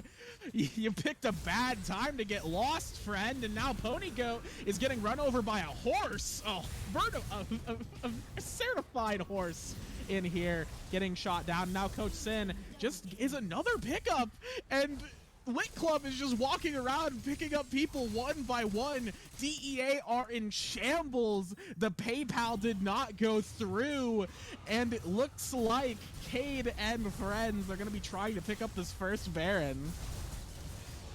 And Cade and friends are going to be able to do it. There is no answer at the best right now. August is trying to make the cross map play, maybe pick up this tier 2 on the bottom side of the map. But that is the consolation prize after KGB as well as the Ponygoat are taken down in quick succession. It's just playing the map so well, working around vision, and they have so much burst damage available to them to just go ahead and hit these snap decision plays in any situation that they choose. So now as they come back onto the Rift with the Baron buff, they have to be looking towards mid and top. Bot lane has a lot of gold left on it with that tier 1 still up. Looks like objective bounties are available soon, which is the last thing you really want to see in a game if you're on the losing side, which means that you are now down nearly 6k gold. And most importantly, a lot of that gold is loaded into the members where it needs to be loaded into. It's loaded into Cade and it's loaded into Seesoft. They have so much gold over their lane opponents right now, and that just makes them so much more of a threat in these fights. And these are the two members that need to be shredding the meatballs. These meatballs are very fragile. They must not have been constructed with enough egg, because they're not being bound together very well. They are falling apart in the fryer, and they really need to figure out what's going wrong here and what they can do to pull this one back, because otherwise they could be going down the first seed, getting taken out by the power of a literal anime club. Literal anime club. I don't know which one's worse, is Infinite dodges like random outdoorsman references or frying meatball references. Let me know in the chat which one is better. I said fried meatball because I've been look, food's gonna happen. I've been learning to cook a lot recently. I've been watching a lot of cooking shows, so you know, I've been picking up a lot of different things. I don't think you're supposed to fry meatballs, but you know, it might not be bad. I'd be willing to try it. Would it end well? Probably not, but you know, that's how it goes. I'm also thinking about food because I'm a bit hungry. I'm sure you are as well. We are devolving into lunacy as game 5 it continues, and what I thought was the lunacy of the draft for Lit is instead turned into what could possibly be the VAS Church. We don't have an LS, but we have a Ramza, and we have a Seesoft who's expertly piloting this now 6-3 Kindred at 24 minutes into the game. Yeah, Ramza bringing out the great tech, you know, delivering on the promise of a wild draft. And wouldn't you know it, this draft is wild, and it's running wild on the side of DEA right now. And they're definitely first seed in shambles, trying to figure out what they can do here. Fortunately, the game is sort of slowed down, so there's a little bit less pressure on them. They are still facing down a Baron buff. They are still facing down the heavy wallets of Lit Club, but they aren't being immediately pressured. So maybe as long as nothing happens, and here comes something happening as our friend HD Graphics is going to land a fantastic knockback into a hook, into a dead Vayne. That is damage down. Lamb's Respite's going to keep Seesoft alive in this front line as the back line is going to do what they can to try and kill it, but the Ornhorn is going to come out to try and return this fight, and now it's starting to turn against Lit Club as Seesoft is at no HP. They can't continue this fight. The hook comes in from Coach Sin. That base damage is more than enough. Locust doing what they can, but they're killing themselves more than they're killing Hajime because that Bramble Vest is good enough, and one more hook, one more big damage coming in, and that Nautilus is picking up a triple kill and an ace for DEA, and suddenly these meatballs have firmed up. We've taken them out of the fryer. We decided to properly cook them in the oven, and they're looking a little sturdier than they were before. Yeah, there was a lot of great counter engage from the side of DEA. Somebody said, can we accelerate the game? The game definitely accelerated in that piece. Unluckily, a lot of that gold going on to Coach Sin. You know, not the champion that you would really say moves the game forward, but nonetheless, that is bringing this gold efficiency down, still sitting at about 5k towards the side of Lit Club Esports, but nonetheless, a very big statement saying we are not done with this yet. 2 minutes left until the next Drake spawns, about 1:20 until we have the next Baron on the map. And you got to say that this is looking a little bit different, being able to play from behind, saying that Ponygoat's not the only carry on the team. Yeah, absolutely. And it's nice to see August showing up once again on this Ahri. I was definitely a little concerned to see it get picked up as the first pick for the side of DEA. The Kindred update, she is currently at 5 stacks. So maybe not getting... She's still quite far away for her next big power spike. She's looking for 8 as her next big hit. Has August currently marked?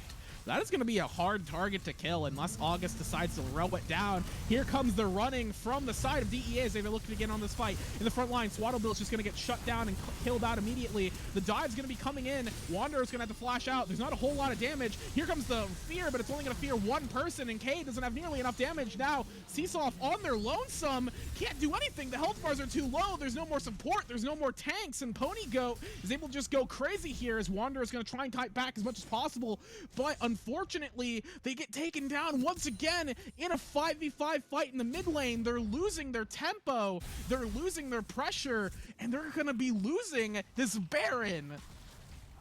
DEA has found sort of the tempo they want with the Call of the Forge God coming in, setting up that initial CC, followed by the dredge line or the depth charge from Nautilus. Go ahead and just singling out each target as they go and giving Ponygoat all the room he needs to work with so much CC coming through.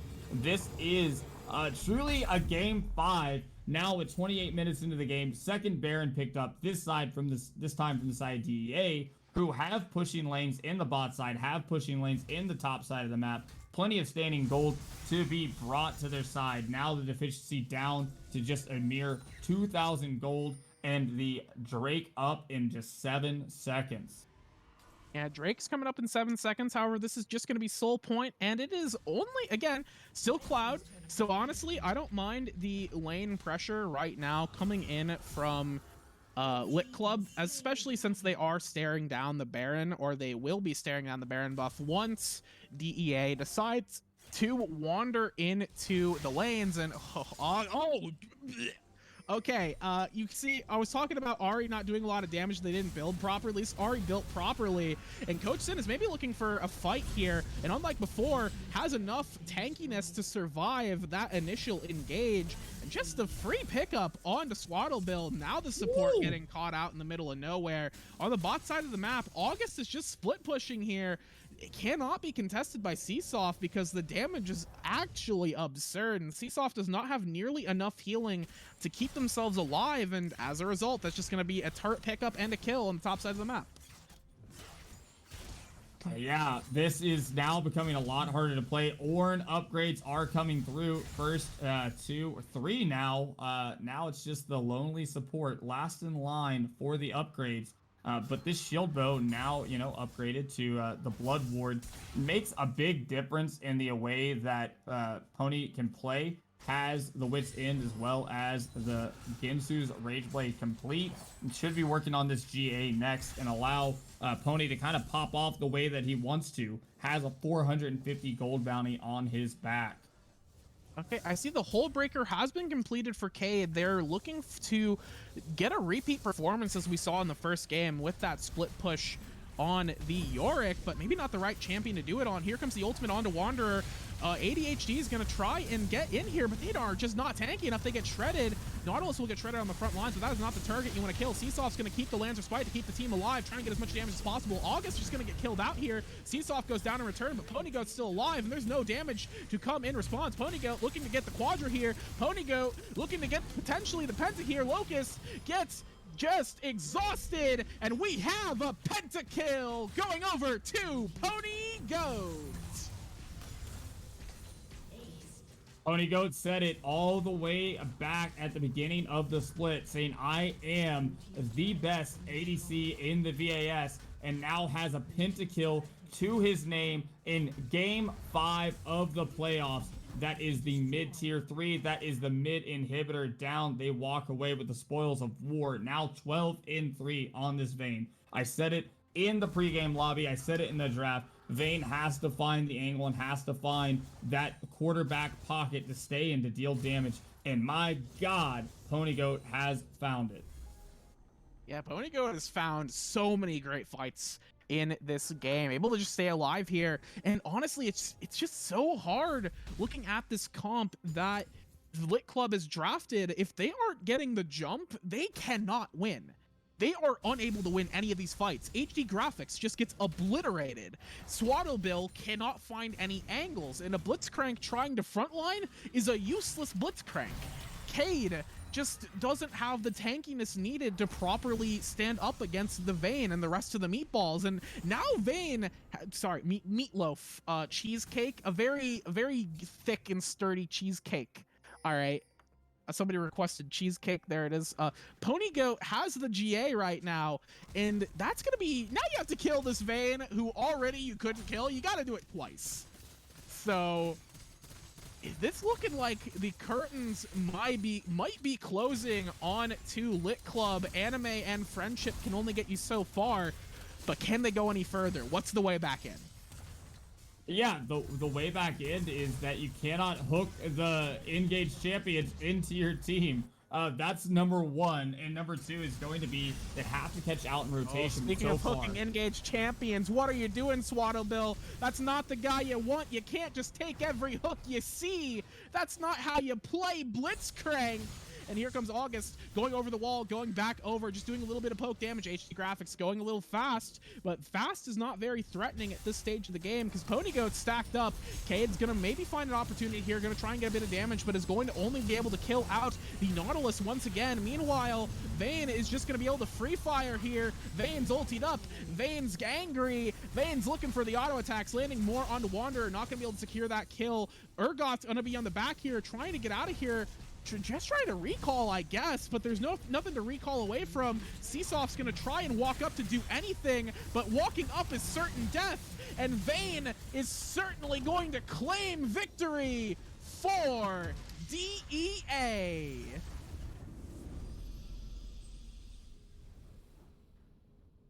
Oh my gosh. It is called the final hour, and it was the final hour for Lit Club Esports. They had the early game, they had the Kindred online, did so much to try to pull this game back, but the scaling came through, the Ornn was online, the Ponygoat found the way to become the GOAT, in my opinion, of this series, and now they will move on to the next round of playoffs in the VAS.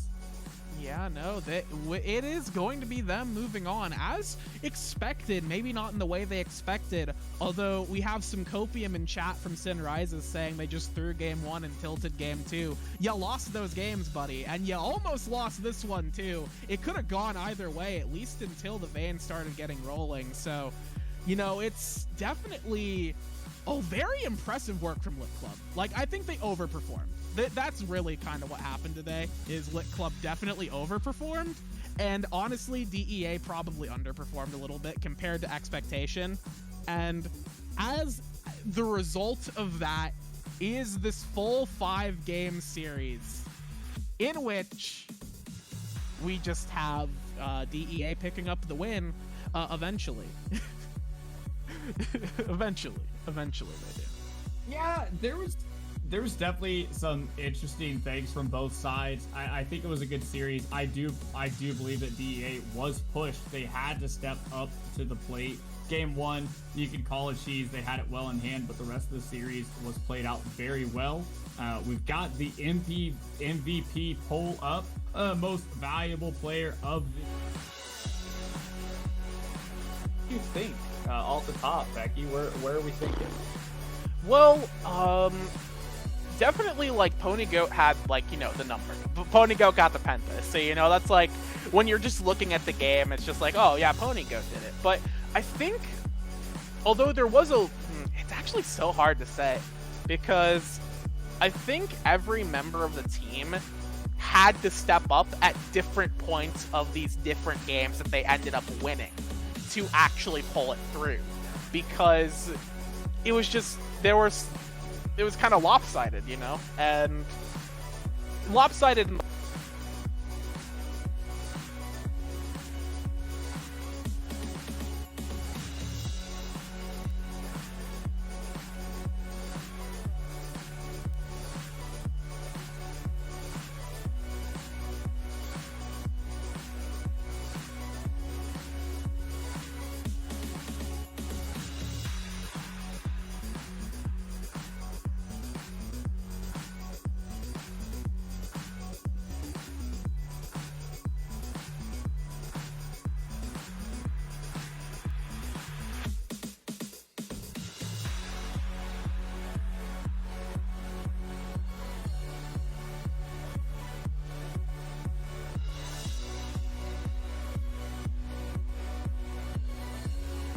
And putting out a ton of pressure.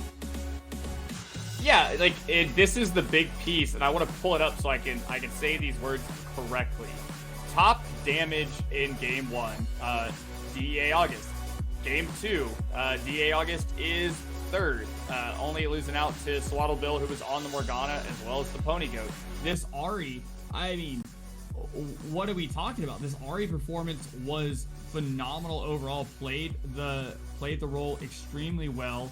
Had the Akali performance that, even though it was in a loss, still was doing so much work in these games. And yeah, the Pony Goat did great, but the Pony Goat has continued to do great throughout the entire split of the VAS. But when you talk about this series, the one mainstay constant is August, and frankly, you know, I don't know how to vote otherwise.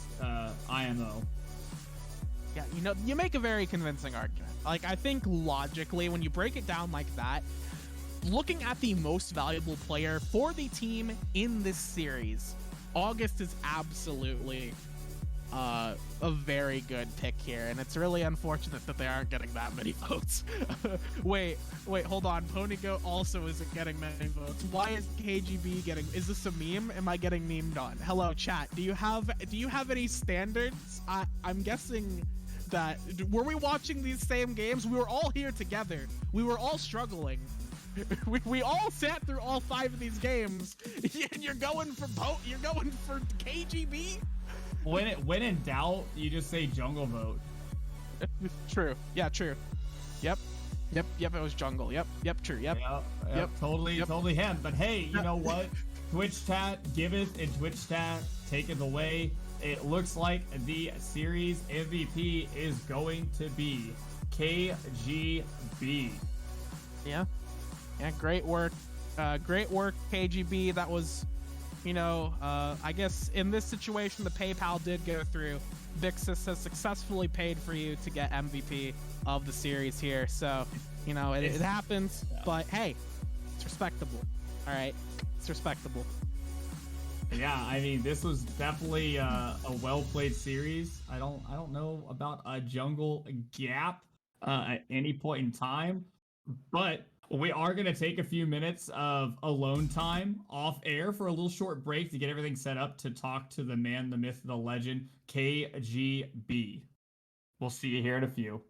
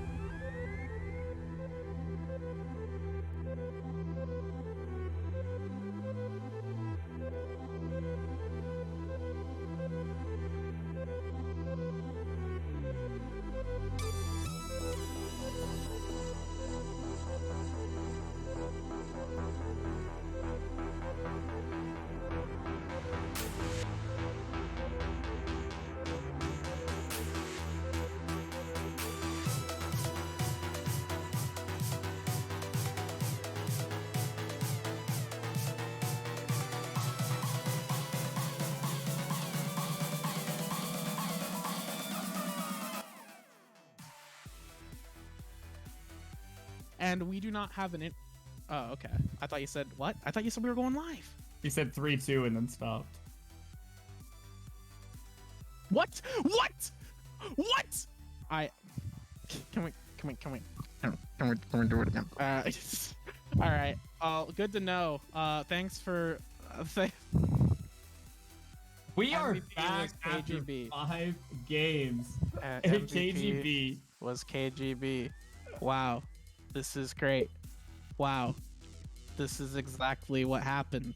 And here we have with us Coach Sin, member, Inting support, as dubbed by their own teammates. Very true. Coming into the interview here. Welcome to the stream, Sin.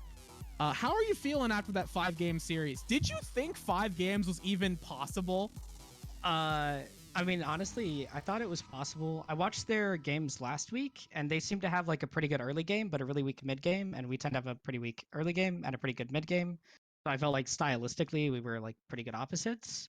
And so it kind of just came down to like all the games that looked good because we just destroyed them early, and then the games where we didn't get a lead early are obviously all the games look bad. I mean, honestly, game 1 was just missed call on stopping the York, and then we probably just win the game. And then after that, we were just tilted game 2, and then game 3 through 5, we just reset mental. And honestly, it wasn't that hard. Like even that 5th game, I just ran it into the Yeah, a little blitzcrank. bit. A little bit. I straight ran it compared to all my other games. Like that's the game people are gonna remember me for. I straight ran it. I'm not a support main. Like I don't even really play Nautilus. Like Well, it's I okay. You don't need to be a support main to So, play Nautilus. You can play yeah. Nautilus blind. that's It's all right. that's the good news. But I thought 5 games was possible. Because I mean, their early game looked pretty good. I didn't really see a lot of early game dominance out of them. Because we kind of just ran game 2. It's not like they did well. It's like we entered into them. I think game 5 was probably the best early game they had, and they had like Kindred Blitzcrank, so like you have to like do things early. So I don't know. Like game 5 just felt winnable the whole time because you have Ornn Vayne, and to be honest, I don't think Blitz is a good answer into Vayne. You never kill her late game. They never kill Vayne. And like that's just very apparent. Like we literally even won a fight without Vayne. So yeah, You kind of did. it's just like yeah, it looked we were pretty confident going into game 3, like once we reset our mental that it was just easy reverse sweep. But I did think that they would be better opponents than they were. But just 3 through 5, it just kind of felt like they couldn't do anything. Yeah, no, it definitely was very depressing, especially game 3 where it was just like, oh, they aren't even like attempting to do anything. They just rolled over and died. And game 4 was a little bit more effort in the early game, but then it just sort of spun out of control. And in game 5, it did look pretty close, but like you said, the way you drafted that comp was a very safe and reliable way to just get to endgame. And how do you kill Vayne? How do you kill Vayne with Blitzcrank? You were praying to the heavens for Hecarim to find a one shot when he's not a DPS. Yeah, So- you have to go. So like Hecarim, obviously this Hecarim player didn't go Triforce build, and his team just had like basically no damage. Like Urgot's never getting on top of Vayne, Blitzcrank's never getting to Vayne. Like Kindred is not gonna out damage Vayne on 3 items or even really 2 items for the most part. It's just burst damage and you're done. Like Karma had to build Ludens, so they had some form of damage, but you're not one-shotting Vayne. So it just I just felt like the draft was, I guess, to like try and cheese it out and cheese a game, and like it wasn't gonna work. Like they just they can't out team fight us. They couldn't, like they lost a 4v5 with us not having main DPS, and like after we won that fight, we're like we can fight them over anything and the game's over. Like if we can win a fight without Vayne, like we'll win any fight. It looked really bad. I think like game 5 was just a tilt draft. Like from Game like a 5 drafting perspective, it was just so desperation. bad. Like you can't win with that. Unless we're trash, which is possible, I guess. Yeah, I mean, it is possible. Anything's possible in League of Legends. Regdor, I know you were interested in talking about draft here. What did you have to ask our good friend Coach Sin about the drafts that we saw today? Yeah, I mean, first and foremost, congratulations. Hard fought series, whether it be the mental or on the Rift, both of those things put together. I guess, as we look and as a caster, as an analyst sort of side, nobody said I was good, just throwing that out there. But nonetheless, what do you feel like is kind of the differences? Do you feel like each series has their own microcosms of what is going to be the power picks and kind of the pick ban? Or is there anything you feel like has developed in the VAS that kind of goes between series and teams? So I feel like when we were like in like going through the round robin, it felt like Corki and Victor were like really, really strong. And then it kind of fell away toward the second half. And it was like Jinx was like really, really high priority. Aphelios and Jhin were really, really high priority. But there was a lot of, it kind of just came down to this series, them not having like a lot of overlap in like especially the AD carry. The fact that like we can just have Jinx any game we want it is really, really valuable. I feel like overall there's like a lot of things that are similar, like series to series, but even with decent scouting, like every pick that they played tonight, I knew it was possible that they would play. Like the Yorick, we just thought Shogath was going to be a good answer to it. I knew they were going to play it. I had already discussed it with my top laner. He said, "Yeah, I feel like I can play Shogath. I can survive. It'll be fine." And obviously he got like permaganked and it was not fine. But it's like it's pretty obvious what a lot of these teams are drafting for. And teams are pretty easy to read. I feel like the Ahri mid is like super big right now. And if you can't play it, you have to be able to play it. I still feel like the nerfs to Jinx didn't really touch her power level at all. Her win rate did not move. I still feel like she's like S+ tier AD carry. So I feel like there are some things that are like staples across like VAS, but also like teams have like spice picks. Like this top laner is still playing Gwen. Like the fact that Lucas can like play Gwen, it's like Gwen is really bad into any non-tank matchup. It's Absolutely. unplayable. So like I think individuals have spice picks, but for the most part, like it's pretty standard. It's engage supports for the most part. It's the Jhin, the Jinx, it feels like a lot of teams have generalized things, but there's always these like weird spice picks that make no sense. No, absolutely. And that's great insight. And I guess just the follow-up question to kind of round this out after some hard-fought games is it looks like the next match coming up for you all is against NSG Eclipse, who took down NSG Jade in a 3-1. Do you have any thoughts on that opponent or any thoughts on what's left in the rest of the series? Because it looks like Rising Tide Typhoon also advanced. So a number of games already coming out. Yeah, I mean, I kind of already knew that it was going to be Eclipse, like before even really seeing the games. They looked like and felt like the better team.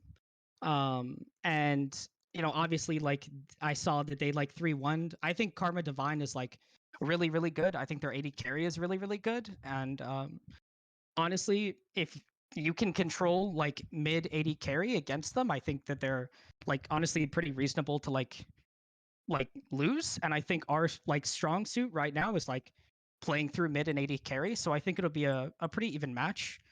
Honestly, it's gonna be fun to beat Karma Divine and go to finals, and I'm excited. All right. Yeah. I mean, it's certainly exciting. And you certainly showcased in these last 3 games of the series why you are the first seed and why you are so heavily expected to take this whole thing, but you still have a couple of more matches to go through. And before we let you go, do you have anything else you want to say to the stream, to the people at home, to the fans? People hate on DEA, but they'll hate us more when we're first. Yeah. I mean, I think the last thing you can say is Jungle Gap. That was Indeed, Jungle Gap. Jungle Gap. You can see on the screen it was all KGB as we know. The Jungle Gap comes through. Thank you for coming on to the stream, our good friend Coach Sim. Coach Sin, not Coach Sim. Thank you for coming on, and good luck in your semifinal match. Thank you. All right, and that will be the last thing we have here tonight. So we're going to be closing it out here at Victoris GG. Thank you all for watching here for this long series. Thank you to Regdor for sticking around for another 5-game fiesta. Big shout outs to Cam in production, holding the stream together literally with duct tape and string, pulling it through when we needed them to do the most. And big thanks to the chat. The hype train, saw the hype train earlier. That was very exciting. Thank you for the gift sub, by the way.